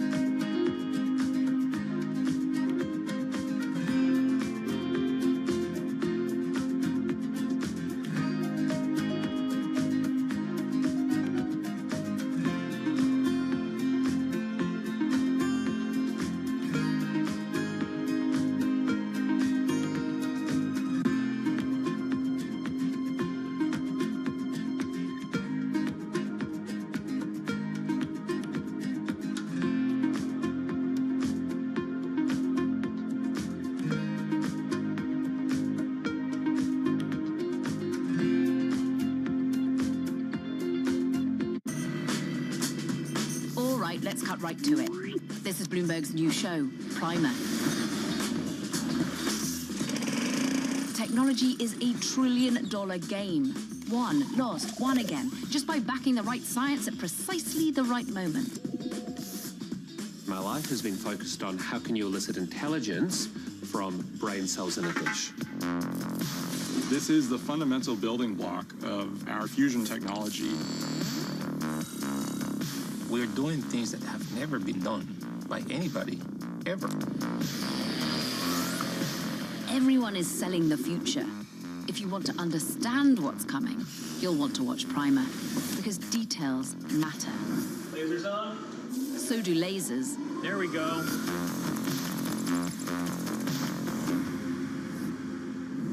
Oh, and it's on all these lovely channels. Hope you're jotting this down. It's the world's second largest economy with a growing influence in global affairs. Bloomberg The China Show brings you the unmatched expertise you need to keep track of breaking news, in-depth market analysis, and the most influential newsmakers in and around China. We need to do more to engage the market more. We're risk on. I think we caught a little sweet spot. Massive savings right now. It's already a different game. Bloomberg The China Show. Weekdays around the world, right here on Bloomberg. Context changes everything. From the world of politics to the world of business, Joe Matthew and Kaylee Lines deliver news, insight, and analysis live 2 times a day, every trading day. Balance of Power at 1 and 5 Eastern, only on Bloomberg. Bringing you up-to-the-minute economic news whenever and wherever it happens. I'm Jennifer Zabasaja in Cape Town, South Africa, and this is Bloomberg.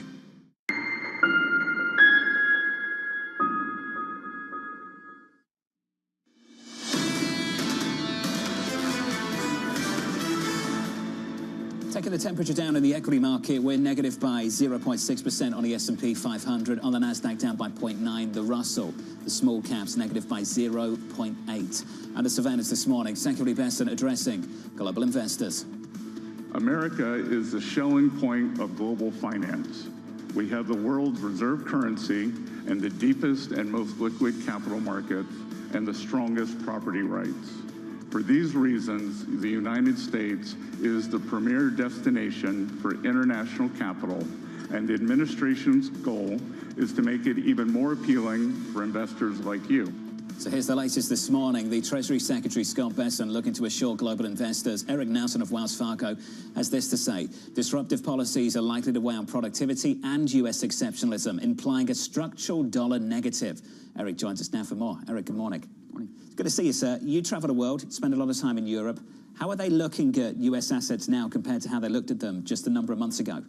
Yeah, it's a very different story, not just in Europe, but I think, across Asia. And there's 2 things here. I think one is, if you're overweight, significantly overweight U.S. assets, maybe you have 70, 75% allocation, you're probably over the next few months looking to take that down a little bit. Where you weren't hedged to nearly the extent you maybe should have been, you want to increase those hedge ratios. Question for us is, how long does this story take to play out? The move in Taiwan in the last couple of days has certainly attracted a lot of attention. I don't know how much of that is really genuinely the insurers in the region really increasing hedge ratios significantly, as much as it is, stop outs among hedge funds and, a lot of technical short-term factors.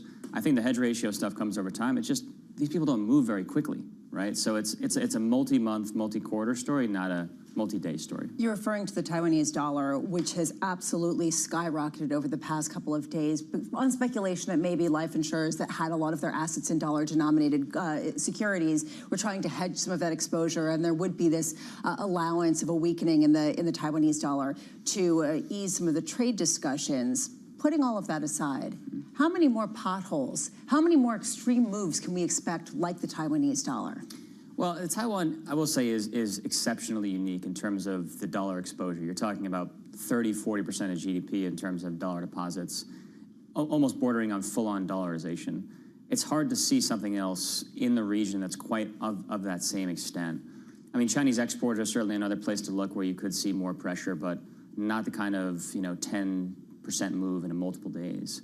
I think we have to be careful extrapolating here from Taiwan for that reason. It kind of reminds me when we see an RBNZ meeting and they talk about something and people say, oh, that means something for the Fed. Like, let's just back off a little bit here.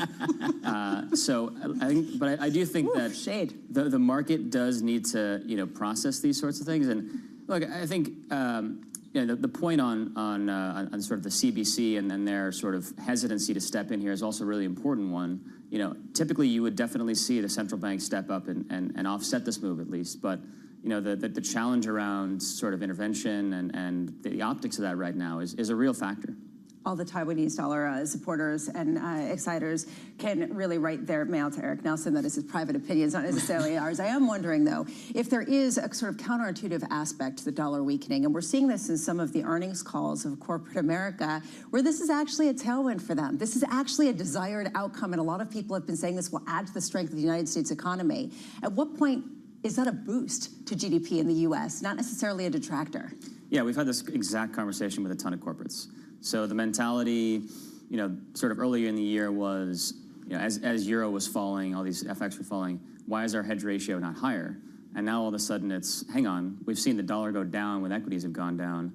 Let's participate in this. We don't want to cut off tailwinds. So it's a completely different conversation.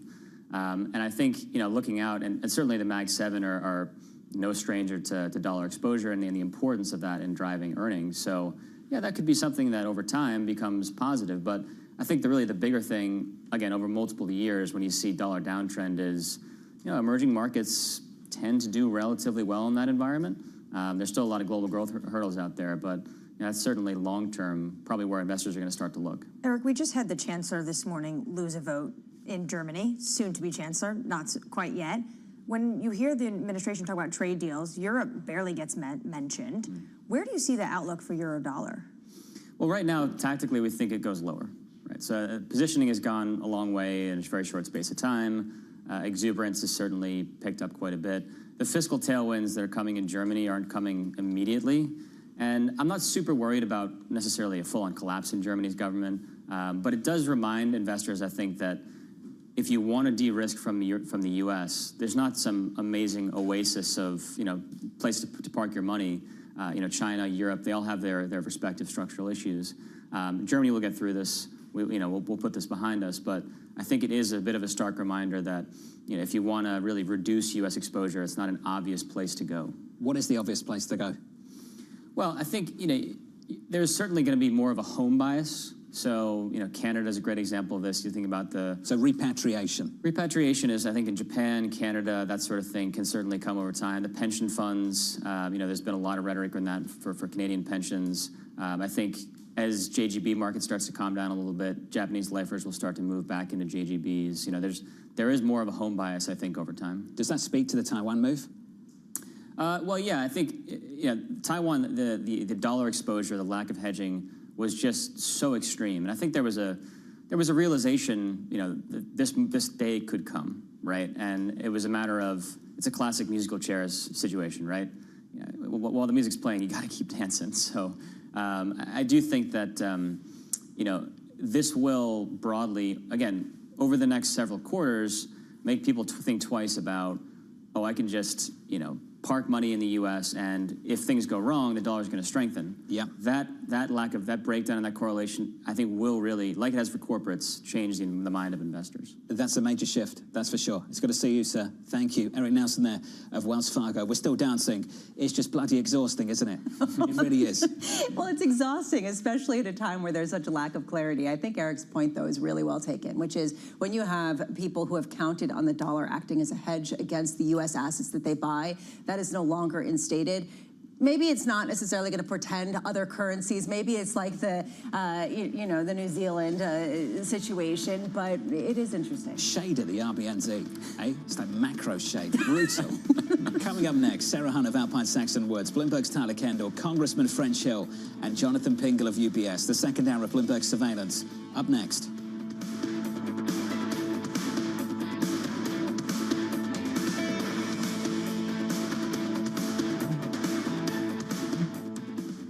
Is this a negotiation or the new rules of the game? It could be either. It is up to the president how he wants to negotiate. The higher the tariff, the faster they come. A 90-day pause is not an eradication. The trade negotiations are moving quickly. There will be deals cut. Trust Bloomberg for all the context and clarity you need as the tariff and global economy story evolves. This year's bear case, very quickly, becoming the base case. Nobody covers tariffs like Bloomberg.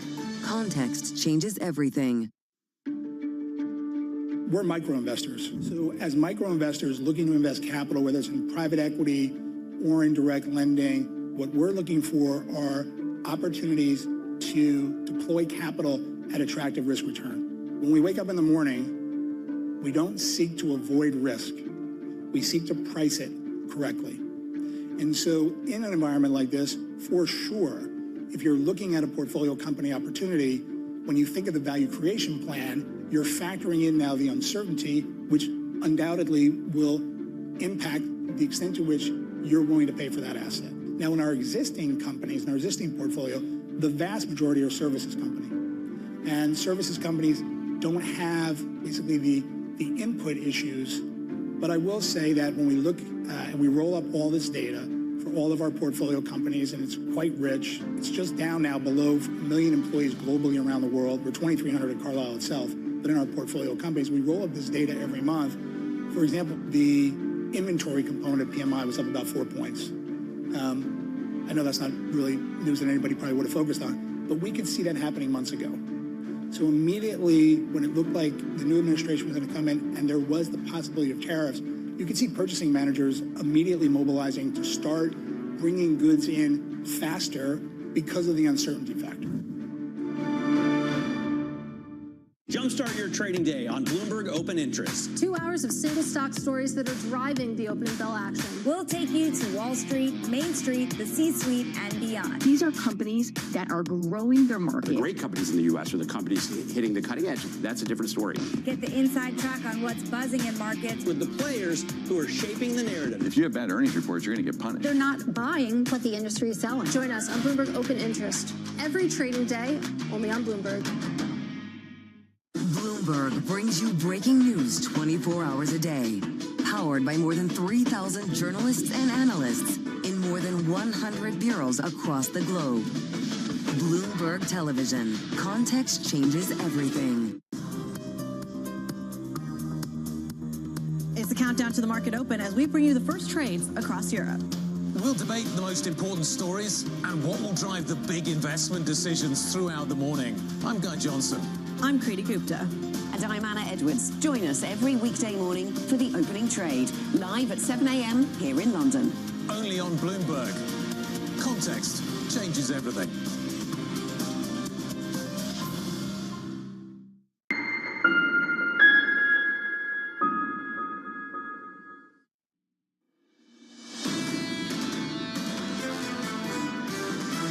The Fed's got to be really concerned about a whole range of issues. There's a real secular risk of a second wave of inflation here. There's momentum in this economy. The question just is, will this momentum be strong enough to get us through? It puts the Fed in a tremendously difficult position. There's no reason for the Fed to be cutting or signaling that they're going to be cutting anytime soon. This is Bloomberg Surveillance with Jonathan Farrow, Lisa Abramowitz, and Anne-Marie Hordern. Live from New York City this morning. Good morning to you all. Hello, everybody. Your equity market looks like this. Equity futures on the S&P 500 negative by 0.5%, just a little bit softer, both on the Nasdaq and on the S&P 500. The Nasdaq down by 0.8. Your week ahead shaping up as follows. Two things to watch today. Two very important meetings. Treasury Secretary Scott Bessent on Capitol Hill meeting with House lawmakers. Look out for that a little bit later. Then after that, you're going to see a sit-down conversation with the President of the United States and the Prime Minister of Canada, Mark Carney, Donald Trump, in Washington, D.C. Key question isn't necessarily what trade issues are going to be perpetrated after that or discussed, but rather the tone, the body language, how much there is a conciliatory, warm welcome or versus some sort of Zelensky repeat where there are these awkward sort of confrontational aspects to it. It is important to understand, A, exactly whether there could be some sort of agreement, and B, whether this is an olive branch to the rest of the world. If you come to us and discuss it, we will treat you kindly. And the president said it's Mark Carney that wanted to have this meeting. He said he thinks he's a nice guy. He probably wants to come and have a deal. I think a lot of today, the framing will be about what does this mean in the months to come when it comes to USMCA? How much they really want to renegotiate and get more concessions out of Canada and Mexico when it comes to USMCA. And on the international front, remember, Prime Minister Mark Carney will be the one playing host to the G7 next month. So this could be almost the preview to what we can expect when Trump meets other world leaders at that G7. Let's unpack that. Let's run with one thing, USMCA. When I think of USMCA, I think of one thing, not music, I think of this, the auto sector, the auto industry. That for me is front and center for that conversation later on, after a day where we saw another company, this time Ford, suspending its guidance. Amid dynamic trade policy. It is very dynamic because it could go either way. On one hand, you could end up with these tariffs and blockades that increase the cost of production for the likes of Ford, or you could end up with a new trade deal that actually reduces some of the frictions between the two countries. Look, we don't know how this is going to come out. That's the reason why I actually think this is one of the more important meetings to happen at the White House. Because when you look at autos, sometimes a single car can go across the Canadian border back into the United States 7, 8 times. That is why the auto sector and the integration of the supply chain between Mexico, Canada, and the United States is so important. And then you have individuals like the Ford CEO saying, we've been very clear with the government about the flexibility we need. Will they get any sort of indication that this administration is willing to be more flexible today? Equity futures right now recovering somewhat. We're negative by 0.5%. Coming up this hour, we'll catch up with Sarah Hunt of Alpine Saxon Woods as stocks snap a historic winning streak. Congressman French Hill with Treasury Secretary Scott Bessent set to testify on Capitol Hill, and Jonathan Pingle of UBS on the Fed's growth and inflation trade-off. We begin this hour with stocks lower after snapping a 9-day winning streak. Sarah Hunt of Alpine Saxon Woods writing, it may take a couple of months to see the real-world effect of the trading slowdown caused by the tariff situation. It's hard to believe this all started only 4 weeks ago. Sarah, good morning. Good morning. I said the same thing yesterday. Where's a month gone? This has been brutal, hasn't it? It has been quite a lot to happen in a short period of time. And I think, I've talked about this before. I think market participants are so used to immediate effects and immediate information flow that we don't all remember that this all takes time to play out through the economy. So this only started 4 weeks ago. The actual effects of that are not even close to being seen. And all you're seeing right now is the ancillary effects that people are worried about. Equity markets have recovered at the index level on the S&P 500. Policies haven't changed too much. What kind of changes are people expecting and how quickly? Well, I think this is the big question, right? So you had a really decent earnings season for the most part. You had a number of companies call out the problems. You had a number of issues, but the CapEx was strong. The AI story stays intact. That was very helpful, I think, for markets, and that was very important. But now we get back to, okay, now what's going to happen in trade, and we still don't know. And I think that is, the sooner we can get any kind of clarity on that, the better. But right now, I think that just leaves us in a tough position risk-reward-wise. If someone were on the U.S. Central Bank, they might be really happy that we have so rarely mentioned the Fed on a day when the two-day meeting is starting, and they do have to come out with some prognostications tomorrow. I am wondering how much of a possible put this is later in the year if the Fed were to cut rates more significantly. That's what John and Anne-Marie were hearing yesterday from Chris Harvey of Wells Fargo, reaffirming the 7,000 level. Do you buy that?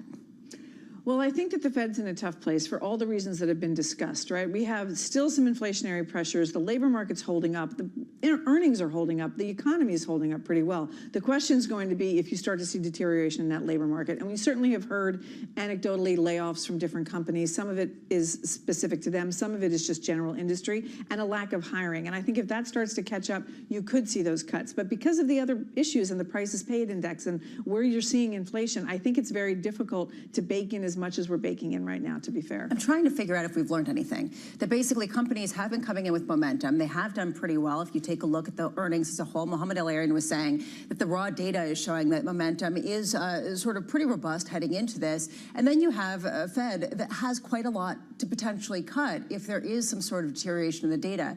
Is that enough for you to see this as more than just a bear market rally?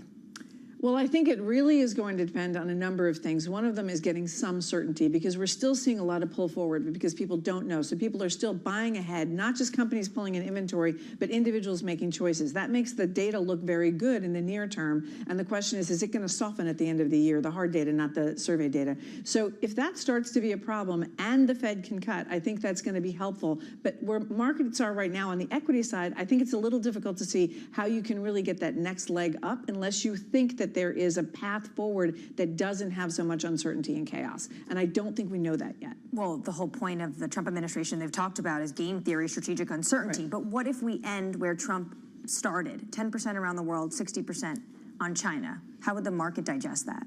I think there would be probably some relief in that, to be fair, because the numbers were so much higher, and I think that that's part of that game theory. I'm going to throw out a bunch of numbers, and we're going to end up somewhere lower. But in the interim, you are seeing some people getting stuck trying to figure out, do I pay for things at that level? Do I cancel this? You've seen a lot of cancellations, and you've got a big freight market and an ocean freight market that's in a chaotic state right now. So sorting that out is going to take some time, and unless there's a path on the other side of that where people feel comfortable, I think it's going to be difficult. I'm pleased you brought up the Federal Reserve. The Fed last met on March 19th.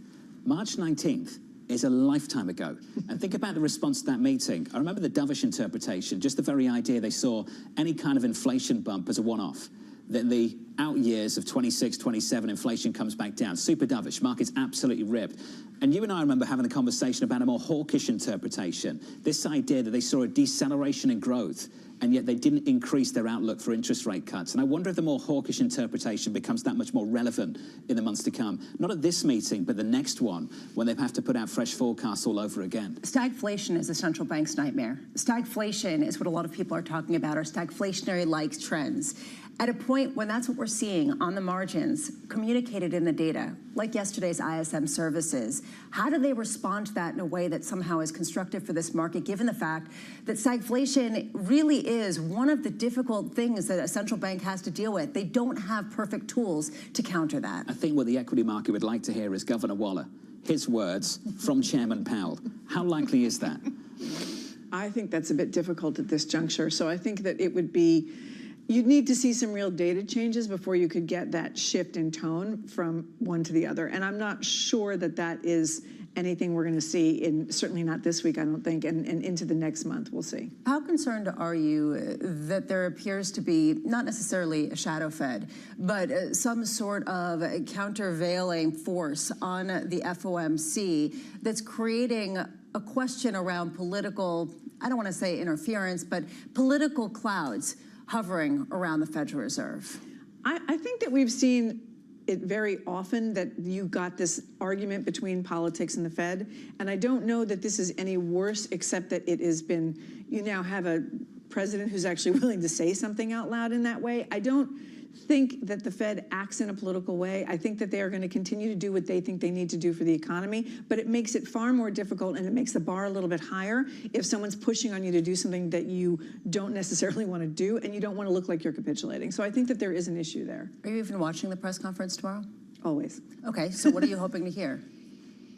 I'm expecting to hear not a whole lot, and a dance again between that, but a dance between inflation and the labor market, right? Because that's the tension that they're going to keep calling out. The labor market still looks pretty good. Until you start to see that soften, I think it's hard to say anything that is specific about what I'm going to do. I'm going to do X if Y happens. So I think I'm looking to hear more of that dance and to see if there's any changes on the margin. Can you just pretend it's going to be really exciting for us?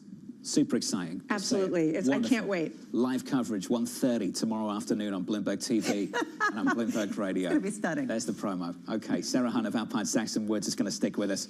With the latest news elsewhere, your top stories in your Bloomberg brief. Here's Yahara. Hey, Yahara. Hi, John. The Trump administration has blocked Harvard University from new federal research grants in the latest escalation between the two sides. The move could affect over $1 billion annually. The Ivy League school would need to enter a negotiation with the administration to resume eligibility. OpenAI is backtracking on plans to become a more conventional for-profit company. The decision comes after it faced pressure from former employees and rivals, including Elon Musk. The ChatGPT maker says it will still restructure its for-profit division as a public benefit corporation, but the overall business will remain under the control of its nonprofit. And California Governor Gavin Newsom called for federal tax credits of at least $7.5 billion to attract more filmmaking to the U.S. Newsom suggested a partnership with the administration after President Trump proposed tariffs on foreign-made movies. That's your Bloomberg Brief. John? Yahara, thank you. More from Yahara later on this hour. Up next on the program, Canada comes to the table. What's your expectation for your meeting with the Canadian Prime Minister tomorrow? I don't know. He's coming to see me. I'm not sure what he wants to see me about, but I guess he wants to make a deal. Everybody does. They all want to make a deal because we have something that they all want. That conversation up next with Bloomberg's Tyler Kendall in Washington, D.C. From New York City this morning, good morning.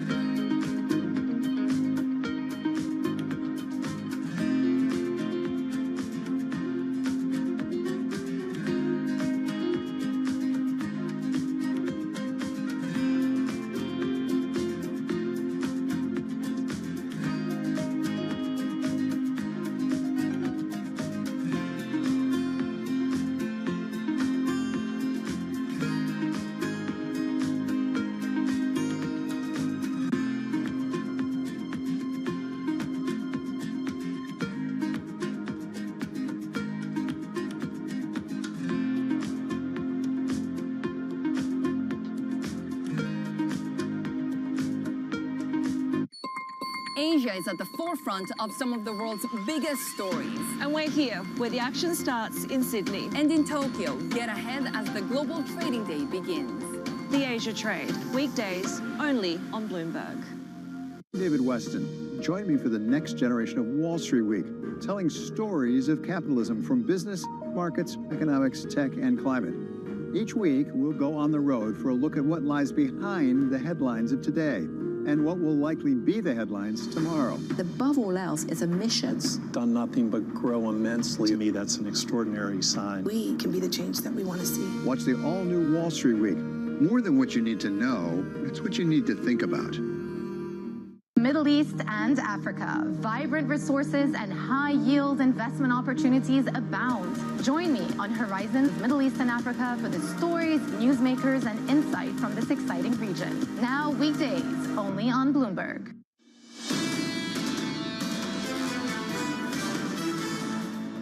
Here's a snapshot of the price action. Equity futures on the S&P 500 slightly softer on the S&P. We're down by 0.5%. We joked about how boring the Fed meeting might be tomorrow. It starts today, 2 days of it. BNP Paribas, nothing to do. Deutsche Bank, stay in May and see if the trade turmoil goes away. Morgan Stanley, the data says the Fed should wait, and most of you believe they'll do just that. In the bond market, 2-year, 10-year, 30-year, yields look like this at the front end of the curve. Your 2-year this morning, yields lower by 2 basis points. The 2-year, 381.16. Under surveillance this morning, Canada comes to the table. What's your expectation for your meeting with the Canadian Prime Minister tomorrow? I don't know. He's coming to see me. I'm not sure what he wants to see me about, but I guess he wants to make a deal. Everybody does. They all want to make a deal because we have something that they all want. We have something that they all want. China wants to make a deal very badly. You see what's happening to China. China's being decimated, and I don't want that to happen. But they have to make a fair deal. So here's the latest this morning. Canadian Prime Minister Mark Carney meeting with President Trump to discuss trade. High stakes for the newly elected Canadian leader who promised to win the U.S. trade war. Bloomberg's Tyler Kendall joins us now for more. Tyler, what does winning look like, and what does the Prime Minister actually want? Yeah, hey, John. Well, that's one of the biggest questions here, particularly as it appears that very little progress has been made when it comes to trade talks ahead of this high-stakes meeting here at the White House. Now, of course, President Trump has a long list of grievances when it comes to Canada, from fentanyl to trade imbalances, but of course, perhaps we see it the most when it comes to those sector-specific tariffs, considering President Trump has really made reshoring manufacturing away from Canada such a focal point when talking about our northern neighbor, and we see that the most in those steel and aluminum tariffs, considering Canada was one of the top exporters of those metals to the U.S., as well as the auto tariffs. Even with exemptions, of course, it's still threatening to complicate those highly integrated supply chains across the border. Now, whether or not Mark Carney has a little bit more leeway here really does remain to be seen. We can say that President Trump perhaps has a relatively warmer relationship with him compared to former Prime Minister Justin Trudeau. Trump has called Carney a very nice man, and Carney has called him one of the best negotiators. But we have to keep in mind that Carney really campaigned on countering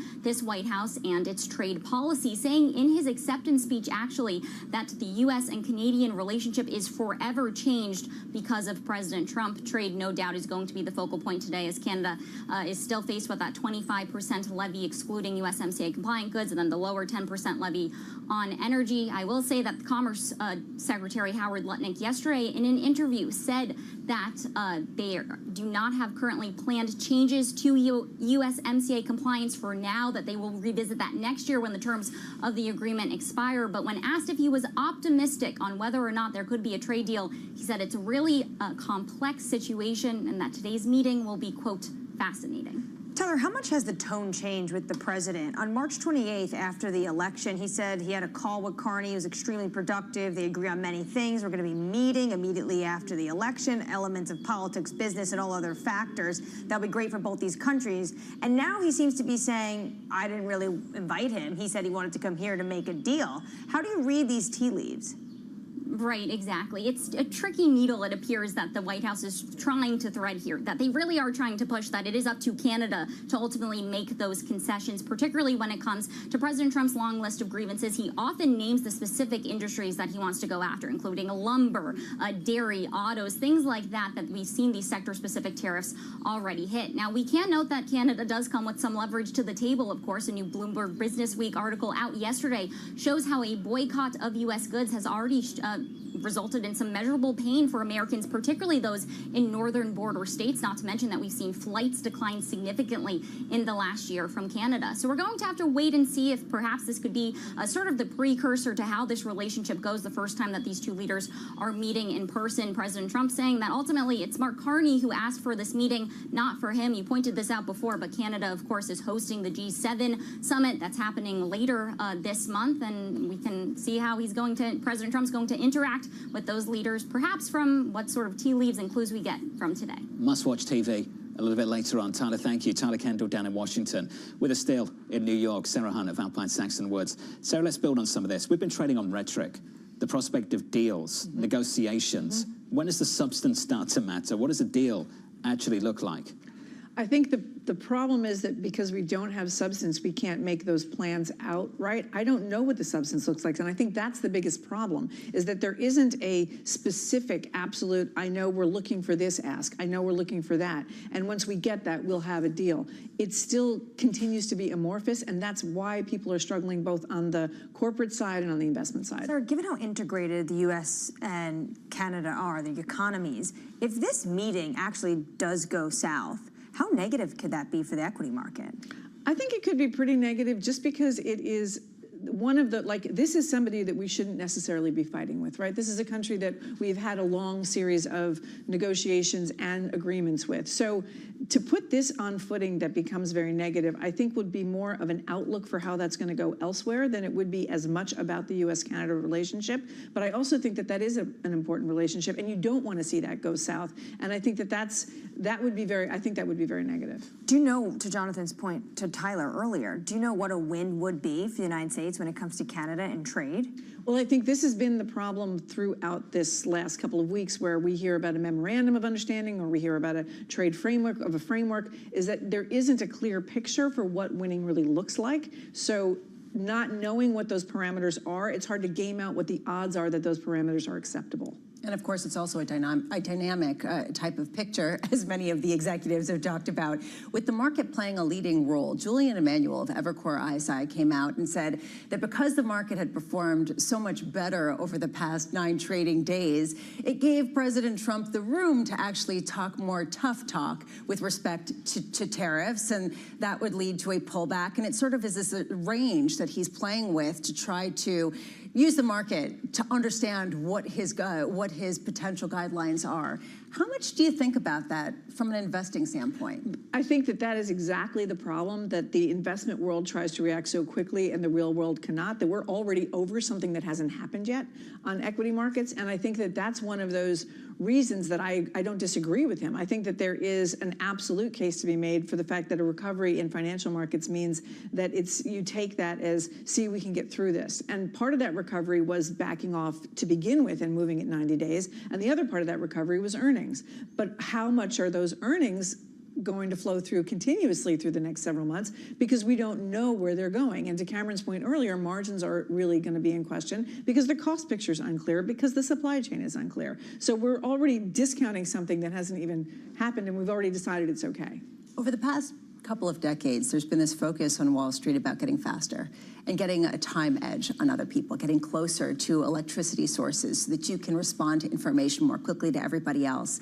Has this been the death of that getting information first is not any kind of advantage whatsoever, and that everybody has to shift to another frame of reference when it comes to investing that is longer term, more patient, more, I don't know, private, something else that is not sort of high frequency trading? I think you're dead on right now, because I think that the absolute chaos and uncertainty that we're living through, rightly or wrongly for the end outcome, makes that information not as important, because you don't know which way it should really direct things. I mean, even at Fed meetings, even before this, you could watch the reaction to what the Fed said, and that markets would be up and down in the same hour, because people couldn't figure out which way we were actually going. And now I think you've just put that on steroids, and you've added other types of information to that, not just what the Fed thinks, but what's happening both in the economy and what the administration wants to do. So getting a piece of information first is not necessarily directionally easily interpreted. Let's just say that. Friday's a great example of that. We had the port director from Los Angeles, Gene Soroka, and Gene told us what was happening with trade volumes as of this week, that we had a 30% roll-off in bookings of arrivals. And we all sit around the table and we're like, okay, what happens next? And there's a big debate about what happens next and over what timeline and what it should mean for markets, because markets might not even respond to it. They might just shake it all off on the prospect of deals on the horizon, which gives you a forward look of better economic data around the corner. How are we going to trade bad data in the next couple of months if the president is still going around saying deals, deals, we're going to close lots of deals? I think that there is a point at which that rhetoric no longer is as effective. And because this is all so recent, again, we're talking about a 4 or 5 week period now since we even started, the rhetoric has been very effective. But the longer you go without having something done, the less you can goose things with saying it's going to be done, it's going to be done. And the more problematic it becomes when those goods are not coming over or going back, and you've got not the right, things are not situated in the right way to get those trade flows started again. This is the window. Everyone's talking about the window. No one really knows how big it is, but this is ultimately it. Ultimately, you have to show something. Otherwise, eventually you get that bad data and this market will have to trade on it. Eventually, those ships will not have gotten here with those goods. And eventually, retailers will have to adjust. And the pricing ramifications will happen and potentially layoffs will happen. And this is the reason why Jane Fraser of Citigroup yesterday at the Milken conference was talking about this gap between hard data and soft data and how it has to close, even though people say that it could persist. And which way it's going to close is not clear. And I really mean that, because it could close to the upside or it could close to the downside. The president likes to anchor negotiations to the extreme, which is why he goes out there with some pretty flamboyant statements at times. The Europeans have been quite reserved through all of this over the last several weeks. This just drops. This report that the EU is targeting 100 billion euros of US goods with tariffs if talks fail. Just setting up the talks in a different way from the European side over the coming weeks. Yeah, fantastic scoop from our colleagues over in Europe. What you see here playing out is a carrot and stick approach now from Brussels. Last week it was in the Financial Times. They were looking at 50 billion euros worth of purchases of U.S. goods like soybeans, like LNG. And now what they're saying, if we don't get a deal, we are going to go after 100 billion euros worth of U.S. goods. What I find so interesting right now about the Europeans is they don't come up a lot in conversations I have with administration officials. It's all about Japan or India or South Korea. What's going on with Canada? We're going to meet with China at some point. Europe, it seems to be silent. At the same time, the trade chief in Europe came out this morning and talked about how if you tally up all the goods that could potentially have some reciprocal tariffs on them from under President Trump, it would equal $622 billion worth. So they're writing down on pieces of paper, calculating, like something's not adding up. So we're going to have to come out here with a threat, and maybe that's what predicated this discussion this morning. Stocks responded to that headline. We're down by about 0.75%, just an extra inch lower on the screen on the S&P 500. Stocks a little softer. Sarah, thank you. Good to see you as always. Sarah Hunt there of Alpine Saxon Woods. Up next, Congressman French Hill with Treasury Secretary Scott Bessent preparing to testify on Capitol Hill.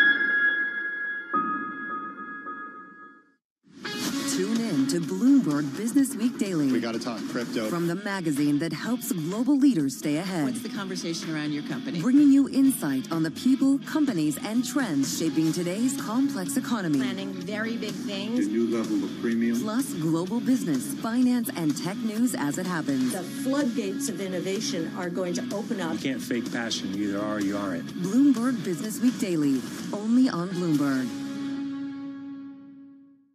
Key investors, top executives, global innovators. Join me for in-depth conversations with the biggest newsmakers on the day's top stories. Insight with Haslinda Onen, only on Bloomberg. Bringing you up-to-the-minute geopolitical news whenever and wherever it happens. I'm David Gura in Rio de Janeiro, Brazil, and this is Bloomberg. The countdown is on. Everything you need to get the edge at the end of the market day.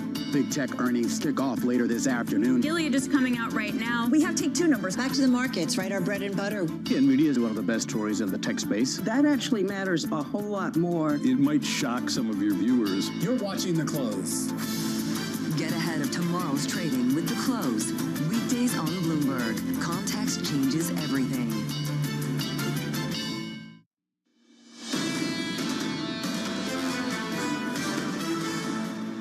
Just moments ago, another leg lower in the equity market, down by 0.8% on the S&P. Not too much drama, but just off the back of this headline, that the EU is targeting 100 billion euros of US goods with tariffs if talks between the EU and the United States fail. On the Nasdaq, we're down about 1%. We're down across the board. On the Russell, we're down by 0.97%. 2 hours away from the cash open. Let's get you some morning movers. Let's cross over to Danny Berger. Hey, Danny. Hey, John. We've heard a lot from DoorDash this morning on a spending spree overnight, announcing that they would be buying their UK peer Deliveroo. And then at the top of the hour, alongside their earnings, announcing that they would be buying 7 rooms for $1.2 billion, the hospitality tech app. That comes alongside their earnings, where they did raise the outlook. However, it is that spending spree that has shares lowers. We're off of the low. It was down 7% 1 point, now down 3.2%. Also, one of the worst performers in the S&P pre-market is indeed Palantir. They had their earnings after the closing bell yesterday. They raised their guidance. They even talked about a ravenous whirlwind, whatever that means, for AI demand, but that was not enough to satisfy investors. It might have to do with the fact that it's up 64% so far this year, the best performing stock easily in the S&P 500, so expectations were high. The final earnings we heard from yesterday after the bell, Clorox, they cut their full year sales outlook, at least the top end of it. And stop me if you've heard this one before, saying that it was macroeconomic conditions that meant that consumer slowing was spending, and they said that that slowdown would happen well into the fourth quarter. Sounds very similar to what we heard from P&G, from Colgate, for example, those consumer companies sounding the alarm, John. Danny, thank you. Maybe not what you'd expect from Clorox, right? Well, first of all, this is actually one that benefited during the pandemic because people still need to clean their homes. I mean, is that... Well, they went mental about cleaning, remember? I know, but I mean, is people that... went nuts. Oh, right, so maybe they just still have those stashes. Bleach over avocados and... Ew, that's disgusting. Please, it's horrible. Time. Okay, but so now people aren't doing that. Make dirtiness great again. Okay, on our radar this morning, not that. President Trump saying China wants to make a trade deal, quote, very badly. Trump and Canadian Prime Minister Mark Carney set to meet at the White House a little bit later as tensions across the board continue to grow. Absolutely, especially over the weekend, the president talked about that he's never going to stop calling Canada the 51st state. He says it's because Canada relies so much on the United States for trade. But in all seriousness, this is a very serious person. He was the central bank governor in Canada as well as the Bank of England. He wants to make sure that Canada is going to be seen as winning when it comes to this trade alliance. So what they talk about, whether or not it's autos, lumber, is going to be really critical, especially as they start to renegotiate and have those talks for USMCA. Pharmaceuticals as well. We've got to turn to this story. The president announcing that pharmaceutical tariffs will be announced over the next 2 weeks. Signing an executive order streamlining regulations on domestic drug manufacturing. This is another big push we're going to hear more about in the weeks to come. Each side is just looking to frame negotiations. This from the Europeans are reporting that the EU is targeting $100 billion euros of US goods with tariffs if talks fail? Yeah, they're looking for leverage at a time when potentially they're looking at $622 billion of products from the European Union that would be tariffed or affected by some of these increased levies. A real question about what the end game is, and we have to keep coming back to this. Is it to reduce tariffs across the board? Is it to have this baseline 10% tariff? Is it to encourage different trading partners to come to the U.S. to make some sort of deal to really work together against potentially China and some of the products coming in? There's still a lot of unknowns, and it's a reason why people are still holding their breath about a rally. Just one last story. If you're flying this morning, just turn down the volume, just a touch. Good. Air traffic controllers at Newark Airport lost radar and radio communications for over a minute last Monday, contributing to a week of flight delays and cancellations. Sources telling us here at Bloomberg, multiple employees were placed on trauma leave. Yeah, you can imagine why. Can you imagine for 90 seconds if all of the blinking lights go blank and you're calling into planes and saying, we've lost all visibility, so watch out for something that you might see in the sky and don't run into it.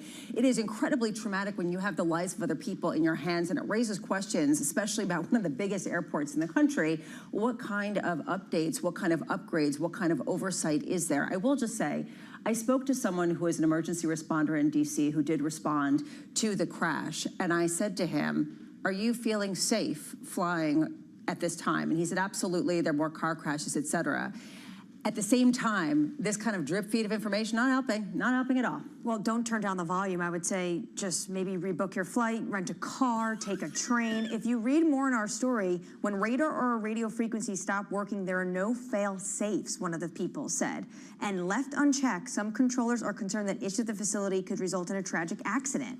This is going to paint an even more dire picture for the FAA as they try to go out there and also make sure they can get more employees to come and work when it comes to air traffic control. Absolutely shocking. You can turn the volume back up a little bit now for our next guest. Let's turn back to policy. Taxes and tariffs in focus with Treasury Secretary Scott Bessent testifying before Congress today and tomorrow. Joining us now, Congressman French Hill, head of the House Financial Services Committee. Congressman, our good friend, welcome back to the program, sir.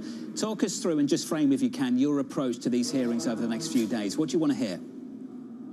You bet. Well, Jonathan, great to be with you this morning. Secretary Bessent comes to both the House Appropriations Committee and House Financial Services today for the first time as Treasury Secretary. And I think you'll see questions about the President's economic policy. He's put his policy as the centerpiece of deregulation, right-sizing regulation, making sure that the American businesses and families don't have a big tax increase at the end of the year, and using a trade strategy that encourages investment in the United States, foreign direct investment in the U.S., and more fairness for American products and services abroad. I think all those things will be subjects of questions in both committees. You, of course, French, represent the home state of Walmart. Congressman, what do they want to hear over the next 24 hours? And ultimately, what is the company saying to you? Well, all my constituents, including Walmart, have made it very clear to President Trump and to their trade associations, who in turn have made it very clear to the White House. They want resolution and certainty as about to what the tariff strategy is, and as it relates to imported goods that would be found in Walmart or a department store. Those decisions have to be made pretty promptly, or you're going to see, in my judgment, impact on what's on store shelves this fall and even this summer. And you're going to see price increases this summer potentially as well. I think that message was delivered quite clearly by American retail businesses principally.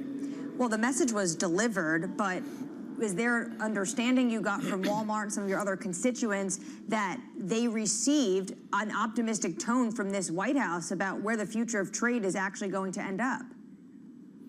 Well, this is something that we've continued to talk about on this show and in Congress, which is, what is the strategy? You have a China strategy, you have a trade fairness and reciprocity strategy, you have a bring business back to the U.S. strategy. Sometimes those things are in conflict, and they're tough to do all at once. That's why I think that the idea of let's square things away at USMCA with Canada and Mexico, let's make sure we're on the same page with Japan, Korea, and the European Union. Those are first and foremost. I think that will help us then get the best kind of leverage we can as we work on the toughest nut in the group, which is how do we have trade fairness and end China's mercantilistic trade policy around the world. Congressman, though, did Walmart, though, leave that meeting in the Oval Office feeling like the president heard them and that they're listening to their concerns? Well, from the reports I've got, the answer was yes. I mean, President Trump worked very hard in his first term to make sure that consumers were not immediately impacted by his tariff negotiations as he attempted to design a tariff strategy that would bring jobs back to the U.S. and foreign direct investment back to the U.S., but not hit consumer pocketbooks directly. And so I think that was the message that was delivered. And from what I've heard, I think he got that and heard that message quite clearly. Do you have a sense, and maybe you're going to get this from the Treasury Secretary this week, of a timeline on when all these negotiations would actually come to fruition?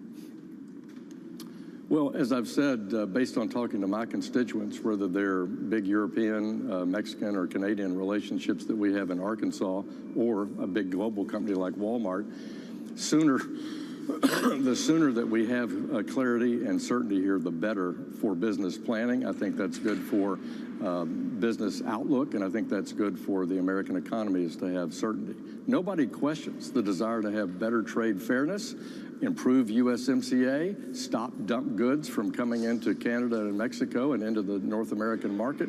Those are all worthy goals, but the question is we need realistic strategies to achieve them, and we've got to make sure that we can clearly communicate that to the American people. Congressman, there also is this question of how feasible it is to get some sort of tax deal. One of the other prongs of Secretary Bessent's goal through Congress at a time where there are a number of red lines that need to be crossed. That's expanding the deficit, potentially cutting Medicare or Medicaid in order to get no tax on tips and some of the other sweeteners. How feasible do you think that it is to get some sort of consensus among your colleagues on that? Well, we've had 7 of our committees now report their reconciliation plans. Next week, you'll see Agriculture, Energy and Commerce, Ways and Means conduct their work.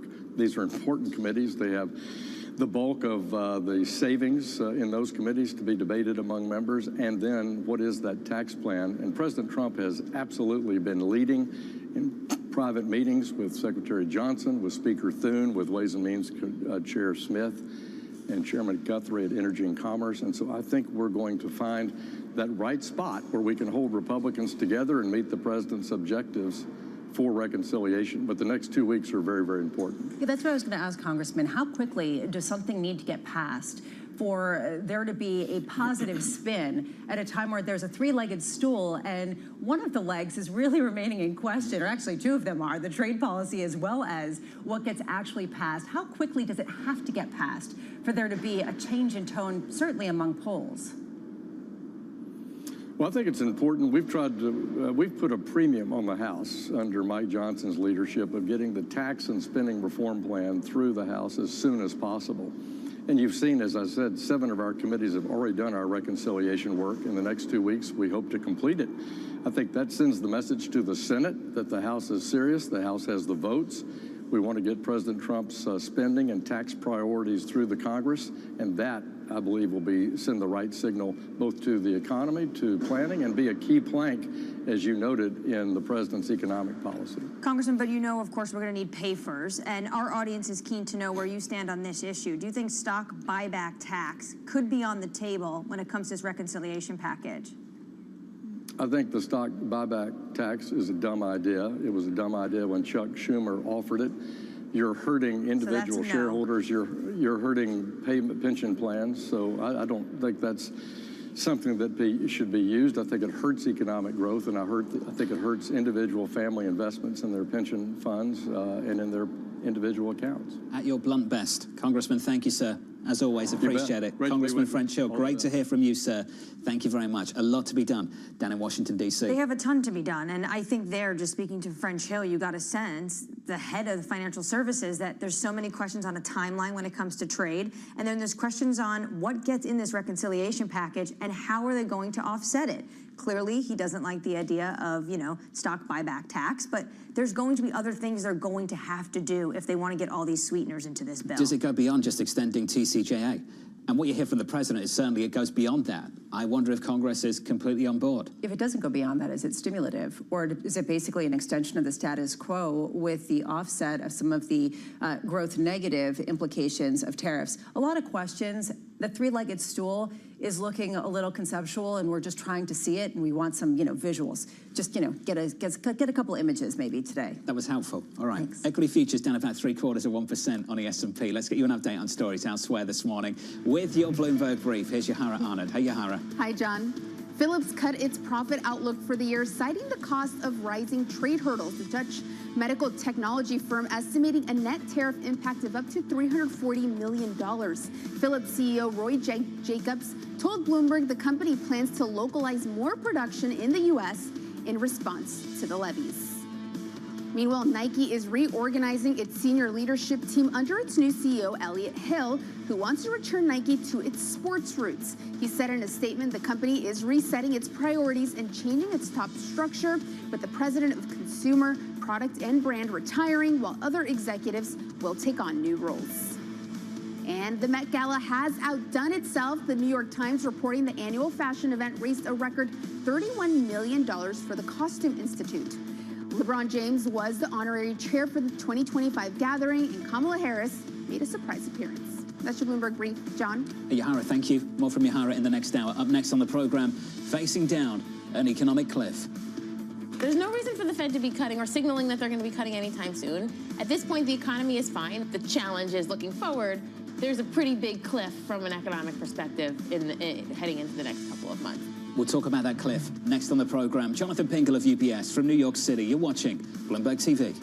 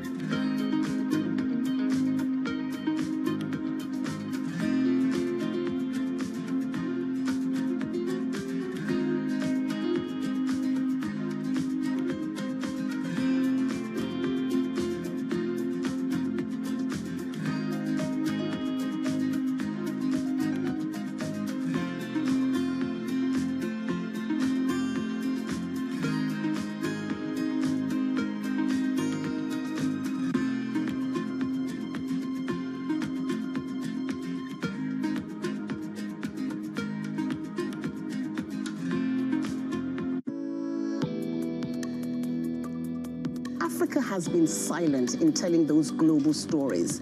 And that's where we have a mind full of stories that we can mine and mine and mine for years to come. And I think investors realize that, and they understand that there's real potential. And as I said earlier, independent films are making a huge comeback.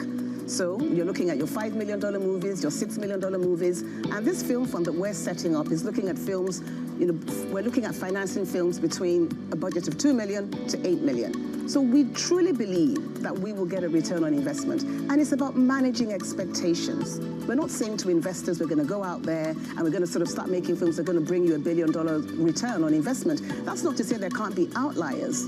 The world has seen this happen time and time again.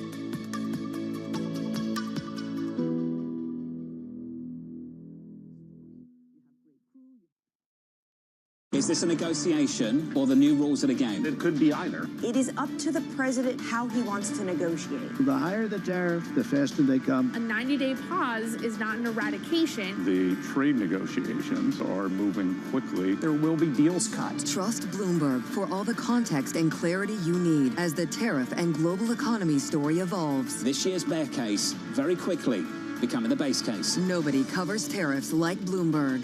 Context changes everything. Good morning. This is Bloomberg Surveillance. Welcome back to the opening trade. This is Bloomberg Technology. This is the Asia Trade. This is Wall Street Week. Welcome to Balance of Power. This is Bloomberg Television. Get your fixed income fix. Watch Bloomberg Real Yield around the world right here on Bloomberg. Context changes everything.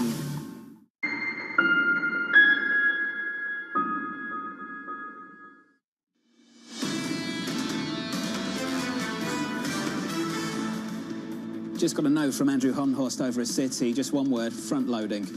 Max Kettner of HSBC helps to elaborate.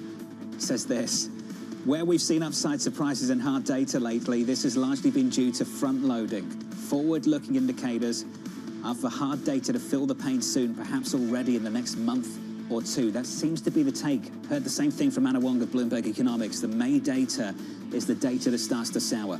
Going into all of that, equity futures negative by 0.75% on the S&P. We're down by 1% on the Nasdaq 100. Under surveillance this morning, facing down an economic cliff.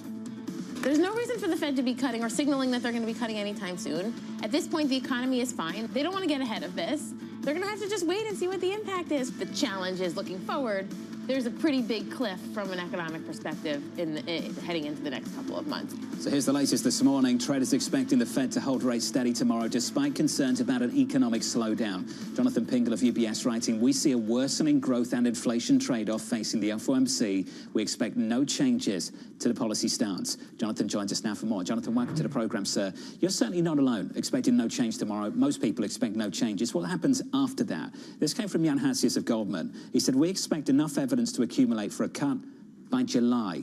Jonathan, do you think we'll have enough evidence by July to make that kind of call?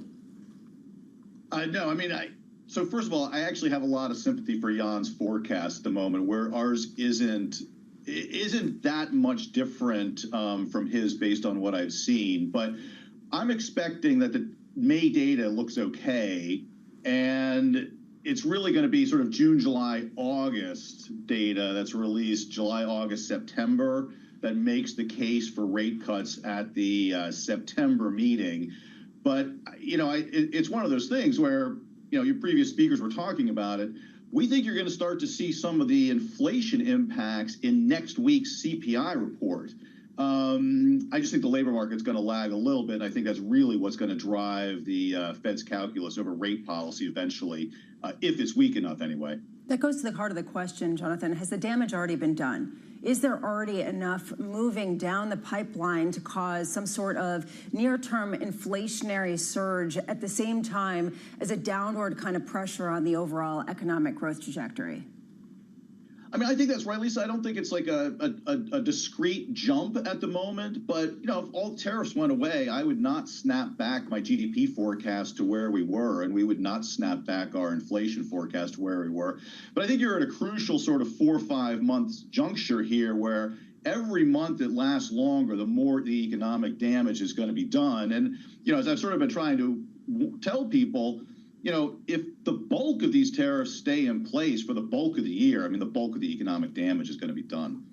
There's a larger question here about if there is some sort of trade resolution and there is some sort of better tone in markets, could there be an inflationary shock in addition to pretty solid growth? I mean, we've been talking about stagflationary types of wins, but a lot of the companies in their earnings reports portrayed a pretty positive backdrop in terms of economic growth. Is there an upside risk for a Federal Reserve that has to be cautious about how quickly they cut rates? Well, I think that's exactly the kind of trade-off they're facing, is that they don't know. I mean, equities have rallied back pretty impressively, actually, following the drawdown after the April 2nd announcements. So that's exactly the challenge for the Fed. And Chair Powell, we expect on Wednesday, is going to say how the dual legs of the mandate might be in tension. If growth holds up fine, this is a Fed that could be on hold for a long time, or if the inflation trade-off is bad enough and growth is fine, maybe even put hikes back on the table. I think, though, one of the questions I think they're going to face, though, is if the labor market weakens sufficiently, I think they're going to end up asking themselves, what are the points of the tools? Because at some point, there might not be anything to restrain, right? If the labor market's weak enough, what are you trying to restrain, right? I mean, if it's slackening the economy for you due to the negative growth impacts, it sort of calls into the question the role of restrictive monetary policy in the first place. So, it is a really tough spot for the Fed, and and the potential outcomes depend a lot on really uncertain data forecasts. Just want to carry that through. Are you saying that at a certain point, if there's an inflationary impulse at the same time as weakening growth, there's not really much that this Fed can do, that it's kind of out of tools? Yeah, in a way. I mean, they'll have other questions to ask, like, is their credibility being called into question? Or longer run inflation expectations becoming unanchored higher? But, when we were roaring out of the pandemic, there was a role for higher rates to play in restraining the supply-demand mismatch. I mean, aggregate demand and the labor market were just surging. I mean, there was a role for rates to play in restraining that growth. If growth is contracting or the labor market's contracting or the unemployment rate's rising rapidly, monetary policy doesn't really need to be there to make it rise faster. If non-farm payroll employment tips negative, they don't need to make it more negative. So there might be a point at which the usefulness of the tools become an important question.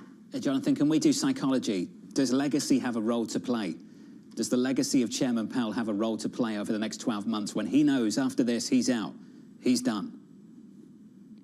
I think the legacy struck me in March because it became clear in March when you looked at the SEP that this was a chair who no longer expected to get inflation back to 2% on a sustainable basis during his current term.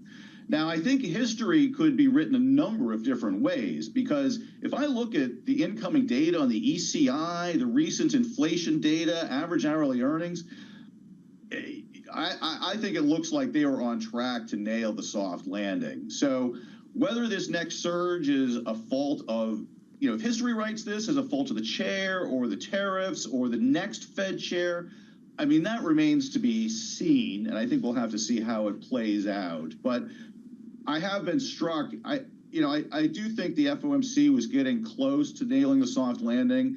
But at this point, I think it's probably going to escape Chair Powell's term. The situation certainly gets harder, that's for sure. Jonathan Pingler, UBS. Jonathan, thank you.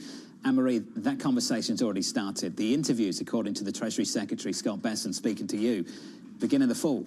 Begin in the fall, and then pretty much there'll be leaks, and we're going to know who potentially Trump is going to give the nod, and then you're going to have this idea of a shadow Fed chair. Trump was asked about this over the weekend. He said, I'm not getting rid of him. You press ran away with it, although he did use the term termination, but he doesn't like what the Fed is doing and thinks actually it's personal. And I'm sure after we get the Fed decision, which is going to remain on hold, you're going to hear the president once again, jawbone Jay Powell. If central bank independence wasn't important to this market, if this was just any other role, he'd be fired already. I think that's an appreciation from the Treasury Secretary and an agreement from the President of the United States just how important that particular position is to financial markets, which again reinforces this view that there is a put, that they are conscious of things, and they are nervous about upsetting markets too much. Yeah, and if they were to fire Fed Chair Jay Powell, it removes a scapegoat, right? I mean, if things go awry, it sort of goes to Jonathan Pingle's point. Who gets blamed, right? Well, the finger is up in the air trying to figure out how to point to somebody else, and that seems to be Fed Chair Jay Powell, who is certainly in the pointed at seat. We've said it a million times. You're going to get that news conference tomorrow, and then you'll just get the live blog from the White House about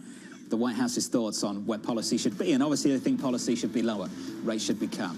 Up next on the programme, Peter Chia of Academy Securities, Jason Bazinet of Citi, Luke Tilley of Wilmington Trust, and Oksana Aronoff of JP Morgan. The third hour of Bloomberg Surveillance is up next.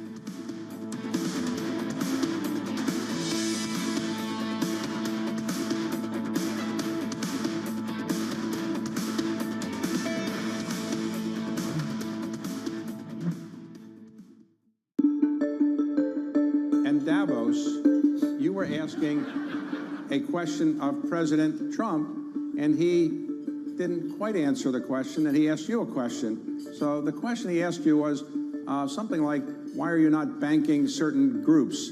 What is the answer? I don't think he gave you a chance to really answer that question, but what is the answer to that question? Well, first off, the Bank of America has 70 million consumer customers and millions of small businesses all over the country, all over the world, and so we bank everybody. But the real question was about overregulation, frankly. And so as you look, what's happened is because the interpretations of AML, anti-money laundering, BSA, Bank Secrecy Act, KYC, know your customer's customer, there's a lot of burden upon the banking system to both report suspicious activity reports and do a lot of analysis, and we have to close accounts, so we can't tell people why we did it. And often we're told by authorities to close accounts. That creates confusion. Another area comes up in this discussion is in the crypto area where the regulator said you can't bank crypto operating companies, employees of crypto companies, et cetera. We are allowed to do, we bank everybody, but the operating company, they said that's a high-risk activity. Ask us for authority, and guess what? You would have never gotten the authority. So that came up as an issue. So at the end of the day, it's about getting these regulations right. It's the world's second largest economy with a growing influence in global affairs. Bloomberg The China Show brings you the unmatched expertise you need to keep track of breaking news, in-depth market analysis, and the most influential newsmakers in and around China. We need to do more to engage the market more. We're risk on. I think we caught a little sweet spot. Massive savings right now. It's already a different game. Bloomberg The China Show. Weekdays around the world, right here on Bloomberg. Context changes everything. Today's CFOs are reshaping the C-suite. Bloomberg's chief future officer shines a spotlight on these dynamic leaders. What's the hardest part of being a CFO? It's hard to come up with that. It's the vast responsibilities, the need to be engaged in different topics. It's remembering which audience I'm speaking to and what I can say in that context. The job is not just being the executive of the finance function. It's being an executive for the company. I would say it's prioritization. Complete the sentence. The hardest part of being the CFO is telling people no. It's hard. It's the right thing to do, but it's always hard. So being just like a touch of a heartbreaker, basically. Yeah. We have a plethora of good opportunities. Some are really, really good. But as we strive for the great ones, sometimes those really, really good ones have to be left behind. New episodes this spring, only on Bloomberg. Is this a negotiation or the new rules of the game? It could be either. It is up to the president how he wants to negotiate. The higher the tariff, the faster they come. A 90-day pause is not an eradication. The trade negotiations are moving quickly. There will be deals cut. Trust Bloomberg for all the context and clarity you need as the tariff and global economy story evolves. This year's bear case, very quickly, becoming the base case. Nobody covers tariffs like Bloomberg. Context changes everything. Bloomberg loves earnings. I know it's like your Super Bowl, right? I can't wait. It's like opening presents in the morning. All right, it will be exciting. Nobody covers earnings like Bloomberg.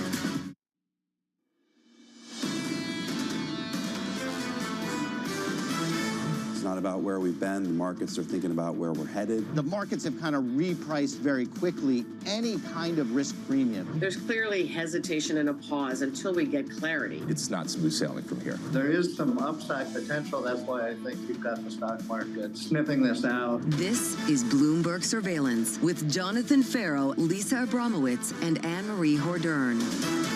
So we snapped a 9-day winning streak on the S&P 500 in yesterday's session, and we add to the losses this morning. The third hour of Bloomberg Surveillance starts right now, and your scores look like this. Equity futures on the S&P, negative. We're down by 0.8%. We're down on the Nasdaq, too, by 1 full percentage point, going into an important testimony over the next 24 hours from the Treasury Secretary Scott Bessent on Capitol Hill at a time where the president is talking up trade deals and Europe is considering retaliation. Yeah, talking about potentially 100 billion euros of goods in retaliation would be tariffed for the United States. A real question here about whether we actually have tamped down some of the rhetoric and the heat around trade negotiations, or whether they're just getting started. I really do think that the discussion with the Canadian Prime Minister and President Trump today is going to be key in determining just how much we have brought the temperature down. And how quickly those deals can actually get done. Because if you can't do a deal quickly with your northern border, what does that mean? Your northern neighbor, what does that mean for every other country? When it comes to Europe, I'm so fascinated by this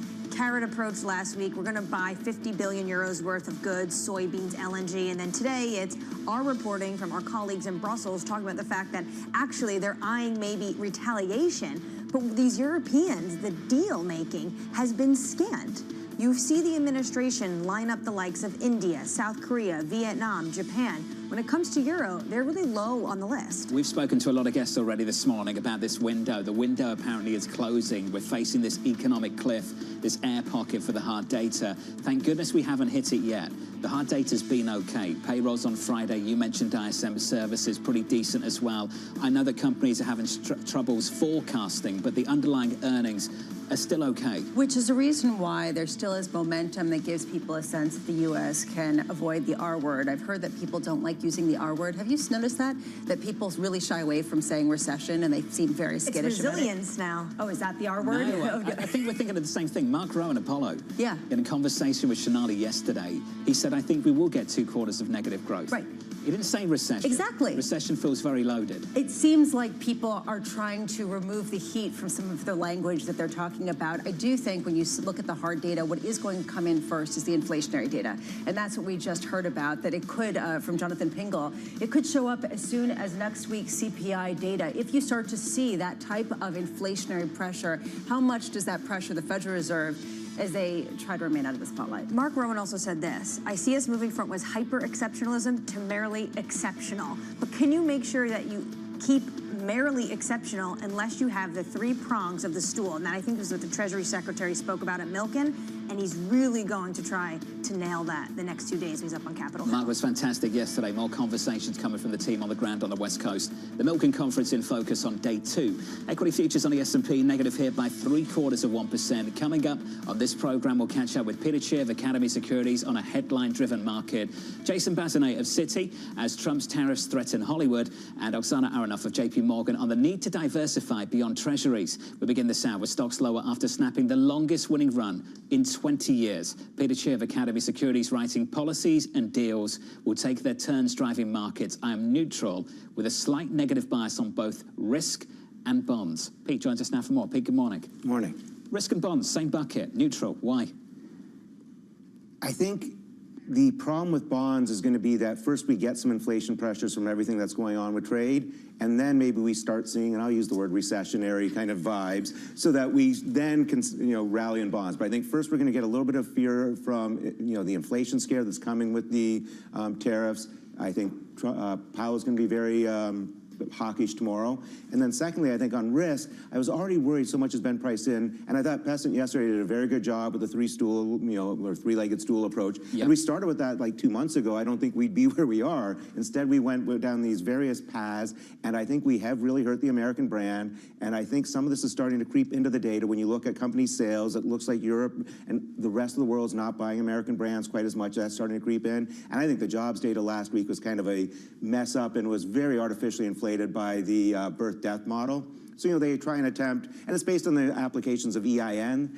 So I think they're doing their best, but there is nothing that's telling me a bunch of people said in April, let's go start our own business. This felt like maybe people getting laid off, trying to join the gig economy. You look at things like law school applications are way up. All those things tell me there aren't a lot of jobs. I think the EIN applications were more a sign of desperation than real faith in the economy. So I think and that was 400,000 of a total of 200,000 jobs. So it was a huge, huge chunk of the report. 3 things that don't help equity markets: recessionary vibes, you've got doubts about resilient data, and then you threw in there a hawkish Chairman Powell. Given the previous 2, what makes a hawkish Chairman Powell? I think unfortunately, they seem wedded to the official data. So I think they have an inability to either look through or say, this doesn't make sense, and they are kind of stuck with the official data, which in this case, I think he was already leaning towards wanting to be hawkish. He does not want to get caught cutting, and then all of a sudden a bunch of trade deals come up, and he has to go and hike or anything like that. So his bias was to be hawkish, and Friday's unemployment or NFP data gave him everything he needs to be hawkish. I think he's going to stick to that mantra. There is a sense, too, of how they become data dependent at a time where the data is very backward looking in a quickly moving economy.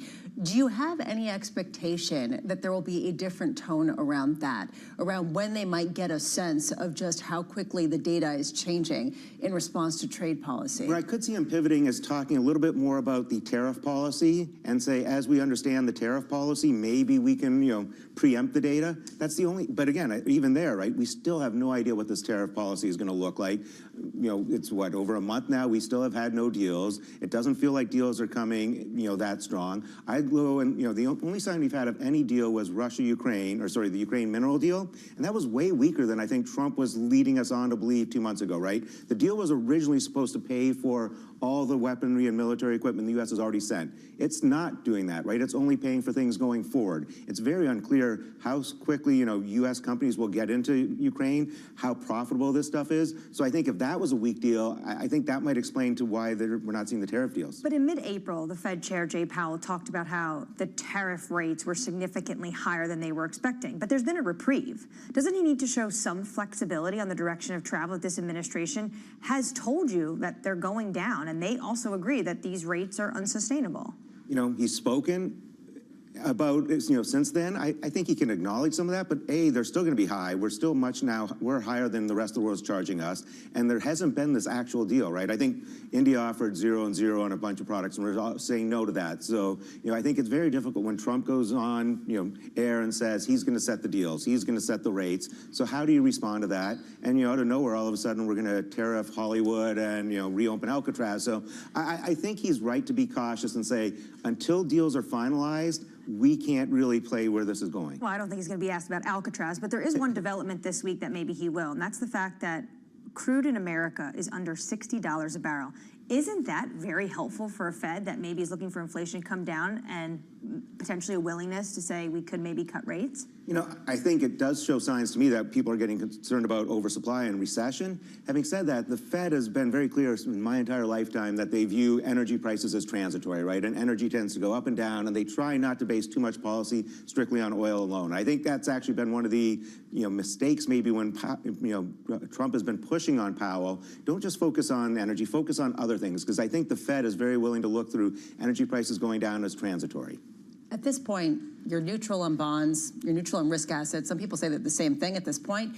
What are you bullish on at a time when you've got European stocks potentially geared for their 11th straight day of gains, which would be the longest or matching the longest streak, I believe, going back to 1999? Yeah, so I would still be biased to be slightly long, you know, foreign stocks. I've actually been increasing exposure, recommending increasing exposure again to Chinese stocks. I think where this is all playing out right now, it looks like we're being a little bit weak on this. They cut some of the tariffs on things that they actually need to keep their production. They seem to be making more progress in terms of getting around the globe and striking deals.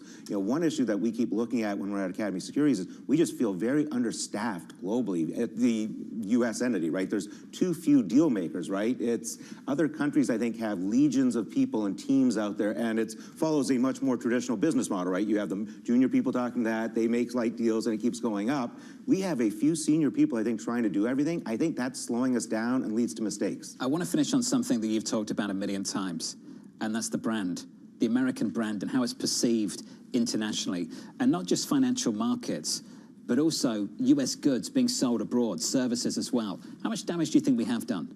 I think there's a fair bit done. I think, again, we go back to this. I view that, you know, foreigners wanted to buy U.S. goods because it was aspirational. They wanted to be affiliated with U.S. brands. And I think you're seeing less of that. You know, you're starting to see some tech companies, their earnings overseas have been a little bit weak. And maybe and I think this goes beyond the tariff and trade related. So I think that it's hard to separate right now. There is noise around tariff and trade. But I think beyond that, I think consumers globally are saying, you know what, what's an alternative to a U.S. brand? We are so annoyed with the messaging coming out of the U.S. that we want to see if we can support our local brands, do something else. And I think that's going to feed in. And again, 40% of S&P 500 profits come from overseas sales. So that's something I don't think we're pricing in at all. We've been so fixated on tariffs and deals and this and that. I think if we've done some permanent damage to U.S. brands abroad, that's going to be a much, much bigger problem. That's a strong word. Why do you think it's permanent? Let's say it's 1 year to 2 years. I think it's already, it's riled people so up. If you just look internally, right, how riled up are, you know, I'll spend probably too much time on, you know, social media, but you look, 1/3 of the comments are like, this is glorious, look, 1/3, this is awful. The Canadians are furious. We've heard from many of them. They are absolutely furious. And I think today's meeting down in Washington goes some way to speak into exactly that moment. What can they do to repair this, if they even want to repair it? Yeah, and you're seeing, you know, stories about both in Canada and Europe where people are turning U.S. brands upside down on store shelves so people can just bypass them or not look at them. So this is something real. I think on the tech side, people are starting to say, well, how associated do we want to be with this? And even on the military development side, right? If Germany and them were really going to spend money, you would have thought they'd be using U.S. defense contractors, but the excuse is, well, we're worried about what Trump says or does down the road, whether we will get access to the pieces and parts that we need. And it's just been such a vicious kind of push on countries that I think that lack of trust, and again, Japan, I think, negotiated a deal with Trump in 2019. USMCA was under Trump in 2018. Even if you get a deal, do you believe that if Trump doesn't like the prospects in a year or so? And then more and more people, I think, when we look at trade, to me, it's, you know, almost become flabbergasting at this point. we look only at goods trade, right? We should add services in. The U.S. is dominating in services globally. Sure. That would reduce the trade balances. And then if we tried to put in any sort of measure of profitability of trade, I think we're probably crushing it with most of the rest of the world, right? We tend to import low-margin goods. We tend to export high-margin goods. So the fact that we kind of seem so narrowly focused on trade balance on goods seems strange. We're ignoring per capita. I think this is all pushing back on us very hard. When we saw those headlines at the start of April, there was a worry, and I think we shared that worry, that they were going for it. They were looking to rewire the global system. And Lisa, we talked about it. Was this a shock to the cycle or a shock to the system? I have noticed a hesitancy regarding rewiring the global system based on the headlines we've seen over the past month. A hesitancy of the market blowback and how quickly they're executing it. It sort of is exemplified by the delay for the auto manufacturers to get more accustomed to the new regime. It's unclear what this new system is, and that, I think, is the difficulty. We don't have a sense of just what the ultimate goal is, and that's leading investors to be worried. And I think one mistake this administration, to me, has been making is they make a move. If they don't get the move they didn't expect, they try and make some other move, and they're not thinking, what does the other world do? And we might be trying to restabilize. I'm not sure we didn't set in motion a destabilization, because other countries are saying, oh, yeah, that's really nice, U.S., that you want to pull back, but you started this. We're no longer comfortable. So I don't know that it's as easy to pull this back. Yes, the U.S. is trying to walk it back a little bit. I'm not sure, A, the rest of the world views that the U.S. is trustworthy in walking it back. I'm not even sure the U.S. markets think we're trustworthy, that we're permanently walking it back. But secondly, I think the rest of the world has started things in motion that are going to change, and that's been the response function. And this administration has to realize people are not behaving the way we expected. People have understood, art of the deal and are playing Trump very differently. And I think we have done a poor job analyzing what other countries are likely to do and responding to that. And we've got to get back from that. And I do think Besant's better at that. Well, at least America has a government right now, because Germany's falling short. Let's cross over to Germany and catch up with Bloomberg's Ollie Crook. Ollie, welcome back to the program. For those of us just tuning in, wondering what's been happening over in Berlin, what's the latest?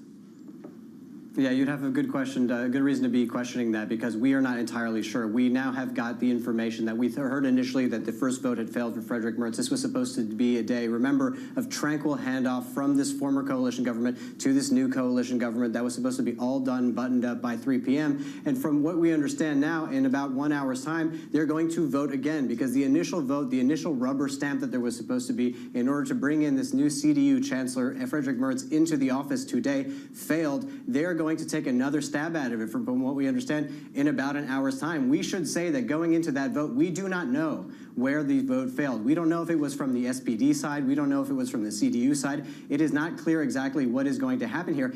If this vote fails again, there is still the opportunity to hold other votes in the days to come, but there are going to be some serious questions raised about whether or not Frederick Merz is going to be the right man to be the Chancellor of Germany, and what possible configuration could go going forward, which will throw into question so many things that we can't really even begin to disentangle. We really need to see what happens within the next hour, but we have to say what was supposed to be a procedural day to take us from a very chaotic political system in Germany with a three-party coalition to something much more stable, that grand coalition that we've had many times over the last few decades. That transition was supposed to happen today. It simply did not, and we really do not know where things are going to land. We'll find out a little bit more clearly within an hour's time. Ollie, for US-based investors that heard a lot about German stimulus, does it put a question mark over that at all, or is that already signed, sealed, and passed?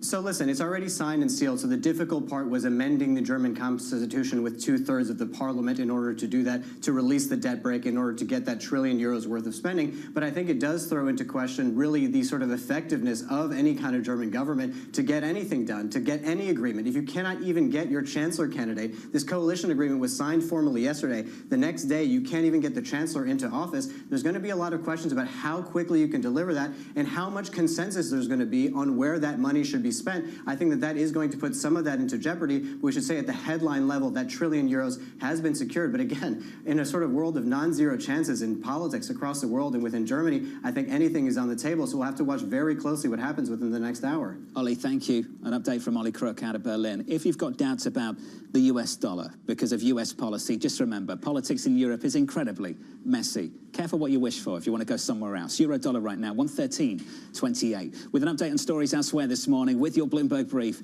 here's Yahara. Hey, Yahara.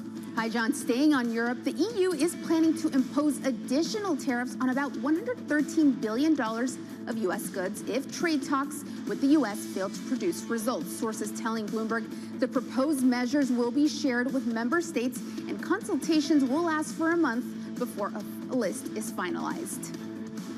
Meanwhile, Ford shares are falling more than 2% in the pre-market after it suspended full-year guidance and warned Trump's auto tariffs will hit profit. The automaker said the duties would cost it $1.5 billion in adjusted earnings before interest and taxes. Still, Ford's tariff exposure is less than its rivals since it produces 80% of the cars it sells in the U.S. domestically.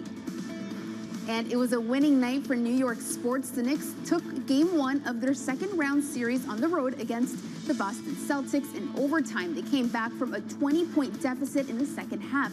And the Islanders won the draft lottery to land their first overall pick in next year's draft for the first time since 2009. That's your Bloomberg brief. John? Yahara, thank you. Appreciate the latest. More from Yahara later on this hour. Up next, the morning calls, plus Jason Bazinet of Citi as Trump's tariffs threaten Hollywood. From New York, this is Bloomberg.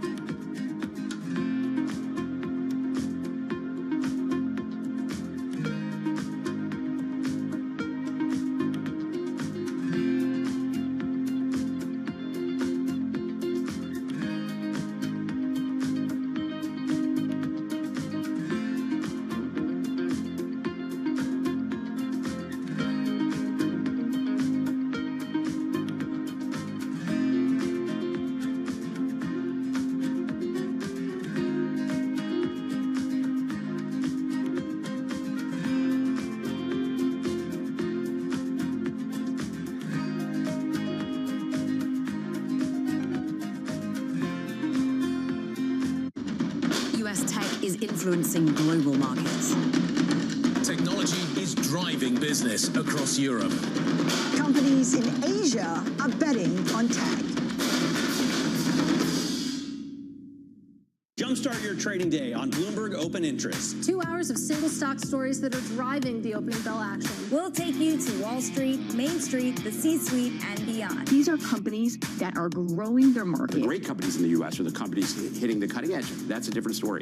Get the inside track on what's buzzing in markets. With the players who are shaping the narrative. If you have bad earnings reports, you're going to get punished. They're not buying what the industry is selling. Join us on Bloomberg Open Interest. Every trading day, only on Bloomberg.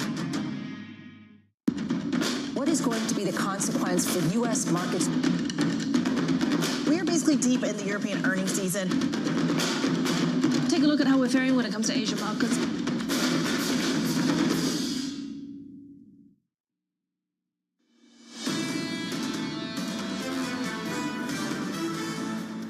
At the moment, struggling to avoid a second morning of losses on the S&P 500 following 9 consecutive days of gains. We're down by 0.8%. On the Nasdaq 100, we're down by a little more than 1 full percentage point. That's the price action as things stand. Here are your morning calls. First up, Barclays raising its price target on Ford to $9, saying its future depends on its execution. The stock is down by 2% after suspending guidance. Your second call, Citi, cutting its price target on PayPal to 95, reflecting a more moderate and prudent macro environment. That name is down by 0.9%. And your third and final call from Morgan Stanley, raising its price target on Mattel to $17, expecting a less severe impact from tariffs. That name down by about 0.6%. Media stocks falling after President Trump threatened 100% tariff on movies produced overseas. Jason Bazinet of Citi writing, investors have viewed Netflix as immune to tariff risks. That may no longer be true. Jason joins us now for more. Jason, welcome to the program, sir. Good to get your thoughts. Another shocker, another shock to ultimately deal with and process without much detail or clarity about what happens next. Just how exposed do you think Netflix actually is? Well, I think if the 100% tariff went through, I think they would be very exposed. I suspect that what Trump is really trying to do is just nudge more production into the U.S. And there we estimate that U.S. production costs are maybe 35% higher than overseas, and so that will limit the damage, I think, to Netflix. So, Jason, you think that this is a maximalist approach and that Trump is not actually going to implement a 100% tariff? Well, look, there's a lot of questions on the street about whether he even has the legal authority to impose a 100% tariff. There's a law in the books called the Berman Act, which says you can't impose tariffs on intellectual property. In Trump's tweet, he cited national security concerns related to the production of movies. So he's going to try and get around it. That sort of raises all sorts of legal questions. So I think, like Trump always does, he's just trying to get maximum leverage early on in the negotiation, but I think the ultimate goal is to nudge more production on U.S. soil. And he has Governor Newsom coming out and talking about it. He has industry leaders coming out and talking about it. He said yesterday he's going to have a meeting with all of them. What would a federal tax credit for the industry mean? Well, it depends how large the tax credit is, but ultimately, the tax credit would have to be large enough to more than offset the production savings that the media companies enjoy by producing overseas. So if you had, let's assume my 35% number is right, if you had a tax incentive that was larger than the 35%, you could see production move to the United States, and it would actually be an earnings positive for these media companies. If it's smaller than that, it would be a negative to earnings, but would boost employment and sort of help the overall U.S. economy. Jason, not to get philosophical, but what does it mean to be produced in the United States? Is that a clear concept to you? No, it's not a clear concept. I mean, a lot of these movies and TV shows, have a hybrid approach. And so every production is different. It's not black and white like something that's manufactured. And so it's a gray area. Very, very tough in my seat to analyze with precision. But I think the broad goal is just get a larger percentage, let's call it that, produced in the United States. Jason, a tax break sufficient to achieve that? What makes it so much more expensive to produce content in this country? Well, mostly it's labor costs. I mean, that's the main thing. And then a lot of the overseas markets are providing tax incentives as well. So you've got a twin benefit if you produce overseas, tax credits and lower labor costs. And that should help them with the pricing of the overall product as well, Jason. I think we wanted to finish on that with you. Just how immune and insulated is a company like Netflix going up against the prospect of an economic downturn? I know we haven't seen it in the hard data just yet, but how worried should we be? Yeah, I don't think particularly worried. Netflix's advertising revenues are, call it 1 or 2% of the overall revenues. I think they'll be able to grow ad revenues even if we see an ad recession, just because they're in such a nascent, part of their arc in terms of moving into the ad market. In terms of subscriptions, when we run the math, Netflix is still the cheapest app service out there for video on a dollar per minute consumed. So it's probably half the cost of a company like Disney. On a per minute consumed, it's probably 1/5 the cost of streaming services like Paramount or Max or Peacock on a per minute consumed. So I think reasonably insulated from recession risk. Interesting. Appreciate the framing. Jason, thanks for your time this morning. It's Jason Bazinet there of Citi. Jason mentioned Disney. You'll hear from Disney, the Walt Disney Company, later on this week. Up next on the programme, we'll get you some trade data. That is just around the corner. We'll get the view of Luke Tilley of Wilmington Trust and the reaction in the market from Oksana Oronoff of JP Morgan. From New York, this is Bloomberg.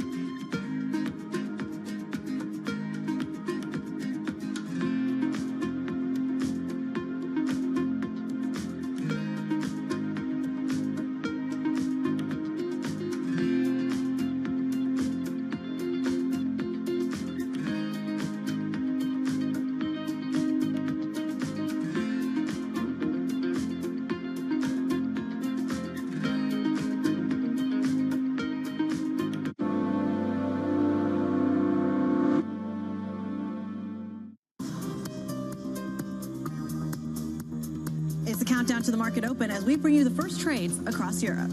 We'll debate the most important stories and what will drive the big investment decisions throughout the morning. I'm Guy Johnson. I'm Kriti Gupta. And I'm Anna Edwards. Join us every weekday morning for the opening trade, live at 7 a.m. here in London. Only on Bloomberg.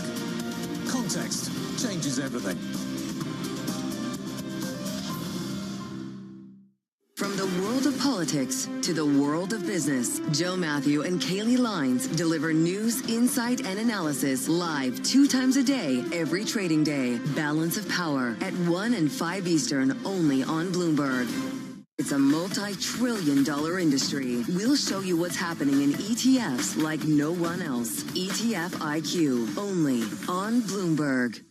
David Weston, join me for the next generation of Wall Street Week, telling stories of capitalism from business, markets, economics, tech, and climate. Each week, we'll go on the road for a look at what lies behind the headlines of today and what will likely be the headlines tomorrow. Above all else, it's a mission. Done nothing but grow immensely. To me, that's an extraordinary sign. We can be the change that we want to see. Watch the all-new Wall Street Week. More than what you need to know, it's what you need to think about.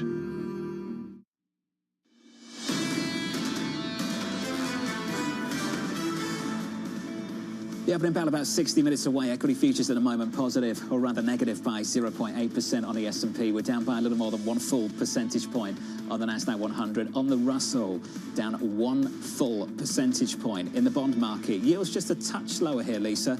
On a 2-year, we're down by 3 basis points, in and around 380. Yeah, heading into a Fed meeting that is going to be fraught, even though the goal is really to say nothing. There is a tension right now with inflationary data coming from ISM services, with that prices paid component coming in at the highest level going back to January of last year, of 2023. It raises a question. How do they deal with slowing growth and higher inflation? When you focus on the data recently, there's some words that come up repeatedly, including this one, front-loading. A renewed focus on the trade balance in the United States of America and a lot of imports. With that data, here's Mike McKee. Good morning, Mike. Good morning, John. We've got a record trade deficit. You saw the record goods deficit earlier in the week. Now we've got $140 billion. When you add in services, which are generally a surplus for the U.S., but that's still a record deficit. It does not show progress made in the president's efforts. Right now, we see March exports up by $500 million more than February, imports up by $17.8 billion. So what we're doing is reflecting a lot of the pulling forward of orders because of tariffs. Year-to-date, goods and services deficit is up 92.6%. 92.6% from the same period in 2024, the first quarter of last year. So it is a major change for the worse, and of course, this does weigh on first quarter growth. We'll see certainly some revisions and maybe revisions lower in terms of growth once we get the update at the end of the month. Mike, what does this mean for the FOMC? 2-day meeting begins later on this morning. You can tell us precisely when. Concludes tomorrow. The incoming data, some of it has been flattered by this so-called front-loading. How much will they read into some of the resilience we've seen over the past few weeks? Well, I think they've put a lot of credence in the idea that there's front-loading, and that's what's driven some of the strength in at least business spending. Remember, in the first quarter, business spending up 9.8%, and a lot of that is efforts to get ahead of the tariffs. The question for the Fed is going to be, what is the consumer going to do, especially if, because we've pulled all this stuff forward, and now we start to see empty shelves, there may be less for people to buy. That's what they've got to try to figure out, but since we don't know what the tariffs are going to be, who's going to pay the tax and when, that's a question they can't answer, so I would expect them to do as little as possible tomorrow. Mike McKee, thank you, sir. We've heard that word so many times, haven't we? Front-loading. Max Kettner, HSBC, earlier on this morning, we've seen upside surprises in hard data. This has largely been due to so-called front-loading. And for a lot of you, economists are looking for this weakness to emerge over the next several months. Now, maybe it doesn't. Anna Wong of Bloomberg said the fallout should be very visible in the May payrolls report. We heard from Stephanie Roth on Friday from Wolf Research, who said the economy is solid right now, but heading into the next couple of months, it's going to take a big turn. And this, Lisa, came from Jan Hatzius. Expect enough evidence to accumulate for a cut by July. Yeah, and then consecutive cuts in September and then October, each 25 basis points at a time when people are expecting the hard data to catch down to the soft data. This is what Neil Dutta has been talking about, the idea that because of the pull forward, the kind of front-loading activity that's taking place, it has buffered some of the data that we've seen, the hard data, and it's the reason why soft data actually is more relevant than it has been in the past. Mike, just confirming the two-day FOMC meeting began this morning at 8:30 Eastern Time as scheduled. Luke Teddy joins us now of Wilmington Trust to get into some of these issues. Luke, welcome to the programme, sir. Now, you have maintained a forecast of 1.8% GDP. Unlike the others who have been running around without their heads, you've maintained 1.8% and the world has come towards you. Luke, what did you see in the trend that told you that ultimately growth would end up where consensus is currently? At the beginning of the year, when we had that 1.8% expectation, it was because we thought that consumers were front-loading as late as the fourth quarter of last year, never really believing that consumers were that strong. Now we have moved to a call of recession with a probability of 55%. We made that call on April, I guess it's 4th, 2 days after the reciprocal tariff announcement. And I think what we've seen in that Q1 data is exactly what you were just talking about. You do have front loading. We see that from consumers in their purchases of durable goods. We don't expect that to continue. We see it from businesses. Mike just mentioned the strong CapEx numbers. Within that, you had a 60% annualized increase in businesses investing in computers and servers and whatnot. So you see that front loading there. And then, of course, there was the buildup of inventories. And I don't think that this should really make anybody feel that great about the first quarter. And of course, this data cuts off March 31st. It's right before the reciprocal announcement. And then one other point that I think is important, the domestic sales of domestic product. So the stuff that we make in this country and are either buying domestically or sending overseas declined 2.5% annualized in the first quarter. And that is the worst since the COVID shutdowns, and before that, the global financial crisis. So I don't think that the front running is going to keep going. I don't think it's going to be sustained. And I think that we're looking at a decline here in the second and third quarter. Luke, has the damage already been done? That's the key question as some of the discussions around trade have softened. I think a lot of the damage has been done. Of course, it could get worse and it could get better, but when businesses are dealing with significant historic uncertainty and start pulling back, either trimming around the edges with spending, pulling back on CapEx plans other than that front loading, then a lot of the damage has already been done. And we still have, something like 60 days of these delayed tariffs, and that just creates a lot of uncertainty. And I think one of the most important things here, and you've been talking about the hard data and the labor market this morning, is that nobody should take any consolation in the April jobs number. The reference week for that data was April 6th to April 12th. So it's the week immediately following the reciprocal tariff announcements. So that means people who were paid that week, they were probably working the week before and that week. That's the 2-week pay period. So when we're looking at those job additions, it's basically people who had agreed to come in and start working maybe at the end of March and started working those last 2 weeks. Since then, we've seen the souring of sentiment, and we would expect to see damage in the labor market coming in the next report, not this previous one. I don't think anybody should take much solace in that. Given the fact that there is the specter of some sort of job loss or some sort of deterioration in the labor market, Luke, how much do you look past the inflationary pressures that we're hearing about from companies and that Jonathan Pingle of UBS was saying he expects to see in the data as soon as next week? Yeah, this is incredibly important. And I don't really think of those as inflationary pressures. I think of them as price pressures for imported goods, which is very different from inflation. The textbook of inflation is that you've got price pressures that go up and drive up consumer prices in a general manner.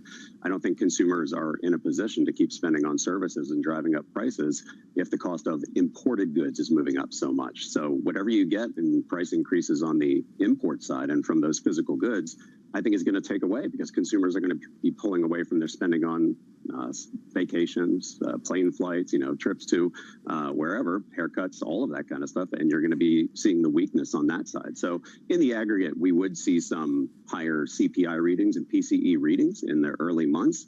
But that would give way in the face of economic weakness. And I really don't think that inflation is going to be a problem. Luke, your call for a recession with a probability of 55%, does that take into account the reprieve we've seen on tariff rates since April 2nd? Yeah, absolutely. I mean, if we have deals that are struck and everybody comes down and just stays basically at the 10% tariff that we have right now, and of course, we don't even have any idea what's going to happen with China, but let's say there are historic tariff cuts and they come down to something like 25%, let's say, you've still got a quintupling of the tariff rate that we had as of January 1. You know, it's going to be between 12 and 15% or something like that. And that's not to say it's good, bad, or indifferent policy. What we're looking at is consumers that would struggle with those kind of price increases. Firms, if they believe that it's permanent, even at those lower numbers, 10% baseline, 25% on China, let's say, businesses have to change their operating structure. They have to change and make investments and really change their capital stack and their hiring decisions. And that kind of transition in a short amount of time is very disruptive. So even with the kind of trade deals that we haven't even seen yet, we're still going to go through a decent economic shock here. And the question really is how bad will it be? Luke, when do you think that becomes apparent to the Federal Reserve, a hesitant Federal Reserve? I think that the Federal Reserve knows everything that I'm saying right now, but they also need to watch to the upside for inflation. Of course, their biggest fears is inflation running up and going away. I mean, I don't think that they expect that it's going to run away. They recognize the weakness in the consumer, but they have to guard against that. They'll also know that the labor market would not have been showing in that previous report. But I think that given the possibility of the upside risks and that they can act quickly if they need to, that it'll become apparent to them, and then they'll start cutting whenever they see the weakness in the labor market, which is fine. But the labor market usually lags economic activity. We're going to see the decline in economic activity, and then you see the decline in the labor market later. So the Fed will be playing catch up at that point. Hey, Luke, appreciate your time, sir. As always, Luke Tilley there of Wilmington Trust. Luke came into the year looking for weaker than expected growth, around 1.8%. The rest of the world came towards him. Then after the tariffs came on, started looking for a recession. But I think the way Luke sees the world, the way Neil Dutta sees the world, I think the important piece of this is that they saw the slowdown in process going into year-end last year and continuing through 2025. And that went against the grain of a lot of people looking for a boom off the back of this election we saw 6 months ago. Yeah, they were still looking at a soft landing that was a landing, that was a deceleration that you were seeing in a lot of the data already, and it was off of a pretty high place.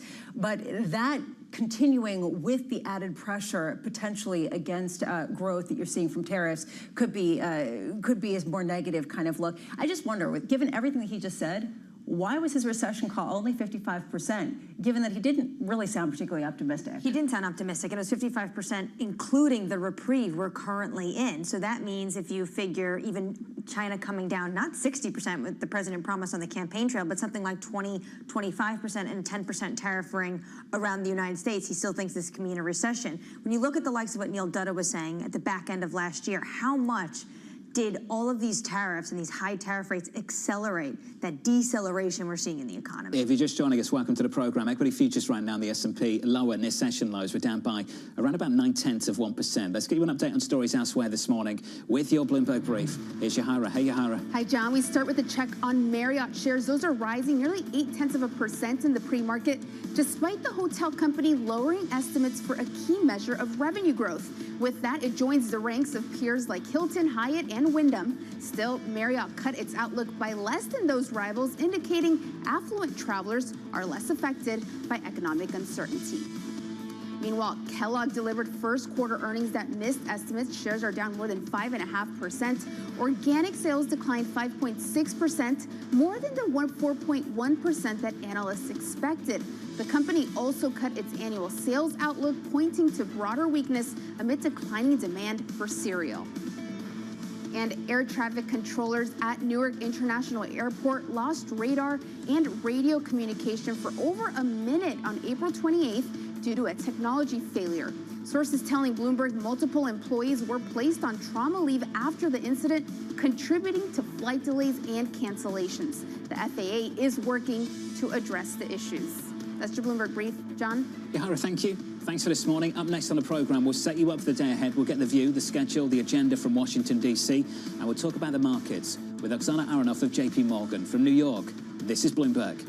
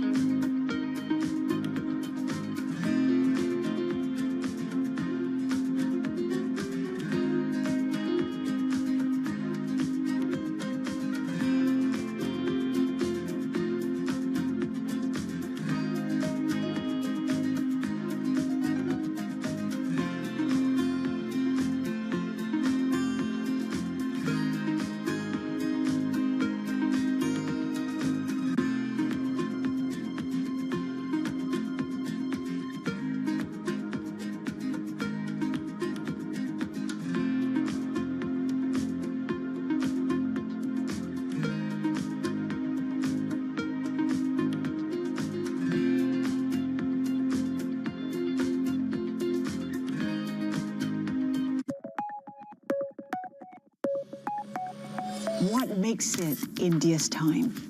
It's us women who are going to transform India. I truly feel that the time for Indian women has come. They're not only breaking glass ceilings, but they are redefining, you know, whether it is in sport, whether it's in medicine, whether it's in creative arts.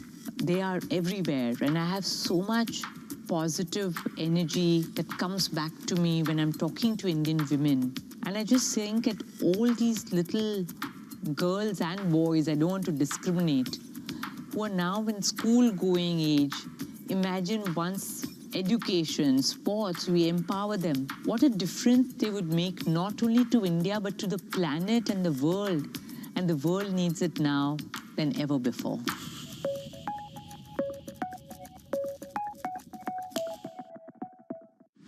Tune in to Bloomberg Business Week Daily. We got to talk crypto. From the magazine that helps global leaders stay ahead. What's the conversation around your company? Bringing you insight on the people, companies, and trends shaping today's complex economy. Planning very big things. A new level of premium. Plus global business, finance, and tech news as it happens. The floodgates of innovation are going to open up. You can't fake passion. You either are or you aren't. Bloomberg Business Week Daily, only on Bloomberg. Bloomberg brings you breaking news 24 hours a day. Powered by more than 3,000 journalists and analysts in more than 100 bureaus across the globe. Bloomberg Television. Context changes everything. U.S. jobs numbers are released. Bloomberg has the report under surveillance with crucial data and expert analysis at terminal speed. Nobody covers Jobs Day like Bloomberg.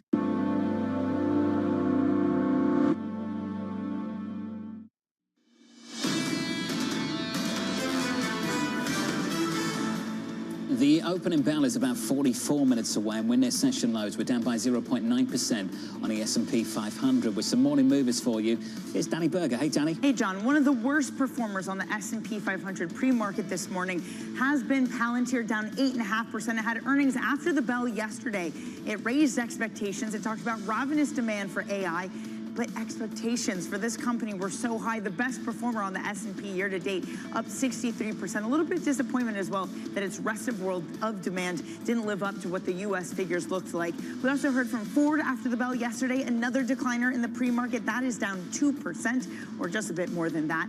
Ford scrapping their guidance for the year. Another automaker to do this, seeing a $1.5 billion hit to their earnings for the year. Not as bad as some others like GM. That figure was around $5 million. Jim Farley, the CEO, said that he wants to try to build more parts in the U.S., but said he's been communicating with the White House and has been very clear about the cost of the changes that will need to be made. Wrapping things up with another automaker for you, this time Tesla, down 2% in the pre-market. We got some sales figures from Europe, and they continue to look really, really poor. UK sales for last month fell 60% compared to a year ago. In the Nordics, that figure got high as 80%. That despite the fact that they had a new Model Y to put into the market, so that sending shares lower this morning, John. Stock is down by about 2%. Danny, thank you. Appreciate it. Your calendar looks like this. Through the next 24 hours and into the weekend, counting you down to the opening bell, your trading diary. As follows, at 10 a.m. Eastern Time, Treasury Secretary Scott Bessent testifying before the House Appropriations Committee. At 11:30 a.m., President Trump meeting with Canadian Prime Minister Mark Carney. On Wednesday, Disney earnings, day 2 of Bessent's testimony on Capitol Hill, and a Fed rate decision and Chairman Powell news conference just around the corner as well. On Thursday, another round of claims and a Bank of England rate decision. Down in Washington, Tyler Kendall joins us now for more. Tyler, set up the day ahead for us all. Yeah, hey, John. Well, perhaps one of the most important things on the agenda is this really high-stakes meeting between President Trump and the new Prime Minister of Canada, Mark Carney, considering that it appears very little progress has really been made when it comes to the trade talk front. And Mark Carney actually sort of lowered expectations, if you will, ahead of this meeting, saying he understands that this will be difficult but constructive talks. Of course, as you well know, the U.S. and Canada have one of the largest trading relationships in the world. New data from Census Bureau shows that they exchanged about $916 billion worth of goods last year alone. Now, Mark Carney did outline sort of his strategy going into today, saying that he wants to move away from sector-specific talks to really looking at the comprehensive deal here when it comes to tariffs, because we have to keep in mind Canada has really been hit from all angles. That 25% levy on imports excluding USMCA compliant goods, the 10% levy on energy, but then also those sector-specific tariffs that really have been critical to this administration administration's push when it comes to reshoring on steel and aluminum and also autos. No doubt all of this will be on the table today. But Commerce Secretary Howard Lutnick yesterday, John, when asked if he was optimistic about the future of a deal, said that it's a really complex situation and that ultimately he thinks this is going to be a fascinating conversation. Tyler, thank you. Appreciate the update. Tyler Kendall.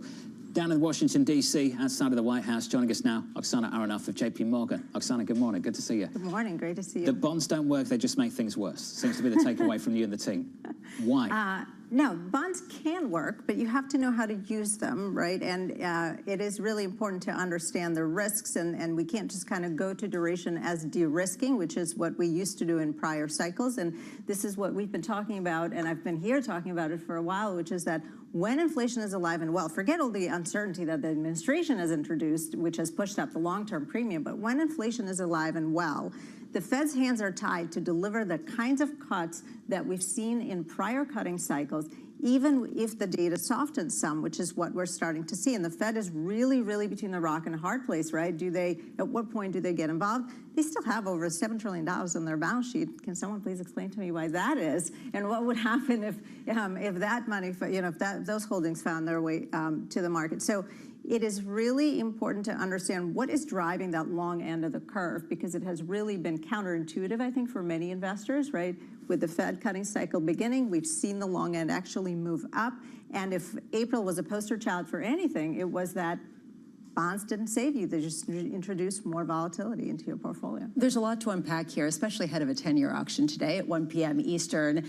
How much do you discount the inflation that we are currently seeing as, and I don't want to say this, but I'm going to say this, transitory, since there is going to be some sort of deceleration in growth and a weakening in the overall economy that's going to pressure things on the other side?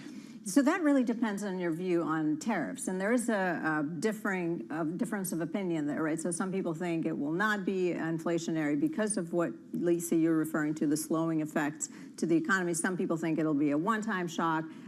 We actually believe that anytime inflation is in the conversation and tariffs are in the conversation, what is happening right now? Prices are going up, and manufacturers are still eating through the inventory that they have. They're not even really buying yet in large scale at these higher prices, right? But they're already anticipating them, prices are going up. And so is it kind of a snowball effect that's going to continue? And I'm not saying we're going to sort of enter some sort of hyperinflation period, but it could just keep our inflation elevated in that 3% range. To give you a very simple example, we have a never-before-seen appetite for renting in this country because of home affordability or lack thereof, and yet we have less multifamily supply because it's been more expensive to construct, and it's going to be even more expensive to construct, right? So that part of the CPI alone is going to start trending up, the rents, right? And that's outside of anything that this administration is doing, because that's kind of a wild card. So I think inflation is going to continue to be at best sticky, at worst starting to head up. And I think that the conversation will increasingly move towards, is this a stagflation? How do we navigate this? And I think investors really, at the end of the day, the answer is never like, oh, we can't, just lay down and kind of nothing works. We are in the business of anticipating various scenarios, positioning portfolios for them, and the idea is to diversify sources of return so you're not just relying on duration and falling interest rates, because zero rates are not walking through that door probably ever again, or not for a really long time, or possibly not in our lifetime. When you look at the inflation outlook, though, so you're thinking it's more than just a one-time price fix. How much higher do you think we could actually see prices go? So again, definitely not in the camp that we're going to see, a 9% type peak or a 7% type peak. But I think it's really important to recognize that even if inflation is stuck in that 3% range, right? Let's think back to the late 90s. And we've been pointing to that as kind of, for several years now, saying that, look, you had a cutting cycle, but inflation was kind of circling around that 3% mark, slightly below, slightly above, and the Fed's hands were tied, and they maintained, Fed funds rate between 4.5% and 5.5% or something like that. And I think we're in that sort of churn where it's just going to be really hard to get it down to 2%, the inflation number, without Of April, it was difficult to find diversification between asset classes. The dollar, equities, bonds seem to trade in one bucket, at least US and dollar-denominated assets. How difficult is it to find diversification within the asset class, within bonds? And what advice are you offering people right now? So that's a really interesting point, because when you look within the fixed income market, everything is highly correlated. So 5 years ago, your portfolio of different parts of fixed income had a correlation of 0.5, sort of within itself across the different things in there. Currently, that correlation is 0.9, above 0.9. So diversification is very hard to find. But April was a really exciting month, because if you are an investor with optionality, which is liquidity, we were working really hard and we're finding interesting things to do. Price really matters, because let's face it, bonds are not about price appreciation typically, right? Your high quality bonds are about income. I think people have forgotten that in the aftermath of the GFC. And now we're getting opportunities to actually benefit from price moves. They're just probably not at that 10-year part of the curve, because it's still inverted. And to bet on it to go lower is to bet on it to become more inverted. And I just don't think that that's a reasonable bet. So have optionality in your portfolio, introduce diversified sources of return, really engineer that diversification, which is really lacking in the markets within fixed income, between fixed income and equities, and be opportunistic. Helicopter into areas of vol, which are plentiful and will continue to be plentiful. Take advantage of that. Nice going into moments like April when you've got cash already. Not many people did. Oksana, thank you. Thank you. It's good to see you, as always. Oksana Aronoff there of JP Morgan. A clinic on the bond market. Yields lower this morning, Lisa, particularly the front end of the curve. The 2-year down by 4 basis points as that 2-day Fed meeting gets underway. You asked the right question. What does diversification mean? How do you do it within specific asset classes? And for a lot of people, it's been go out, buy a gold necklace, buy a gold ring, buy just gold, buy gold futures. Bars of gold from Costco. Oh, from Costco? Something you did like that, right? I have not done that. You've done that in the suitcase. Stop trying to give people the impression that I'm carrying gold. That's a security issue. When you see him in the gold. airport, full of gold bars. No gold. Coming up tomorrow. Julian Emmanuel of Evercore, Prime Minister of JP Morgan, former Kansas City Fed President Thomas Hoenig, Tom Porcelli of PGIM. From New York City, thank you for choosing Bloomberg TV for our audience worldwide. This was Bloomberg Surveillance.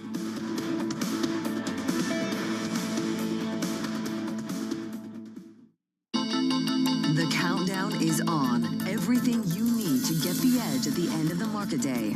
Big tech earnings kick off later this afternoon. Gilead is coming out right now. We have take 2 numbers. Back to the markets, right? Our bread and butter. NVIDIA is one of the best stories in the tech space. That actually matters a whole lot more. It might shock some of your viewers. You're watching The Close. Get ahead of tomorrow's trading with The Close. Weekdays on Bloomberg. Context changes everything. DraftKings hit a milestone in the second quarter of 2024. For the first time as a public company, it turns a profit. Is this a new era for DraftKings? There's an inflection from when you're cash flow negative and you're operating off of equity raises from the past to when you're self-funded and you're cash flow positive and able to control your destiny a lot more. You've had your first quarters of profitability now. Does that take pressure off? Does it increase pressure? I think it increases pressure. I mean, once you start making profits, people expect you to make more, and all of a sudden you're valued on a multiple of those profits as opposed to the theoretical what could be. So very important, I think. When you're cash flow negative, you've sold a vision of what the company should be working on, and you're very focused on working on that and delivering against that. When you've pivoted to profitability, the world of what you can work on is a little bit open, and there's a lot of different ideas, and it requires more focus than ever to make sure that you are prioritizing on the most important things that are going to deliver the most value. DraftKings' solid standing in a booming sector gives them the luxury to play the long game. They're not under pressure to cut costs. When you have really strong revenue growth, you don't need that. If you look at where we are today and where we want to be and where we believe we will be, the vast majority of the incremental EBITDA is not coming from any cost reduction. It's coming from increased revenue. We don't feel like we need to cut costs because we're growing our revenue so much. We want to grow our revenue into our existing cost structure, and there's no need to reduce the cost as long as we're being efficient with what we allow our cost growth to look like. All right, let's cut right to it. This is Bloomberg's new show, Primer. Technology is $1 trillion game. Won, lost, won again, just by backing the right science at precisely the right moment. My life has been focused on how can you elicit intelligence from brain cells in a dish. This is the fundamental building block of our fusion technology. We're doing things that have never been done by anybody, ever. Everyone is selling the future. If you want to understand what's coming, you'll want to watch Primer, because details matter. Lasers on. So do lasers. There we go.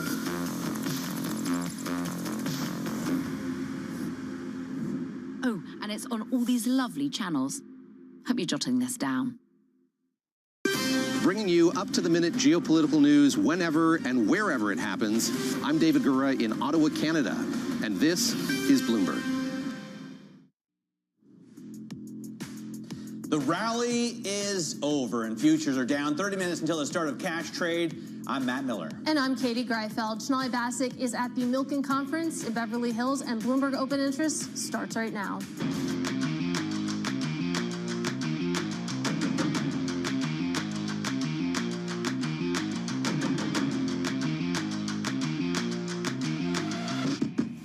Coming up, stocks stall. Wall Street's winning streak comes to an end, and attention shifts to the Fed. Plus, earnings drag. Ford and Mattel join the growing list of companies warning of the impact of Trump's tariffs. And Treasury Secretary Scott Bessent heads to Capitol Hill to defend the president's fiscal agenda.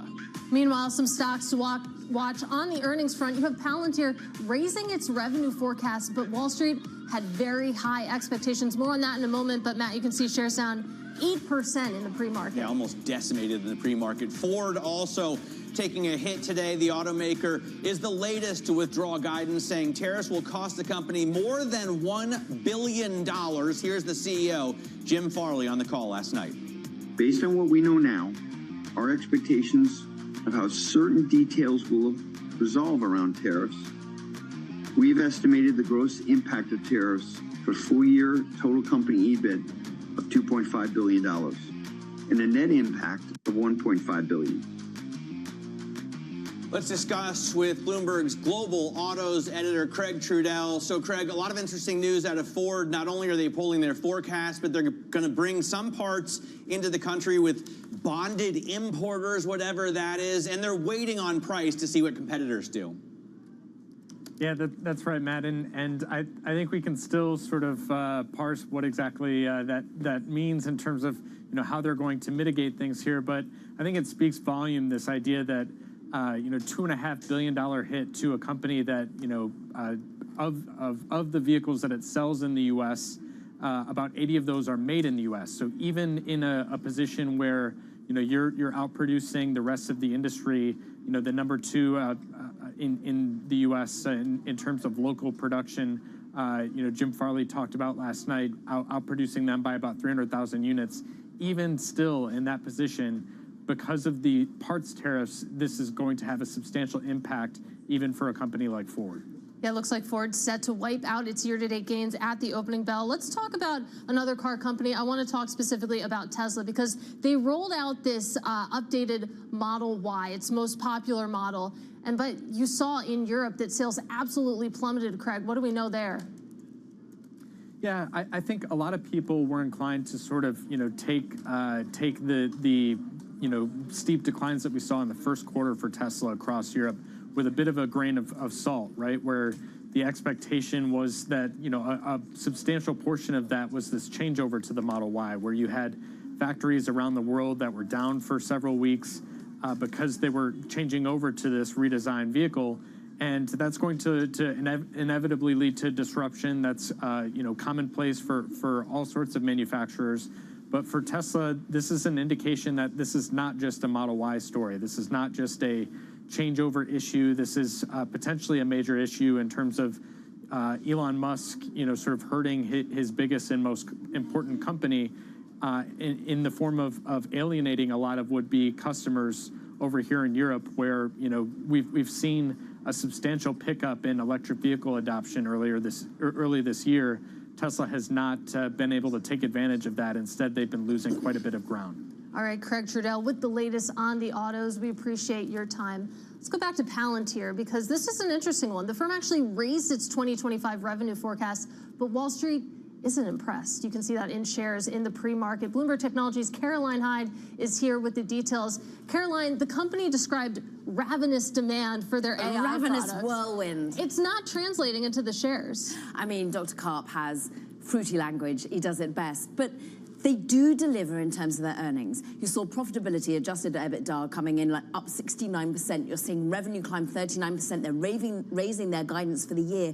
But this is the most expensive stock on the NASDAQ. We're seeing the most expensive valuations of 200 times future earnings, mainly a retail-driven name, considering some analyst expectations. You're seeing Brent Thill thinking in many ways this has been a retail darling that has driven it up more than 60% year to date. We're pulling back from that in the pre-market because, yes, they raised their guidance, but people needed to see a little bit more, particularly from the international side of the business. US is growing great guns. We're seeing in particular US commercial side of the business, 71% year-on-year growth. We see resilient government spending as well, which many have been worried about considering Doge and the pullback, but no, they seem very well aligned there. But it's the international catalyst, that's what's missing, and people wondering, okay, how do they really grow into this valuation number right now?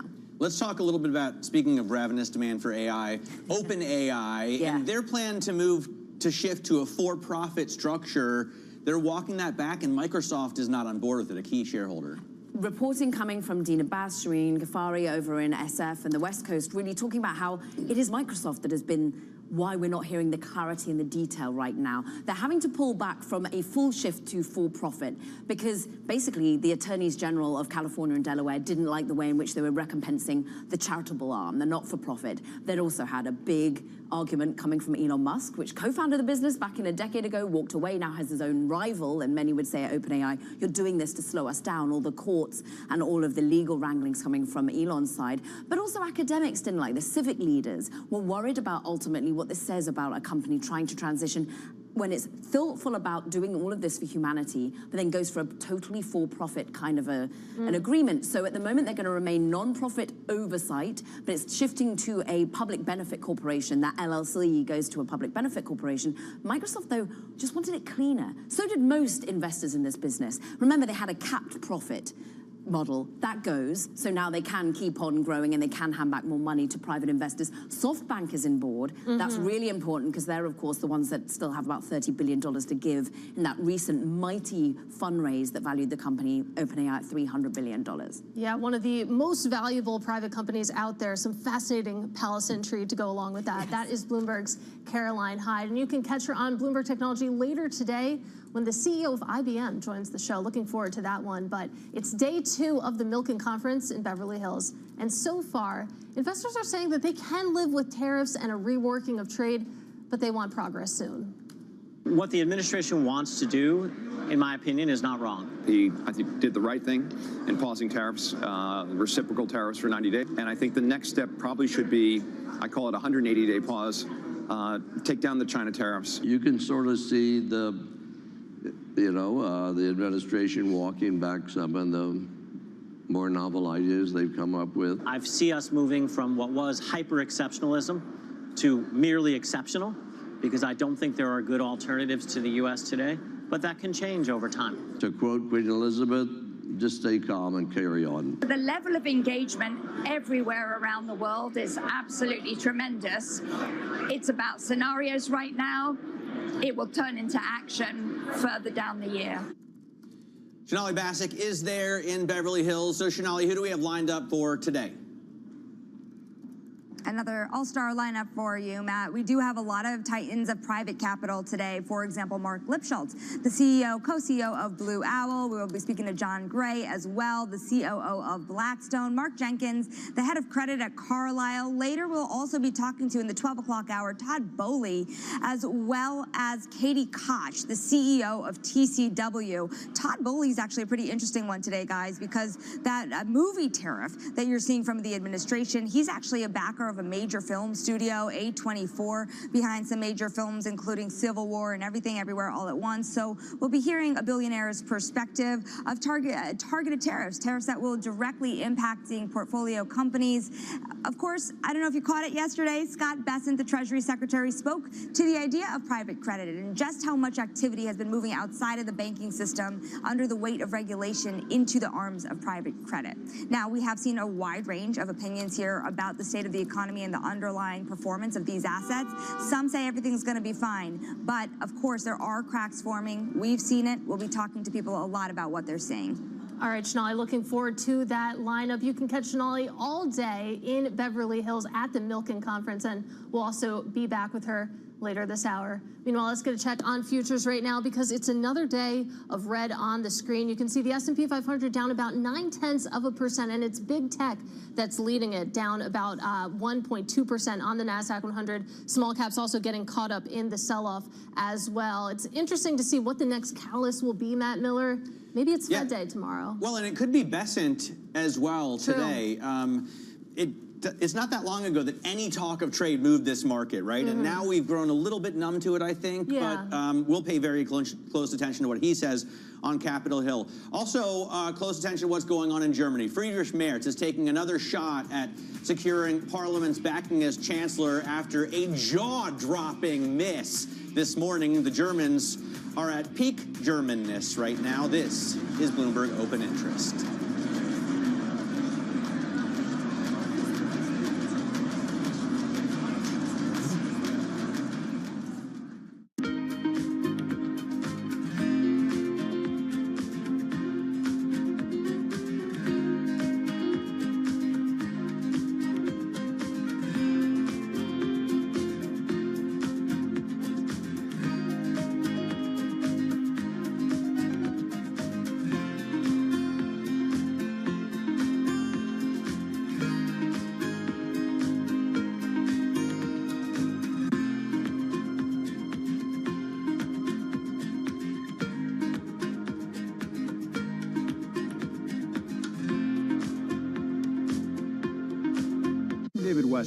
Join me for the next generation of Wall Street Week, telling stories of capitalism from business, markets, economics, tech, and climate.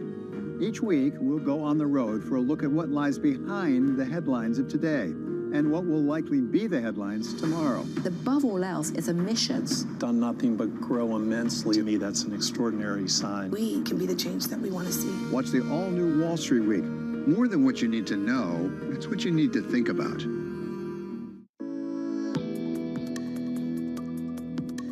The President of the United States does say he wants to keep a more mutually beneficial trade balance with these countries. What does a country like Egypt and Kenya and some of these others have to provide that won't completely dent their own GDP? No, it's tough. I mean, there is the commodity side. There is the. I think it's less about bringing it to the table and more trying to take advantage of the hit elsewhere. So China exports 30% of all the textile exports to America come from China in 2023. It's something like $40 billion. And whatever the tariff rate ends up being on China, it's going to be a lot higher than it is on Africa. So there might be scope for African countries to say, well, let's move those textile factories.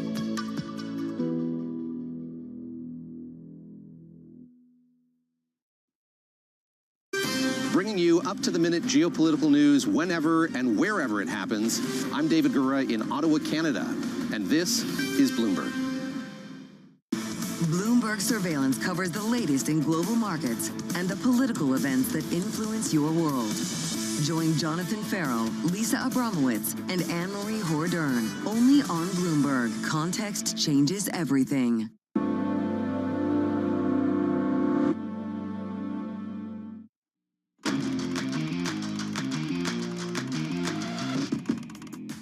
Let's get out of high interest. Look at what's making headlines around the world. Teflon Barbie, she is not. Mattel is withdrawing its forecast for a return to sales growth in 2025, citing President Trump's plan to impose tariffs on imported toys. Just 3 months ago, the toy maker had predicted sales of Barbie and Hot Wheels cars would grow as much as 3% this year, but Mattel plans on increasing prices on some toys and diversifying its supply chain to offset the potential impact of tariffs. The decision to withdraw guidance casts a shadow on what was otherwise an upbeat first quarter.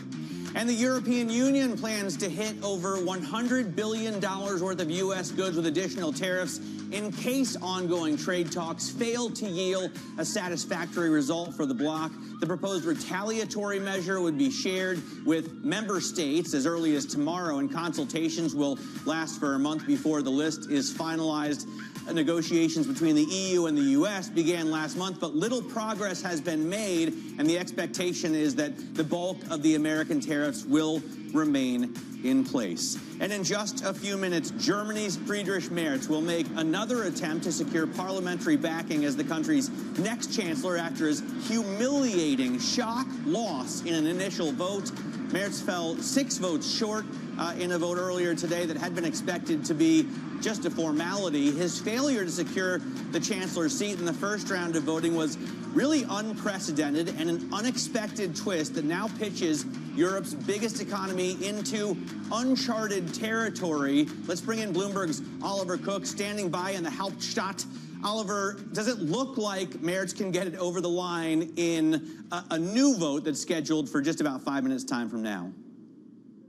Listen, Matt, it looked like he could get it over the line the first time around, and it didn't happen, and it absolutely shocked everybody. I mean, everybody that you spoke to about this, everything you read about it, all the preparations that everybody made, basically saw this as a rubber stamping this morning, the first step in sort of a series of steps that would lead to the end of the Olaf Scholz chancellery, handing over the power today from Olaf Scholz to Friedrich Merz, and that is not at all what happened. This was a complete shock to everybody who was observing it, to such a degree, Matt, that really people didn't even know what the next step, what the procedures would be. They literally had to take out the Constitution to consult it, to look at Article 63, to figure out what to do next, because this has not happened in modern German history. And we should just say that this was a government that was supposed to take Germany out of the political turmoil that it's been living over the last 3 or so years with that sort of three-way coalition that really didn't see eye to eye on a number of issues. This was supposed to usher in an era of stability, the Grand Coalition, the CDU, the SPD, a very comfortable political arrangement, generally speaking, within Germany, and that failed. And it just speaks to how conflicted the German political order is right now, and actually how weak this coalition is going forward, and how weak potentially also Friedrich Merz is himself a candidate. We expect the voting to start basically right now. If he fails again, Matt, that would be a major blow. There will be some serious questions about whether or not he is going to be Chancellor of Germany. Well, let's say that he succeeds. If he does, I mean, given that we had this episode, as Matt called it, a humiliating loss, does this weaken his position?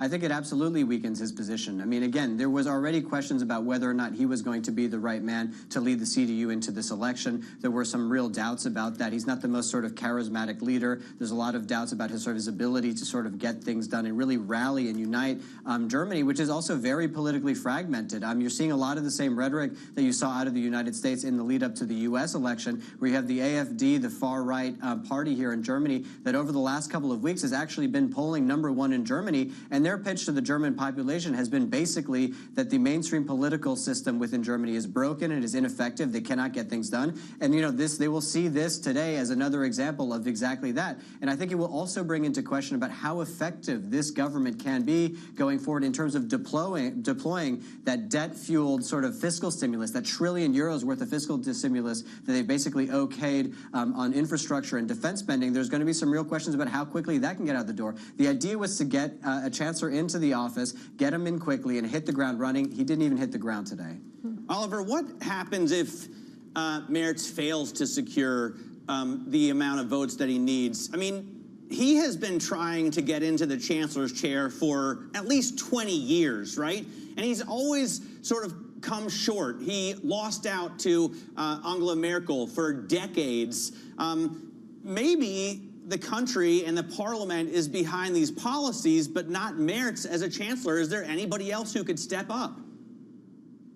Well, listen, this is going to be potentially an active question. I mean, we heard from some of the lawmakers in the outcome of the vote right afterwards. We should say the moment that they announced the outcome of the vote, you saw Olaf Scholz's jaw literally drop, shaking his head. You had Alice Weidel, the head of the AfD, the far right, basically started laughing, erupted in laughter within the chamber. And we heard from a number of lawmakers, you know, other ones from the sort of far left of the political spectrum, Die Linke, the left party, saying that basically if Friedrich Merz cannot even get the Berlin bubble to heal, get them stand together, how on earth is he going to unite the country? And maybe he's not the right person to do it. So listen, Matt, I think that we are sort of asking a legitimate question. I do still think that the base case is that Friedrich Merz will be able to make it through as chancellor. But again, in a world of sort of non-zero chances in sort of politics across the world, really materializing against the odds, you know, we'll have to see what happens over the next couple of minutes as the lawmakers right now in Germany, as we speak, are voting on potentially bringing in their next chancellor. Let's see if it happens.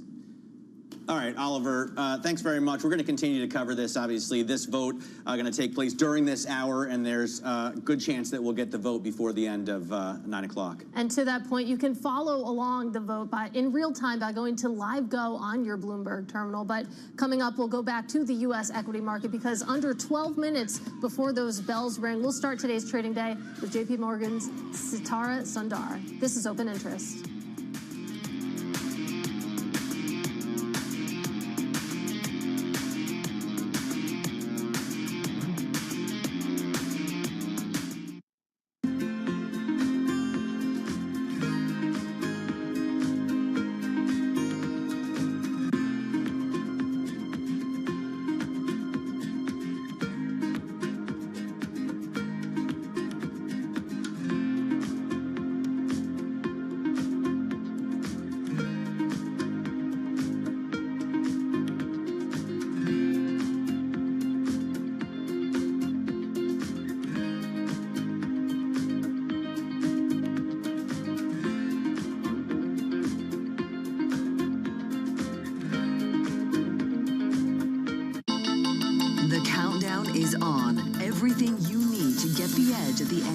Day.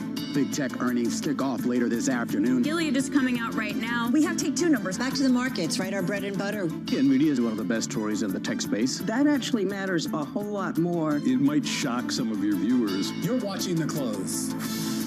Get ahead of tomorrow's trading with The Close. Weekdays on Bloomberg. Context changes everything.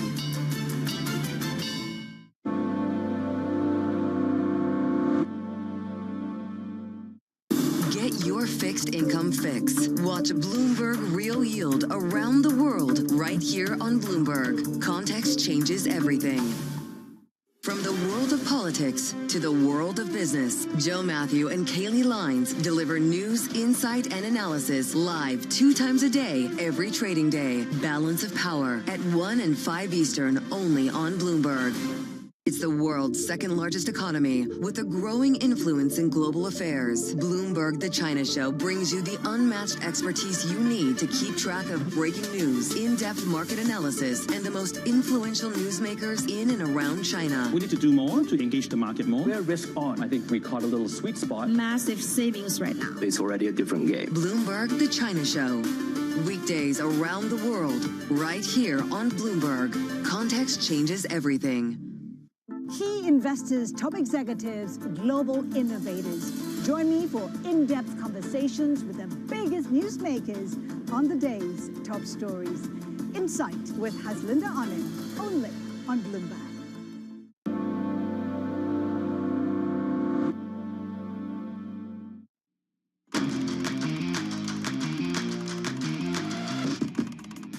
Investors looking for safety should avoid U.S. equities and the dollar. That's according to strategists over at J.P. Morgan. They say that concentration risk in U.S. equities is, quote, extreme, and there is significant overvaluation. Sitara Sundar is J.P. Morgan Private Bank Head of Alternative Investment Strategy. And let's start there, because I imagine you're fielding a lot of questions from clients about where are we, where should we be putting money to work? How are you viewing the U.S. right now? Look, I think that it's first, thank you so much for having me. I love being on. Look, I think that it's fair to say that some of the shine of U.S. exceptionalism that we and the entire street were expecting coming into this year has dulled a bit. I do think that it's important to note, however, that there are still, like, we just are in the middle or towards the end of Q1 earnings season.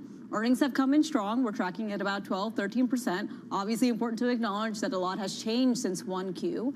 But tech companies have been doing okay. And the biggest thing that we've seen for us, from our perspective, is that we're seeing breadth from an earnings perspective. Healthcare is among the top of the leaderboard, financials too. So when we think about that entire mosaic of what's going on with trade policy, what's going on with fiscal policy, what's going on in terms of the policy priority shift that we've seen so far this year, we still think that there are opportunities within the U.S., but it's extremely important to be selective within that because we're going to see volatility at the headline level like we've already seen so far this year. And the biggest thing for us is we also do agree, we've always said that global diversification is extremely important, but not all of our clients have that type of exposure. So what we've been telling folks to do is maintain your U.S. exposure. Perhaps if you've been leaning in a very meaningful overweight, taking some chips off the table and going towards more non-U.S. markets, Europe and Japan are at the top of the list. But it seems like you're struggling with the same kind of soft data turning to hard data issue that the Fed is, in a sense, right? Earnings are hard data, but earnings were very good. I mean, 12 to 13% is incredible growth in Q1. How much of that was pulled forward, and how concerned are you about, you know, growth contractions in 2 quarters? We heard that from Mark Rowan yesterday of Apollo. So it's really interesting because 1Q came in better than fear, but what we've also seen is 2025 and 2026 earnings growth expectations coming down a bit. Now, not more than what we've seen in terms of historical averages, but still coming down. But our base case is still for moderate economic growth that's going to support above average earnings growth moving forward, both in 25 and 26. A recession is still not our base case. So what we're telling clients to do in this period of time right now, we have to acknowledge and have some humility as equity investors, the same way that you see companies either not putting out guidance or putting out different scenarios. We're also probability weighting scenarios when we're advising clients where to put that incremental dollar to work. And when we look at that entire mosaic, we're still constructive, but it's extremely important to be selective, and portfolio resilience is key. Within the United States, there's a big tech overweight that many of our clients have. Adding to quality defensive, adding to quality dividend paying stocks that are still trading at a meaningful discount to the index level.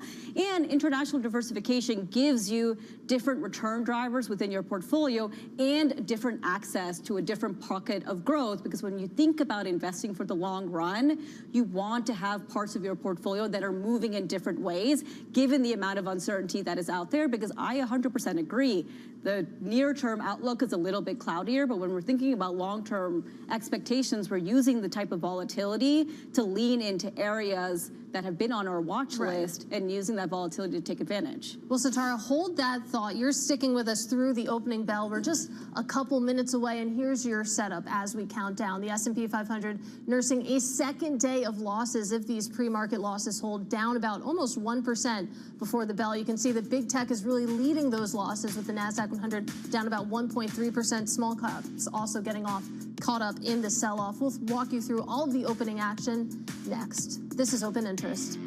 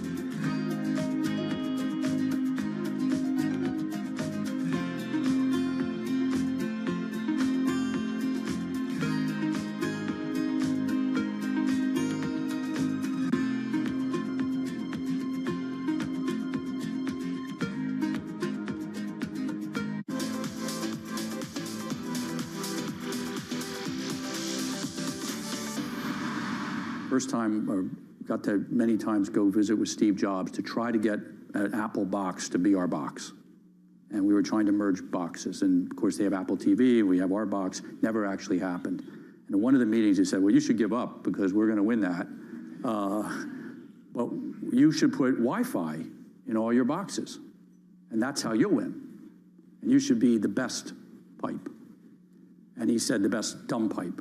So I went home, went to our chief technology officer and said, what's Wi-Fi? And today we have the nation's biggest Wi-Fi network. And we have more customers. And 90% of your cell phone usage, 90% is Wi-Fi. Right. And that's because 70% of all the bits going over the internet right now are streaming. And streaming wasn't here 10 years ago.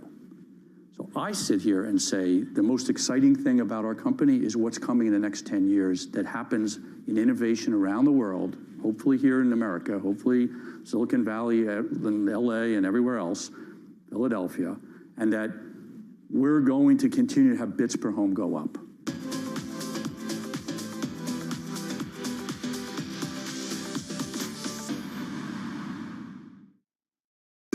Good morning. This is Bloomberg Surveillance. Welcome back to the opening trade.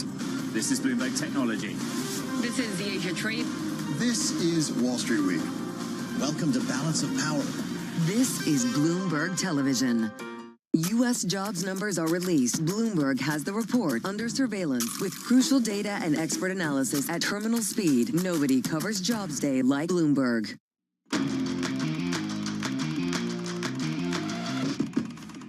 We are moments away from the start of trading on what looks set to start as a down day. I'm Matt Miller. This is Bloomberg Open Interest. Futures off by 1% on the S&P after we closed down yesterday, ending a 9-day winning streak, the longest streak we've seen in 21 years. NASDAQ futures down even more sharply, 1.3% the drop there. You hear the opening bell on the New York Stock Exchange. You're going to see the NCAA women's basketball national champions.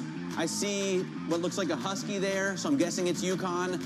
If I look down at the, I don't really follow college basketball. If I look down the NASDAQ, 1-800-Flowers ringing the bell there. And this is a great reminder that this coming Sunday is Mother's Day. So think about that in terms of flowers.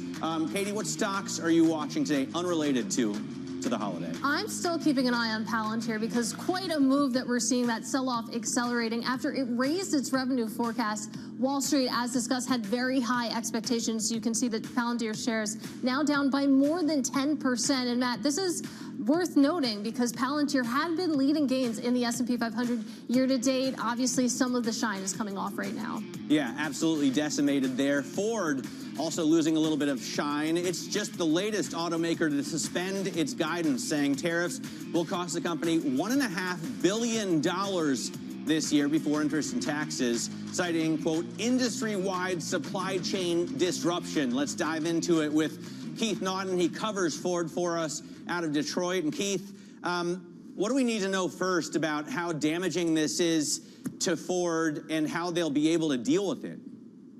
Well, I mean, Jim Farley, the CEO, referred to this as huge. The full impact, the gross impact from the tariffs on them is actually $2.5 billion, but they have found $1 billion in offsets. So this is really kind of messing up their planning. That's why they're not even giving guidance. They say they'll come back in the second quarter and give us an update, but they're even then not guaranteeing that they will have hard and fast guidance. Too many variables, Matt. And this is interesting because, I mean, up until this point, Ford had been really resilient compared to some of its peers. Actually, looking at year-to-date gains, you compare that to GM, you compare that to Stellantis down double digits in 2025. I mean, in terms of how investors might be approaching this stock, what does this say about the rest of 2025? Yeah, well, you know, underneath this story on suspending guidance is the fact that Ford actually had a big beat in the first quarter. They were supposed to just break even because they're doing a big launch of their Expedition SUV, and instead they had an EBIT of $1 billion. So they're actually performing pretty well, finally cutting some of those warranty costs that have been a problem, but really the tariff overhang really clouds over everything. And tariffs would have a $2.5 billion effect, but they're offsetting about $1 billion of that. And I had to read this a few times in your story, Keith, by using so-called bonded transportation to shield parts from levies as they cross international borders. What does that mean? It doesn't even sound legal. It doesn't. Well, you've heard the story about car seats crossing the Canadian, Mexican, U.S. borders several times as they're being built because so many different parts come from so many different places. They have found a form of transit that allows those back and forth movements to be untariffed. So that saves them some money. You know, the other way, Matt, they're going to save money, according to the analysts, is good old-fashioned price increases. All right, Keith, really appreciate your reporting. That is Bloomberg's Keith Naughton. I will point out that Ford shares actually inching back to unchanged right now, Matt Miller. They had been down over 2% in the pre-market. It'll be fascinating to see how they settle up today. But and they're up year to date yes, as the broader index is down. Yeah, exactly. So they've actually done okay in this environment, especially relative to some of their peers. But let's broaden out this conversation because still with us, I'm pleased to say we have JP Morgan Private Bank Head of Alternative Investment Strategy, Sitara Sundar. And I just want to ask the broad question. You think about this market, it feels like trade policy, tariffs, that uncertainty, it touches every single industry. But is there anywhere to hide right now? Is there anywhere that is really sort of insulated from some of the headwinds that we keep talking about? So I think that it's difficult to say that because we don't know what the future policy in terms of like trade, fiscal, the confluence of different factors are going to be in the future. I think it's difficult to say that there's going to be one specific place to hide. However, I do think, we were talking about this a little bit earlier, that there are ways in terms of how we're advising clients to create a portfolio that is resilient across market cycles. And that concept tracks in public markets and it tracks in private markets as well. And that's how we've been talking to clients. So what does that mean? On the portfolio resilience front, it's the international diversification point. It's the diversification within U.S. equity markets to ensure that you have growth and value exposure, tech and defensive exposure. And especially within the tech side, leaning a little bit more into software versus semiconductors, where the tariff and the looming uncertainty around what the tariff impact is going to be on the hardware side, coupled with the fact that we've seen a shift, or what we perceive to be a shift, from the hardware to the agency side and the application software side. So building resilience that way. But even when we think about the private markets and advising our clients, infrastructure is an area that we've been leaning into pretty heavily, honestly, for the bulk of this year and last year as well, because you have two different things. One, from a resiliency perspective, infrastructure tends to be pretty durable over time. You have inflation protection that is embedded within these really long-term contracts. And then two, when you think about these secular trends like artificial intelligence and the amount of money that is likely going to be inputted and invested into the energy infrastructure, digital infrastructure, and power part of the ecosystem, which is now 60% of global infrastructure, you have a secular tailwind, which I guess is maybe the tagline. We're trying to lean a little bit more into secular and cycle agnostic opportunities versus those areas that are a lot more cyclical in nature, where you're seeing companies pulling guidance because the uncertainty in that part of the market is a lot more high than in secular parts of the market. How much size do you have access to in international private markets? And where do you think your clients should be building up positions? So I think right now we're neutral. So if you think about how large international markets are within the broader MSCI ACWI or global markets, it's about 30%, depending on which index you look at, but our clients aren't there. Our clients have been meaningfully underweight non-U.S. markets, which, by the way, for the past decade was the right place to be and where we were advising folks to go, to be overweight the United States. But there are a lot of clients whose portfolios are not just overweight the United States, they are only in the United States. So we're having a lot of conversations with those folks now on adding to European equity exposure, adding to Japan exposure, which are not only just trading at a meaningful discount, not just to the United States, which I think there's structural reasons which we can get into as to why that valuation discount is there, but even trading below their historical discount. So there's some multiple expansion that we expect to see in both of those markets, but also one of the biggest reasons why we've seen this delta in performance between U.S. and non-U.S. markets over the past decade was a U.S. exceptionalism in the earnings and the mega cap tech companies being domiciled here.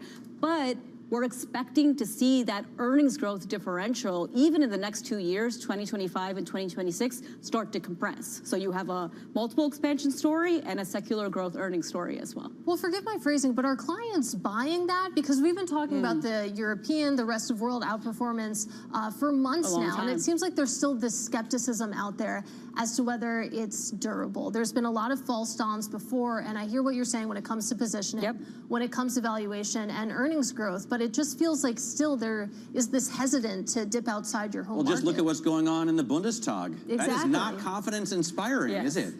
So I'll tell you this. Having been in this space for some time, the pushback to non-U.S. investing has been pervasive, and it's been there. And honestly, over the past 10 years, folks have been right to not do it in a meaningful way. However, the dynamics that we've seen within the U.S., when you think about what's happening with the dollar, what's happening with fiscal concerns, what's happening with policy-related uncertainty and speculation, and even what we've seen in real time on the U.S. trading like an emerging market asset in certain periods of time have, I would say, quelled some of the concerns and the pushback that we're seeing. Because even if you don't believe the secular story, the dollar diversification story is a big one too, and people are trying to diversify their assets outside of the U.S., so we've seen less pushback on that front. But Sitara, how much of that pushback is just the way the infrastructure is set up? I mean, obviously there are private markets everywhere, right? But do U.S. investment banks really have access to private credit in India or private credit in Asia, private credit in Eastern Europe? Look, I think the opportunity set and the vehicles are expanding across the board when you think about investing within private markets globally. But the biggest thing that I'll mention here is this, which is one of the biggest reasons why we talk about private markets. It's not just the secular growth opportunities that are there, not just within the U.S., but broadly, but also we're seeing a trend in the environment right now where there are more and more companies that are staying private for longer. And you've seen that a little bit in terms of the muted deal-making activity. There was a expectation for a resurgence of deal-making activity when you think about M&A and IPO activity coming into this year, that post-Liberation Day and post the uncertainty that we've seen in tariff and trade policy, that has become a lot more muted. But that idea of a majority of the companies within the United States being private, and therefore you want to make sure that you have access to the real economy at the end of the day, and private markets is a big way for our clients to be able to do that. That story exists within Europe and Japan as well, and like the APAC region, where a majority of the companies, even in those areas, not just staying private for longer, but a majority of the companies in those geographies as well are private. So when we think about portfolio resilience over the long run, ensuring that you have access to the actual return and earnings drivers across the board is going to be extremely important, and you need access to publics and privates to be able to do that.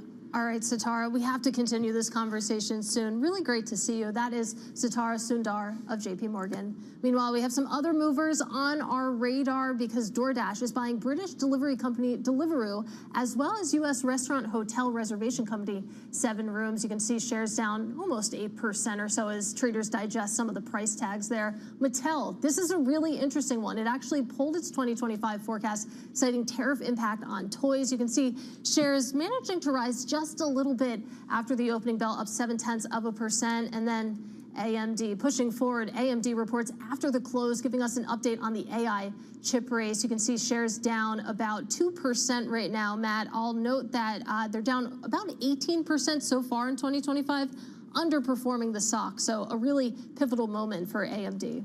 All right, coming up, we are going to be live from the Milken Global Conference in Beverly Hills again, this time joined by Blue Owl co-CEO Mark Lipschultz. And happening right now, German lawmakers are voting again on the next chancellor, hours after Friedrich Merz didn't get enough votes in the first round. You can continue to follow the vote in real time by going to Live Go on your terminal. You can see those Germans casting their votes in a secret ballot. This is Open Interest.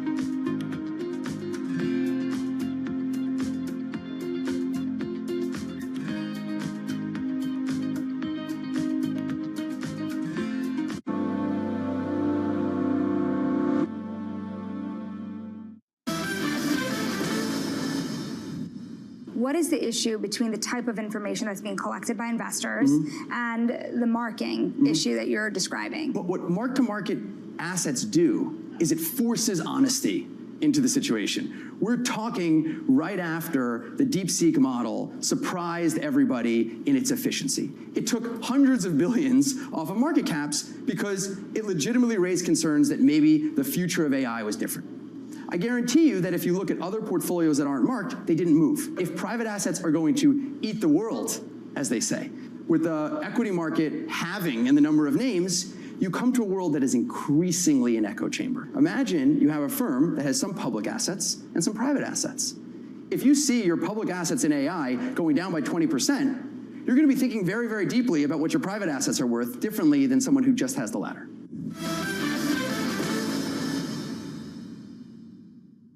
Africa, a region rife with potential for growth and opportunities, but not without its challenges.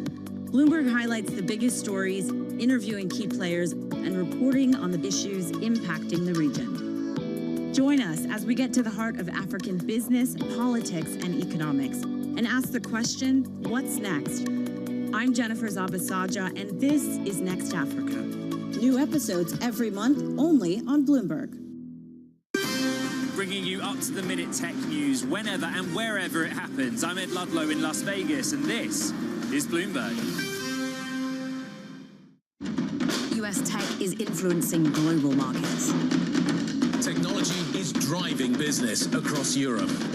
Companies in Asia are betting on tech.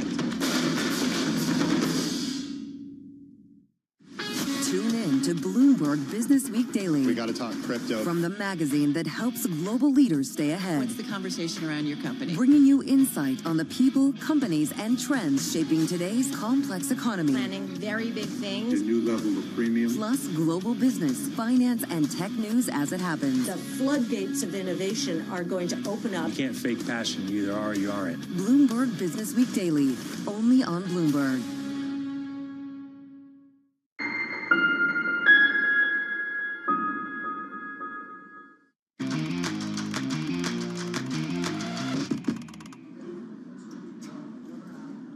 I'm Shonali Bassick, and this is Bloomberg Open Interest. I'm here at the Milken Institute Global Conference in Beverly Hills. Joining me now, Mark Lipschultz, Blue Owl co-CEO and co-founder. And it's an interesting time to talk to you, Mark, because you heard it from the Treasury Secretary. He's got his eyes on private credit. More activity has moved out of the banking system into firms like yours. What did you make of his remarks?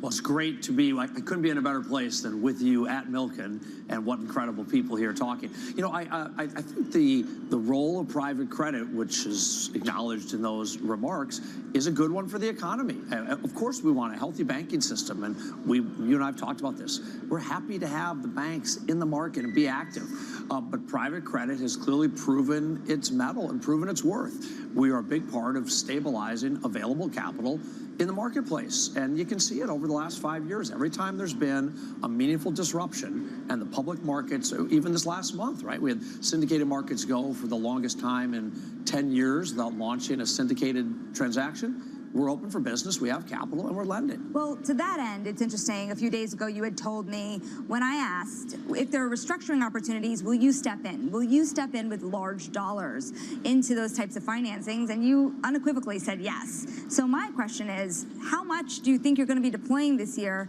in terms of helping companies navigate this storm?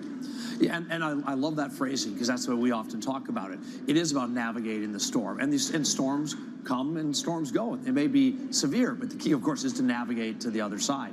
So we're very available, very front-footed. We're lucky because our portfolio is in great shape. So we start from a really healthy place, and we have a lot of capital to invest. So we'll be very active. Now, the question, of course, will be how big is the storm? And that's hard to know, but that's also, again, from a Blue Owl point of view, sort of why we exist, which is to deliver for investors results that are stable, predictable, protected from that kind of storm. What type of storm do you expect? You know, look, sitting here today, trying to be bottoms up and data driven, at this point, things are still going well. Our companies are still performing well. Now, we're a very domestically focused firm. So I always like to acknowledge, one's perspective obviously influences, the view. And so from where we sit, we have most software is a big part of our business. Software doesn't have a supply chain. We have insurance services. We have business services. We have healthcare services. And so these are really domestic-oriented businesses that are less impacted by the sort of vicissitudes, magnitudes, timing of every trade deal. Now, of course, the global economy affects our business. But sitting here today, companies are really healthy. I looked at last quarter, and on average, the EBITDA growth in our portfolio was higher last quarter than the quarter before. So let's talk more about the potential impact here of tariffs, because over and over you're seeing one CEO after another say, okay, we're getting a clearer picture generally that tariffs will be higher, that they might be lower than those initial Liberation Day shocks that we saw to the system. Where do you think this ends up? How do you plan for it? And do you like it? So I'm hopeful that we will see some trade deals. And I don't think it's overly optimistic to say soon. And of course, we heard that from the Treasury Secretary and other officials from the administration. There's clearly a lot of dialogue going on, and I think some early trade opportunities with Korea or with India would be really significant to advancing us down this next phase of the post-Liberation Day resolution. So it's interesting because when you hear the words from the Treasury Secretary, a lot of Wall Street has taken a lot of confidence in him. They have really hung their hat on his plans. Now, it's interesting. The bond market is actually telling a different story this week. You had a 7-day decline in the 10-year, and then you've had a 4-day increase. We're watching day by day now because it is reacting. It's maybe the most important barometer these days of what's happening with the administration as it pertains to Wall Street. 435 on the 10-year is where we are today. If you were a betting man, is that higher or lower in a year from now? So I've built a business on not being a betting man. So I've built a business on saying, you know what, it might go up, it might go down. I promise you I don't know which. It'll be one or the other. But I don't know which, and our business is built to thrive either which way. So I mean this all due candor. I try not to take the view, because I don't trade that view. Is it going to be 435? Is it going to be 444? There's some people, I'm sure, that are very skilled at doing that. I think it's hard to do. But I think you can build around a range of reasoned outcomes. Reasonably, too. You do benefit. Your business does benefit when rates are higher, right? So it's not a problem for you per se. That's right. But do you think that what we're seeing right now would yield a higher rate environment? I mean, we're not just talking tariffs here. We're talking about tax policy and the fiscal deficit as well. Yeah. Well, look, we're in a what I hope will prove to be a continued strong economy. We have some uncertainty here. We have this storm that we have to get through, but I hope it'll be continued strong economy. That would certainly align with generally higher for longer rates, and that would remain kind of an overall view. So whether that's higher or lower than 435, I don't know. But what is notable, not to be lost in all this, and the audience knows it well, but 435 is a pretty normal number. It's only because we all lived for years and years and years with like wild numbers like 0 that this seems high-ish. 435 is actually not far from the long-term average. You know, it's interesting. We've heard a lot from administration officials over the last couple of days. By and large, what do you think of the policy? Do you buy the strategy? Look, I understand the need to reform trade. I understand the need. I come from a school of thought that certainly sees the power in trade, but that's about fair trade, and I understand the need to modify and make changes. So again, look, I'm hopeful that this move forward and some new deals in the foreseeable future will start to bring us down the track that I think is the strategy the administration has in mind. You know, later today, I'm moderating a panel here on the future of capital markets, and everybody on that panel has asked me to ask about the long-term view, the 5 years, the 10 years. What decisions are you making today that will determine the way you underwrite for the next several years on the heels of this new order for the world? Well, look, that's a great way to phrase it, because we're in the long-term investment business. You know, the short-term turbulence, that's part of what we're built to just see our way through. So long-term, looking multiple years out, most important for us, we invest at the company level, right? We're not macro investors, so it's the bottom up. So what we're looking for are places that are going to be stable and predictable. So there are macro trends. Let's take the AI revolution. It's real. There's going to be some really interesting things on the cutting edge, but I don't know which of those will work. What I do know for sure is that there's hundreds of billions of dollars needed to invest in the infrastructure, the data centers, and that's where we specialize. Hyperscale data centers that will underpin this AI revolution. That's something I can say, looking out 3 and 5 years, I feel highly confident that that is going to be a significant demand center for capital, significant demand opportunity for the users. And these users, like the Microsofts of the world, the Amazons, are fantastic partners for us. So that's the way we kind of look at the long term. Find things we can be really confident about and build safe strategies around them. Mark, really good to see you this morning. That is Mark Lipschultz of Blue Owl, setting the stage for another very busy day here out in Beverly Hills. Katie, back to you. All right, our big thanks to Shonali Bassick and to Mark Lipschultz of Blue Owl. We'll have plenty more interviews from Milken throughout the day, including John Gray of Blackstone, Katie Koch of TCW, and Jenny Johnson of Franklin Templeton, just to name a few, Matt Miller. Yeah, we're going to be watching very closely what comes out of Milken. Also watching the Bundestag right now. Germany voting. You saw those lawmakers lined up, putting their ballots in the box. Let's go back to Oliver Crook right now. He's standing by in Berlin. So, Ollie, how soon will we have a verdict? So listen, we're expecting a verdict potentially within the next 20 minutes or so. And just to sort of recap for the audience here who might not be familiar with the procedural politics of getting a new chancellor in Germany, and we have to say that a lot of people in Germany were not familiar with it because it has never happened before to have the chancellor, basically the coalition agreement, the chancellor put before the Bundestag at the very last moment and have that vote failed. And that is exactly what happened this morning. And so they have now had several hours in which they were debating whether or not they could have another vote today. Potentially, they thought it was going to delay it to tomorrow or later in the week. They are now reconvening. They are now currently voting to try to get the CDU chancellor to be Friedrich Merz through this parliamentary process. Now, we should say that the fact that this vote failed means that some people within the coalition government, either from the SPD or the CDU, did not vote for the agreed chancellor. We do not know who yet. We do not know sort of what the political message here, whether it was from the SPD who were not happy with some of the compromises, the left of the coalition. Was it from the right, the further right wing of the right part of the coalition? We don't know the answer to that. All that we know is that this was supposed to be the day that ushered a new era in for the political German establishment, one that took us away from high instability from a free-party coalition into this two-party coalition of stability, of fiscal spending, and dealing with all of the challenges with the German economy, and that did not happen today. We'll see if it happens in the next 20 minutes. All right, Oliver, appreciate your reporting. That is Bloomberg's Oliver Crook joining us from Berlin. You can continue to follow the vote in real time by going to LiveGo on your terminal. Meanwhile, a quick check on these markets. The S&P 500 down over 1% right now. We're hanging out near session lows. It's a wipeout across the board. On the S&P 500, only 62 stocks in the green right now, Matt. So really broad breadth when it comes to this sell-off. Yeah, we had breadth on the way up, and now we're looking at breadth on the way down. I wonder if there's an opposite of the swag breadth thrust indicator. We come back. Treasury Secretary Scott Bessent is set to testify at a House Appropriations Committee hearing. We're going to bring you that live in the next hour. This is Bloomberg.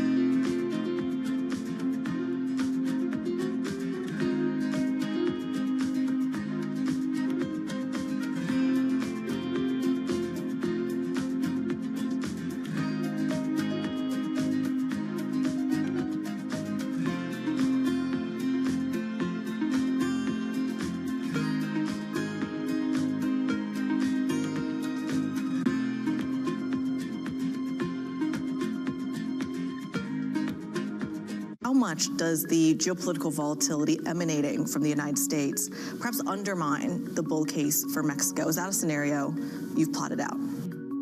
structurally speaking, we do still have a very positive view in Mexico. On the macro side, it is a very attractive investment geography for the U.S. Mexico is hugely competitive in terms of costs. The wages in Mexico are much more competitive than the wages in China. So why would the U.S. companies not take advantage of that? And this structural cost advantage is going to lead Mexico to continue to contribute to the growth of U.S. as well. The value chains, the supply chains are so integrated that Mexico has to play a continuing role in the further development of the U.S. And U.S. is growing very healthily, very nicely. It will benefit Mexico this way or that way. It will benefit Mexico. Mexico for BBVA is, a source of resiliency of earnings, and it generates and complements the diversification that we have from the footprint. But there's another topic that is very important, which sometimes we don't focus a lot about, and why we're so convinced that Mexico is going to continue to do well, which is the leverage in the country. Because the leverage in the country is only 33%. And when you've seen Mexico grow and BBVA grow in Mexico, structurally speaking, the leverage is so low that just a little bit of growth in the leverage is going to be able to support that bull case in Mexico. So that's why we're structurally positive in Mexico. Our global headquarters in New York, I'm Danny Berger. Welcome to Bloomberg Brief. Let's set your agenda. Bloomberg Brief delivers the market news, data, and analysis you need live every weekday only on Bloomberg. Context changes everything. Bringing you up-to-the-minute global news whenever and wherever it happens. I'm Joanna Versace in Davos, Switzerland, and this is Bloomberg.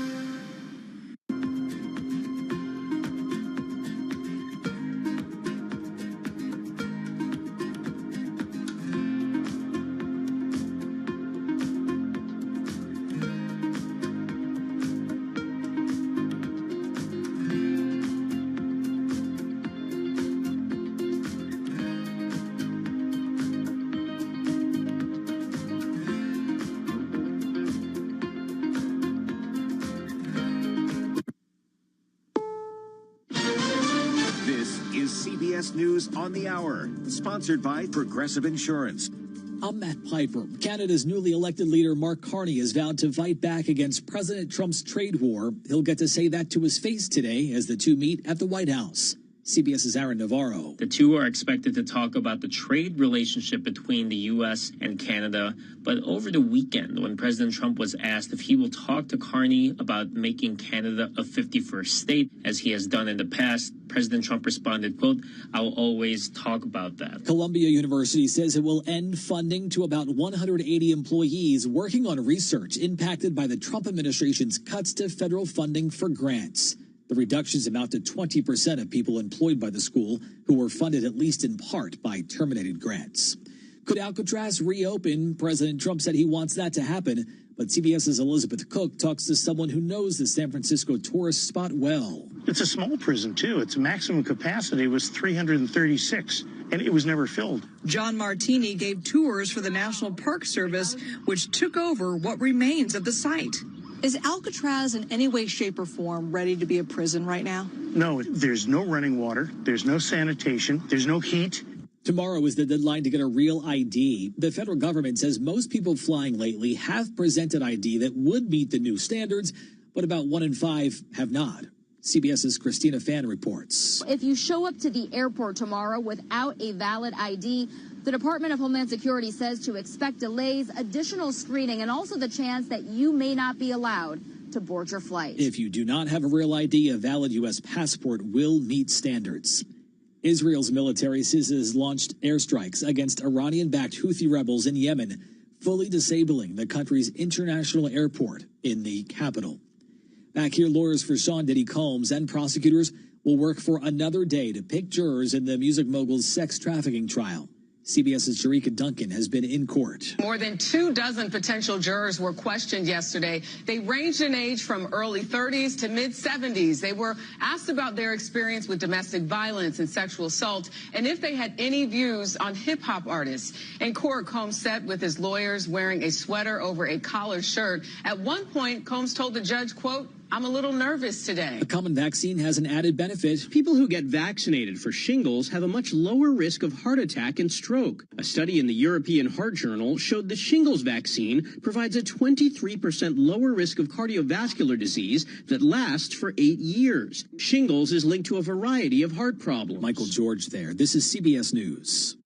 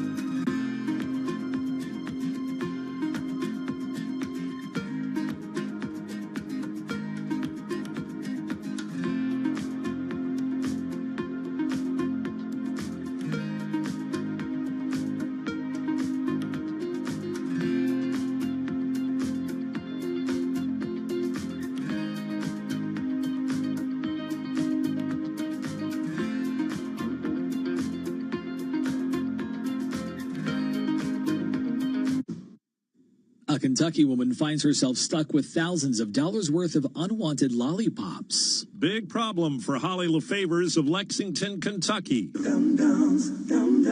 son Liam, a second grader, ordered 30 cases of Dum Dums lollipops, apparently by mistake, on Amazon. They all showed up at her door, some 70,000 lollipops worth around $4,000. The cases sell for $132.95 each on Amazon. LaFavors asked for a refund, was turned down. Then she found some people willing to buy some of the Dum Dums. Now, the sticky situation is over. Amazon came through with a refund. She's going to donate what isn't sold to charity. Steve Kathan, CBS News. Former Vice President Kamala Harris made an appearance at the Met Gala last night. In an interview with Vogue published ahead of the event, she emphasized the importance of art and how it intertwines with politics. Matt Piper, CBS News.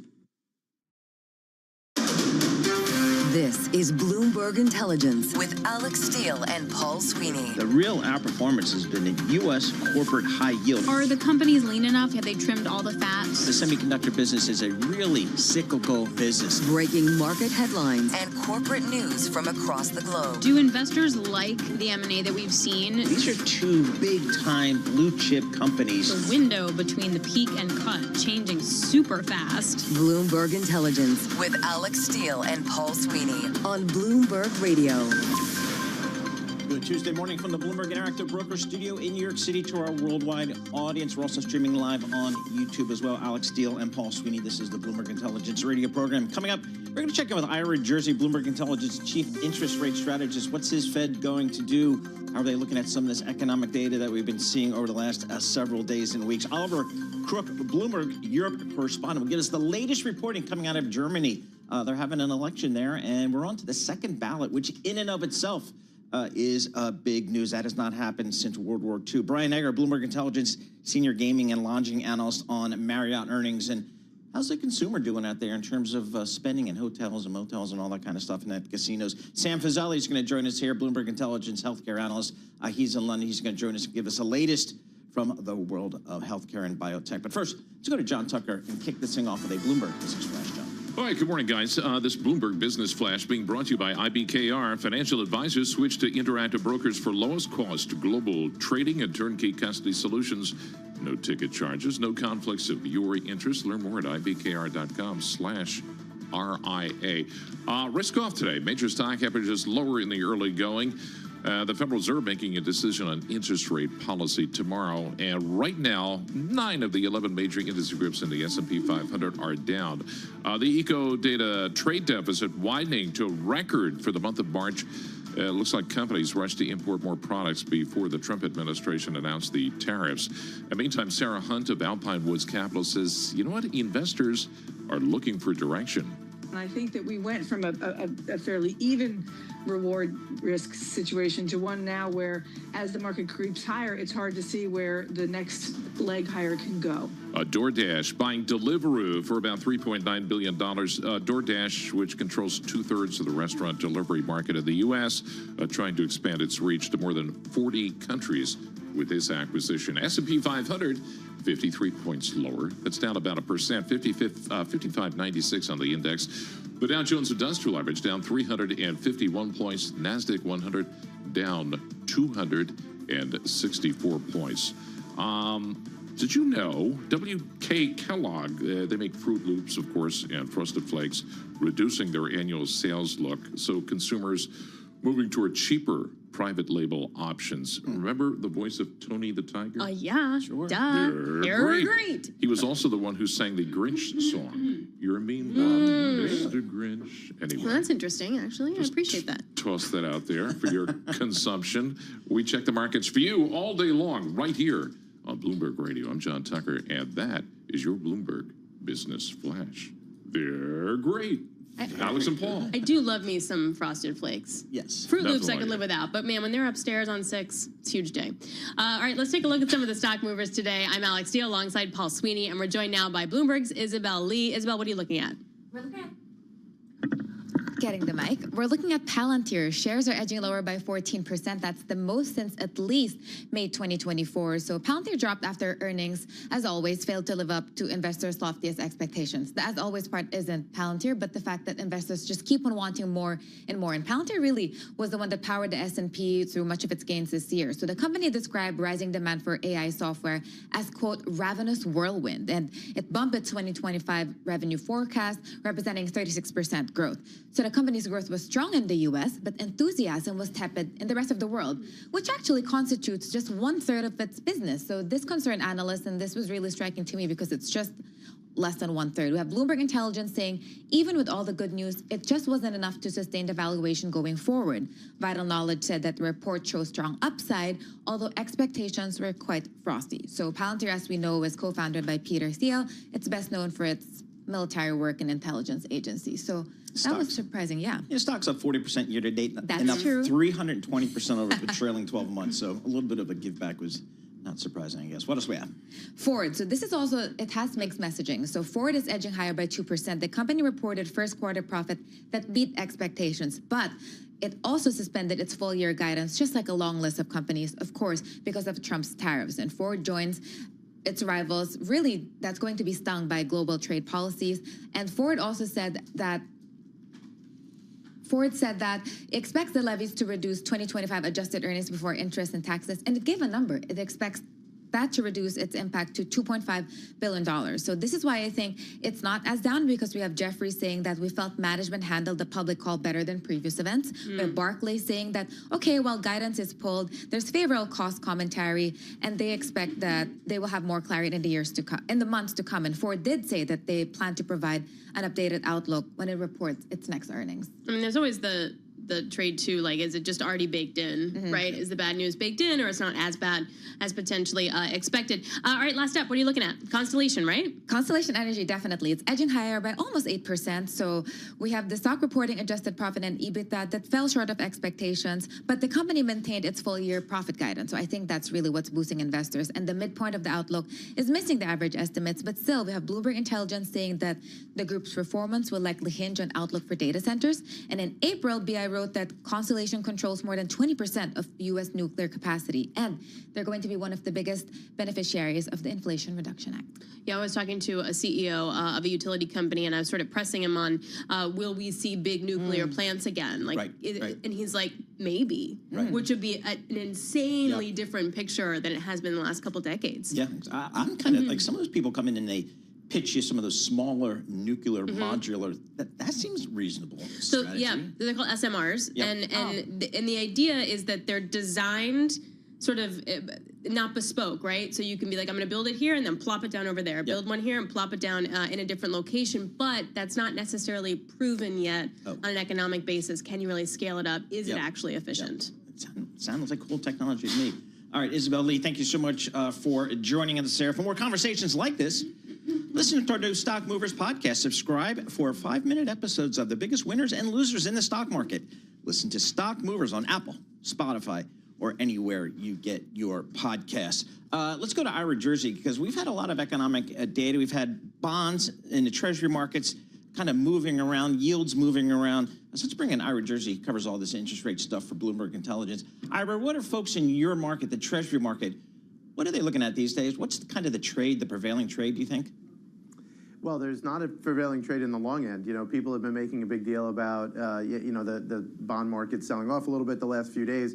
But really, we're stuck in ranges. If you look at the long bond, the 30-year Treasury, we're probably going to stay in 4.60 to 5% range until we get some clear picture as to what the tariff situation and how that's going to affect inflation is going to be, and also what the Fed's going to do, because there's still a lot of uncertainty around both monetary policy and the economic effects of some of these other policies coming out of the Trump administration. So I suspect range-bound markets. The front end, though, you know, when you look at like 2-year yields having gone down a bit lately, is a sign that the Federal Reserve might ultimately be cutting interest rates at some point this year. You know, currently we're priced for a cut come July.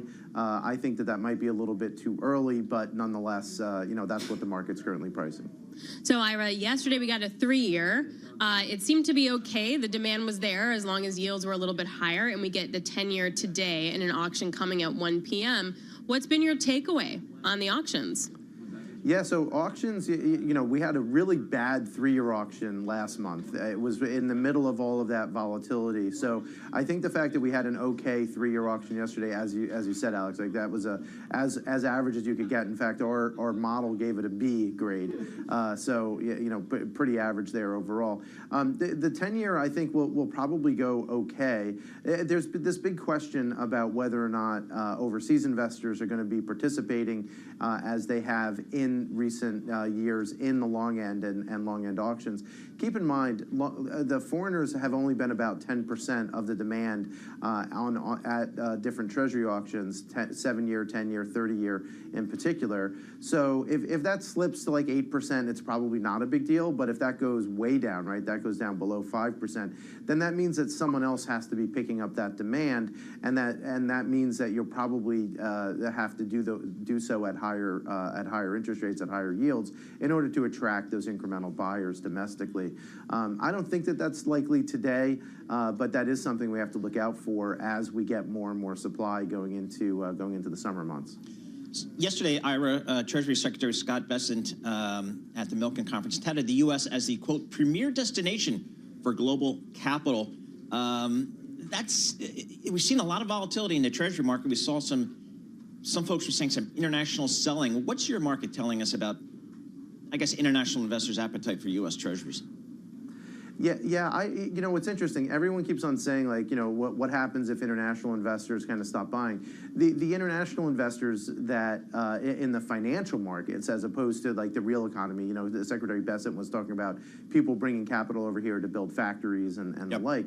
But when it comes to portfolio flows, it's really been private investors that have been big buyers, and that's where some of these trade flows and some of the angst around all of the tariffs is really showing itself. So we have, I've talked to a number of overseas investors, and they're like, look, we're just slowing down our purchases, but there's economic reasons that they want to buy treasuries, and that's because if certain investors buy treasuries and then hedge back their currency risk, they can still make more money buying treasuries than they can their local government bonds. And I think that until that situation changes and shifts, there's still going to be at least some incremental demand for treasury securities as long as it's economically beneficial to the investor. All right, Ira, thanks a lot. Really appreciate it. Ira Jersey, Bloomberg Intelligence, U.S. Chief Interest Rate Strategist. We have some breaking news.